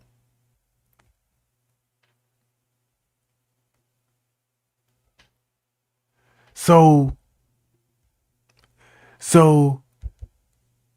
they here in the middle of the world. Cause when I look, cause I want to know where is the centerpiece of the world. I want to know where is the centerpiece. And they said right up in here is Jerusalem. From when I Googled it, they said Jerusalem is going to be in the middle. It's the middle centerpiece in the world. So now I see why Jesus was born in Bethlehem. This why all the fighting at. This where all the pyramids be there. This where all the fighting at. They went, look. You could tell all of this been up on the ground, up on the water. All this been up on the water. You had to destroy this right here. So all of this was up on the water. And then if you look at it closely, you could tell it's still land and it's connected. Look, it's connected. You connected all the way through her. You see what I'm saying? This land is still connected, bro. If the water seed down just a little bit more, cause I believe the water is still sinking. If you ask me, I believe the water is still sinking. Cause you still got cities upon the water that's slowly coming in the view. You know what I'm talking about?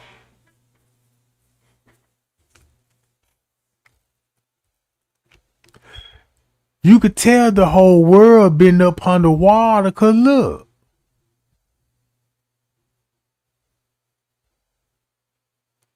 So look how many years you think it'll take for the whole goddamn water to seep and more land pop out.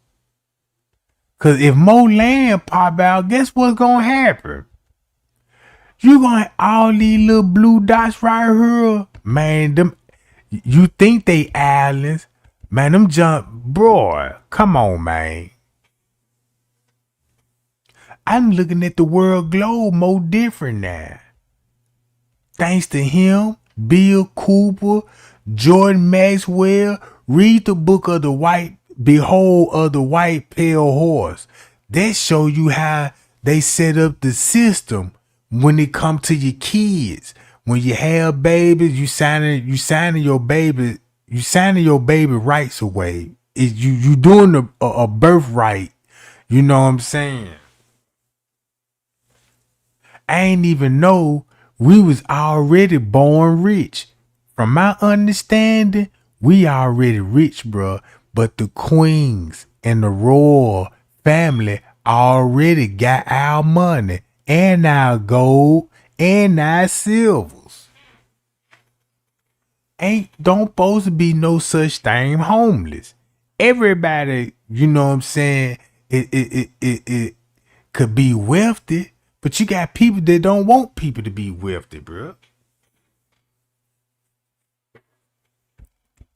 And dogma that has really held mankind back from achieving its maximum potential in a much shorter period of time. We're still going in that direction, but we could have been so much further along if it wasn't for the dogma and the genetic modification.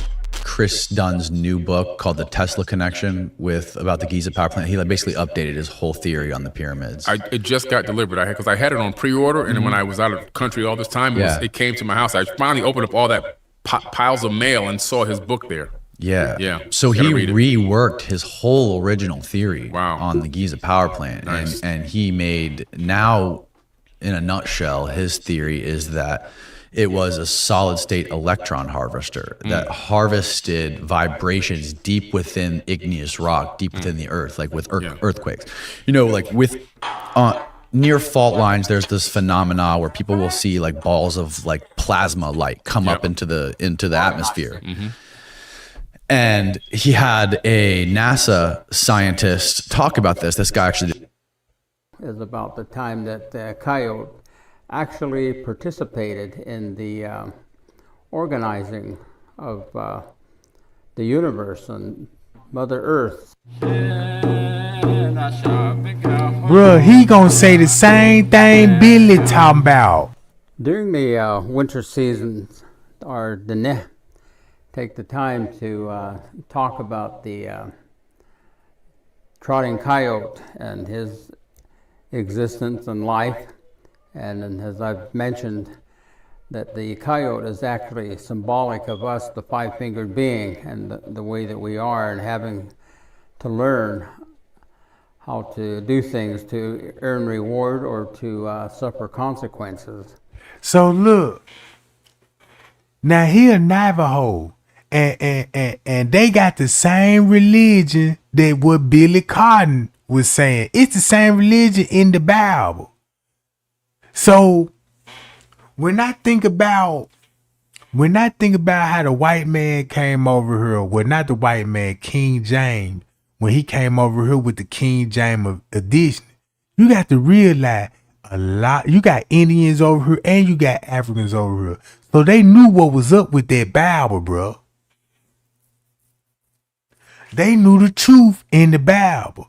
But the slaves that they got from Africa, the one that was in the jungle, that didn't know how to read and didn't know how to write, them the one they brought to the United States, treating like slaves.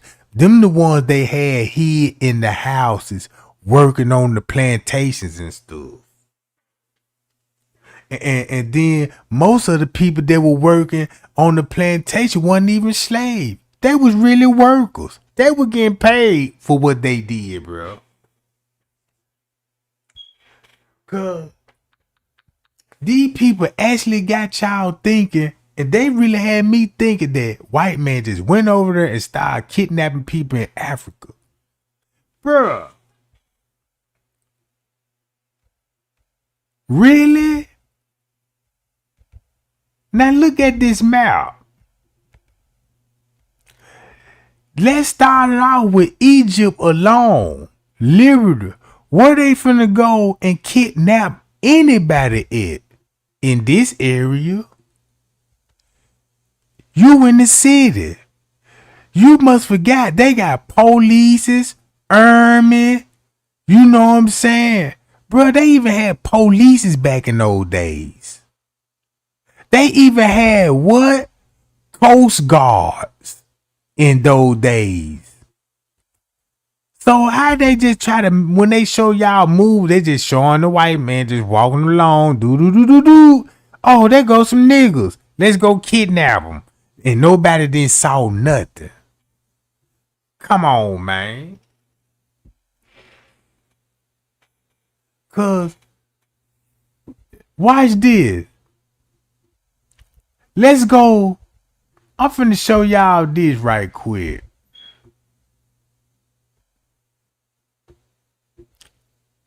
I'm finna show y'all some cities, bruh, that look like. Let me go here. Let me see. Can we go here in this area? Matter of fact, I need to take y'all to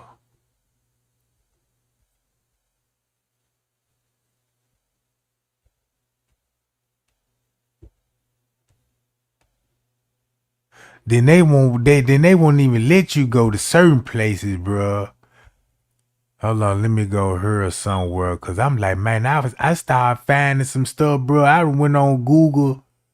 Bro, I'm like, man, what can you possibly do out here? In the middle of nowhere, like, what you do for fun? What you do for entertainment?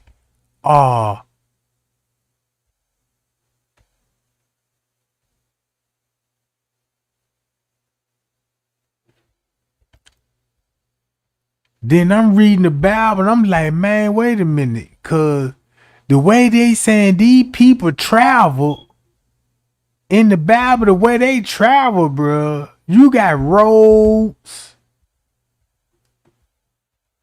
You been had streets. Hold on. Trying to see some gang. Hold on, y'all. 1 minute. Okay, I know where I'm at now. It's a path Moses took. Where is it? It might be right up in here. Cause I was like, man, you still got cities. You still got abandoned cities, bro. I'm talking about you got a whole town vacant. Ain't nobody in those cities.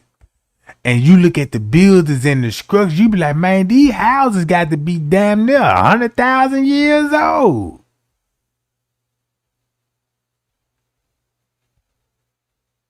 Hold on, y'all. So when it come to religion, gang, come on, man.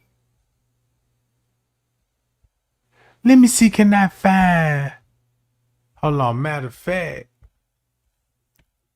And so one of the stories that we tell is about the time that Coyote actually participated in the organizing of the universe and Mother Earth and all the different life forms and that are on the surface of Mother Earth, that Coyote was actually involved in all of the matters of organizing what we would be experiencing as the five-fingered being as we became surface persons.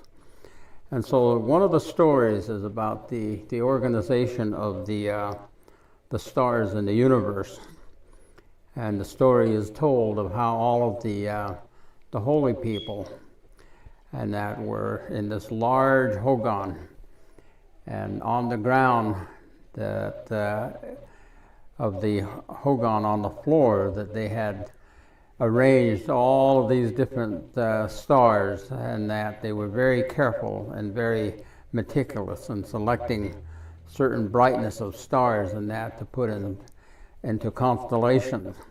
See, and the so same thing. Time, and of course the Coyote, he was very impatient, and he would go in there and he would go outside, and then he would come back into the hogan, and he would constantly being inquiring, is it not finished yet? Are you not done yet? And he was growing very impatient, and the holy people kept asking him, to sit and watch and learn something. And he said, well, let me help. And they said, no, we can take care of this ourselves.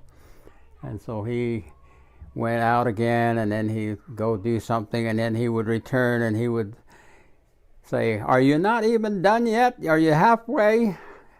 And they would say, no, we have to be very careful on how we place each one of these stars.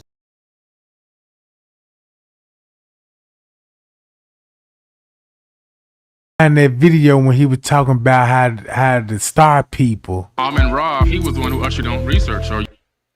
Now y'all see that? Now I see why they be pressing Jesus on us real hard. I see why they had to get rid of Jesus, because Jesus would tell her. Jesus would reveal him. That's why the Pope and them and the Catholic them knew who Jesus was. That's why they told him, man, is you God? He was like, no, I ain't God. I'm the Son of God, just like you will. They killed the man from saying that. Because I was like, why would they kill that man just for saying that? But what if Jesus would told everybody, look, y'all praising the devil now. And you know what I'm saying? And he the one made y'all. They're just like, look, if that means if they made Adam and Eve and the cloning, and look, and they was cloning these people, and the cloning started messing with the humans, I don't even know if I'm a half human or a half ancient. Because in the constitutional right, it did say we have human, bro. Is I'm right or wrong? Now this in the constitutional, they said we are 3/4 of a human. Thumb me up if y'all read that in the constitutional right. And when I heard that, I thought it was racially profiling. I'm looking at it like, man, these folks so racist, bro. These folks talking about we animals now. That's in the constitutional right. So that lets you know they know some. Yeah, 3/5 or 3/4, whatever it is. So if that's the case, you gotta go with the Adam and Eve story about them being cloned. Why us would the government say we have humans?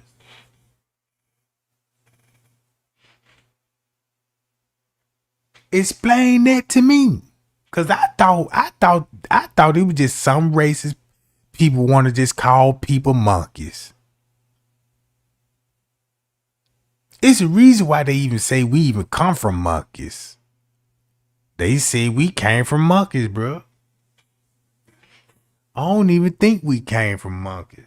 Cause I ain't never seen a monkey have a human before. But a monkey got a whole lot of human features.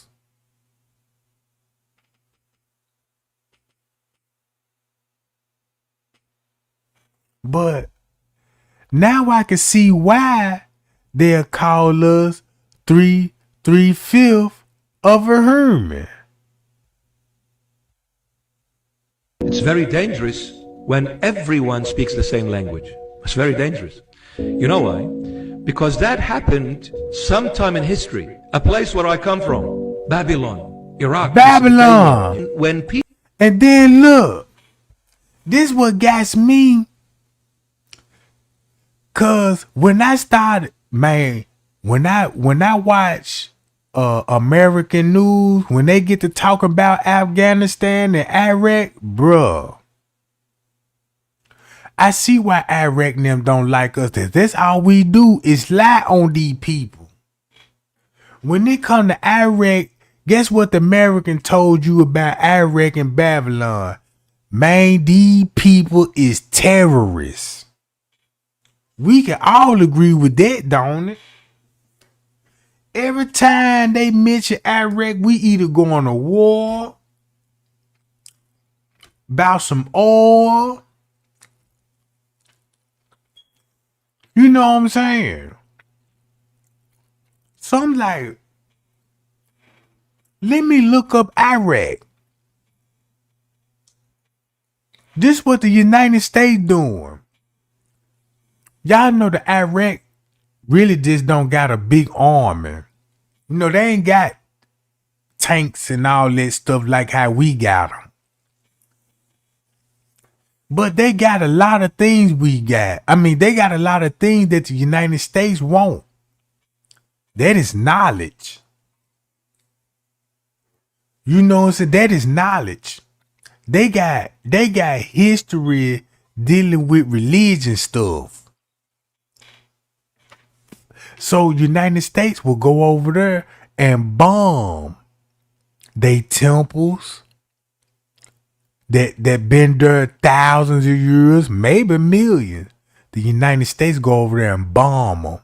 They go over there and raid them. They go bomb the city and mess the city up and force everybody out the city. To become, you know what I'm saying, like homeless and stuff.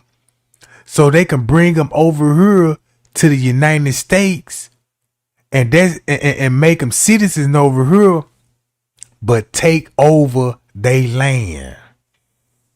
So once they bomb it and you got all the civilians out, guess who own it now? We do. Wherever we touch down, we own it, bro, and we ain't going nowhere. So now I see, cause I wondered, cause the last time when they were bombing Russia, who they was into it? Russia and Ukraine was into it. Now when they were bombing them folk, when them folk were leaving the city, how the fuck they get all the way over here in Texas at the border? I'm talking about these people, how they get on boats to come over here, end up in Texas on the border.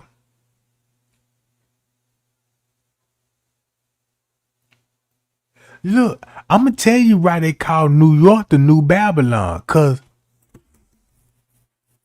look, if you look at New York, look how don't forget, New York is designed by Freemasonry. If you look at New York from the top, you know what I'm saying, and see all those Masonic, don't you know they got streets paved in Masonic signs, bro? Man, you could literally, check this out. If you an angel, right, and if you flying over the earth, You know, when you look down, you know what I'm saying? When you look down, you know where to land at. You could just say it's certain shapes that you could look for while you flying and shit. Just say like an airplane, look for a runway, look for an airport when it's ready to land, right? What do you think a UFO or a fallen angel look for when they land? You think they come over here in ships, planes? You bet they do, bro. You know they do. You know they got planes. We know they got wings and all of this stuff. But even in the Bible, they tell you they got planes. What else you know they'll ride through the sky with flame throwing out the back of the motor? Sound like a jet to me. You know what I'm saying? Sound like a jet to me. People spoke the same language. The result of that, they chose to build a tower. And they said that tower's had to be all the way to the skies, to the heavens. Now who is in heaven? God. So that Tower of Babylon is humanity challenging divinity. People challenging God. The reason why they built that tower, because they escaped the great flood. Why the great flood came? Because people were living in a way that was offensive to the Almighty God. So he brought the great flood to clean this earth from what was happening by the human race. Cause look, I always had a problem when they said, when the Bible said God he hated that he ever created man. They weren't the real God, the Almighty God. They was Satan them, bro. They hated cause look, when they made it, man, they were like, man, they couldn't even get it right. Cause look what man's starting to do. You know what I'm saying? Check this out. Listen to this. So Jesus, good guy or bad guy? I believe it was a good guy. I think some of his words were twisted in the New Testament. Yeah. He never said, I don't believe he would say anything about slavery. If you really look at the words of Jesus, what he's teaching, it comes from Thoth the Atlantean. So either he is Thoth the Atlantean, or he was taught by Thoth the Atlantean, or he studied in the mystery schools to get that same knowledge. Right. Because I line up the verses in my book, Compendium of the Emerald Tablets. I line up the words side by side so you can see what Jesus is saying was already said thousands of years prior. Right. He's teaching the ancient mysteries, and he's trying to get mankind to enlighten himself through consciousness. So Thoth is after whoever created us and was subjugating us. Yeah, he's a son of Ea Enki, so he's a son of one of these rulers. His father would send him on secret missions to like raise vibration, raise energy. Why did they want to help out? What was that about? Well, Enki liked human women. Oh, really? So did Thoth. So it was that. It's that Thoth married simple. Maat. Really? And he built the pyramid of the moon at Teotihuacan as a dedication to her. Wow. See that, bruh?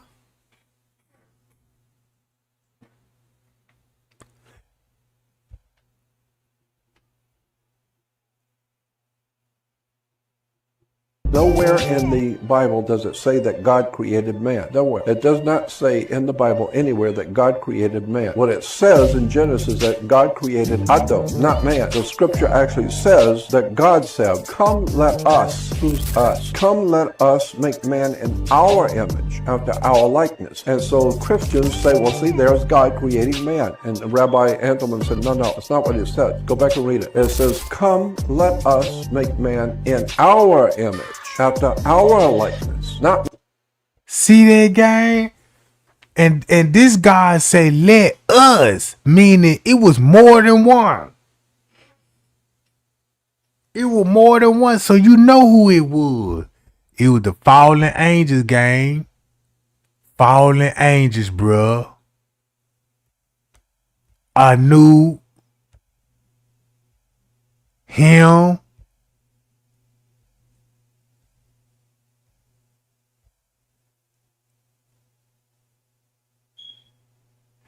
Cause this how, look, when I start looking in this stuff, I'm like, man, I think I know where the God of Adam and Eve is now.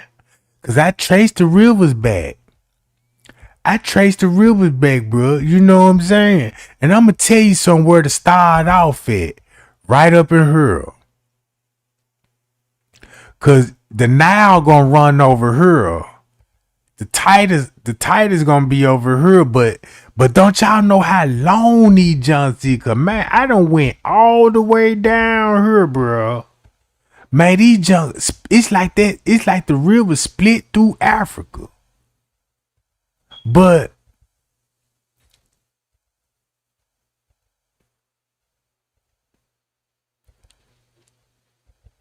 all right. Like the Red Sea. This the Red Sea where they supposed to be Moses parted it, right? Hold on, guys.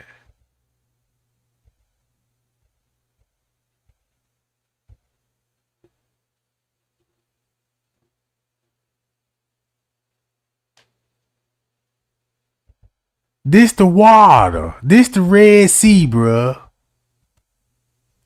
This is what the Red Sea look like. Clear waters.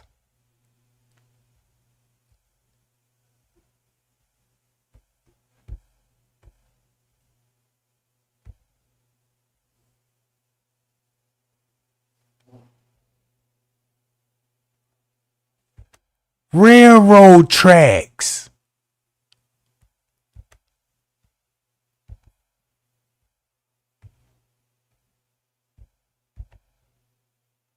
You got lighthouses and stuff, you know what I'm saying?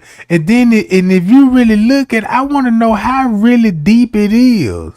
Cause it's like the Red Sea really just ain't deep. It's like you can walk across it a little bit till you get like in the middle. Now that's gonna be deep. You know what I'm saying? But I don't think it's just deep like the way, like an ocean or something. I mean, how deep can it be? It can't be that deep. You know what I'm saying? It can't be that deep. So it was hard to part this giant. Cause you ain't gotta do nothing but cut the water circulation. I can see how you could do the flood. Know what I'm saying? I can see how you could cause famine. You know how that when they were talking about causing famine and stuff in the Bible because they weren't getting water and stuff. Look. All you got to do is shut the water supply off right here. Like it say in the Bible. If you now you done cut the rivers off. Now you ain't got no river. Now the river gonna dry up. Now you ain't got no water. That's probably what. Come on, bro.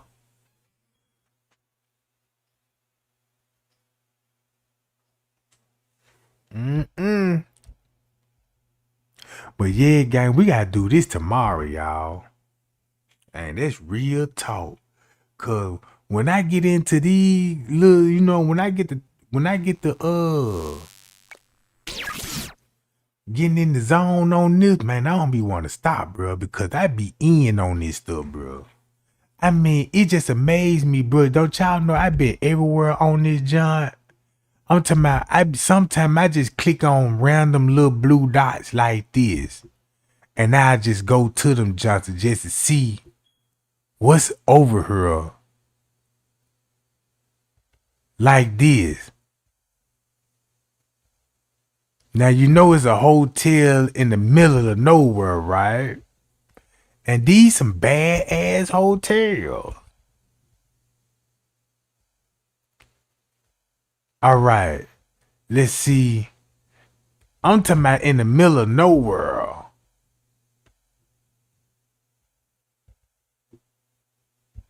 Let's go here.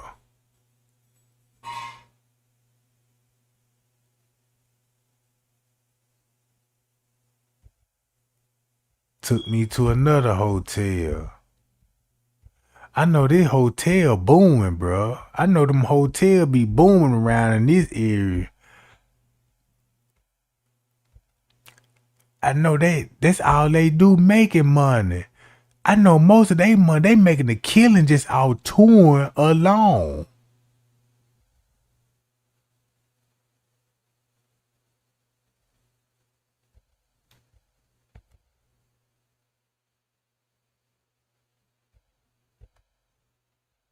Look like a little bar or something. Look like a little bar.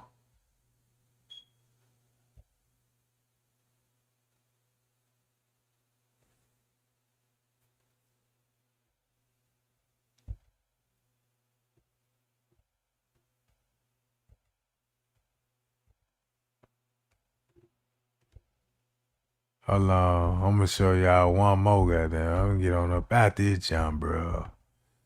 I gotta go to the store and stuff and all that. Hold on. I'm trying to find Mud Island. Hold on. I was up here in Egypt sometime before.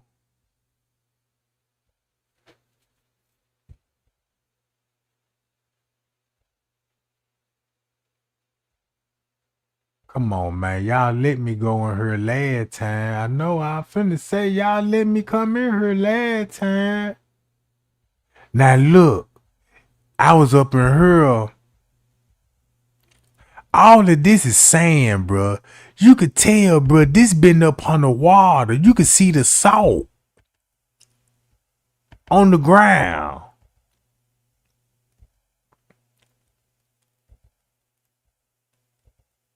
So you can see the salt on the ground. Cause I was looking at who that wife, I think they were Lot wife. When she turned to a pillar of salt, I went there. I'm like, man, I went to so many stuff, bro. I'm like, man, religion is really, it make me think that I'm really believe like, man, when the devil came here and made Adam and Eve, I believe we got his blood. I believe we got his DNA, bro. We got to have his DNA. That's why Jesus got to come and save us, bro. He got to enlighten us. He got to enlighten us, you know what I'm saying? Because we already living according to how Satan want us to live and all the rest of the angels. You know what I'm saying? So we living by his way. We follow by his rules. We got the 10 commandments. Well, we got more than 10 commandments and all that, but we living like how the devil. But it don't look like we living in sin because, you know, we ain't doing nothing but just go to work, you know, just living life, you know what I'm saying? Just doing normal stuff like that. But, you know, that could be all wrong, bro. You know what I'm saying? What if God want us to just be like, man, look, just enjoy life. You ain't got to go out here and work for no money. What you need money for? I gave you a garden. I gave you trees. I taught you how to farm, grow your own food. I gave you skills. You know what I'm saying? But yeah, hi y'all. Man, I just want to say, man, I want to appreciate everybody that came out tonight. I appreciate everybody thumb your boy up. You know what I'm talking about? But that's all I wanted to say, gang. To make a long story short, by me getting in the Kenneka Jenkins case, I felt spiritually connected. And I always felt like that I was battling with the devil. Because I heard God's name too many times when it come to this case. And it was the people that was using his name in vain. And then all the stuff that surrounded them, we dealing with a religious battle. Then we already thinking organ harvesting, that's a part of rituals. We already know what Chosen King them said about family involvement and governments and polices and you know what I'm saying, how all this retired in the spiritual belief. You know what I'm saying? But yeah, man, Trey Gang love y'all, man. Y'all be cool and y'all be safe. We gonna do it all over again tomorrow, same time. So yeah, bye y'all. I'm out, gang.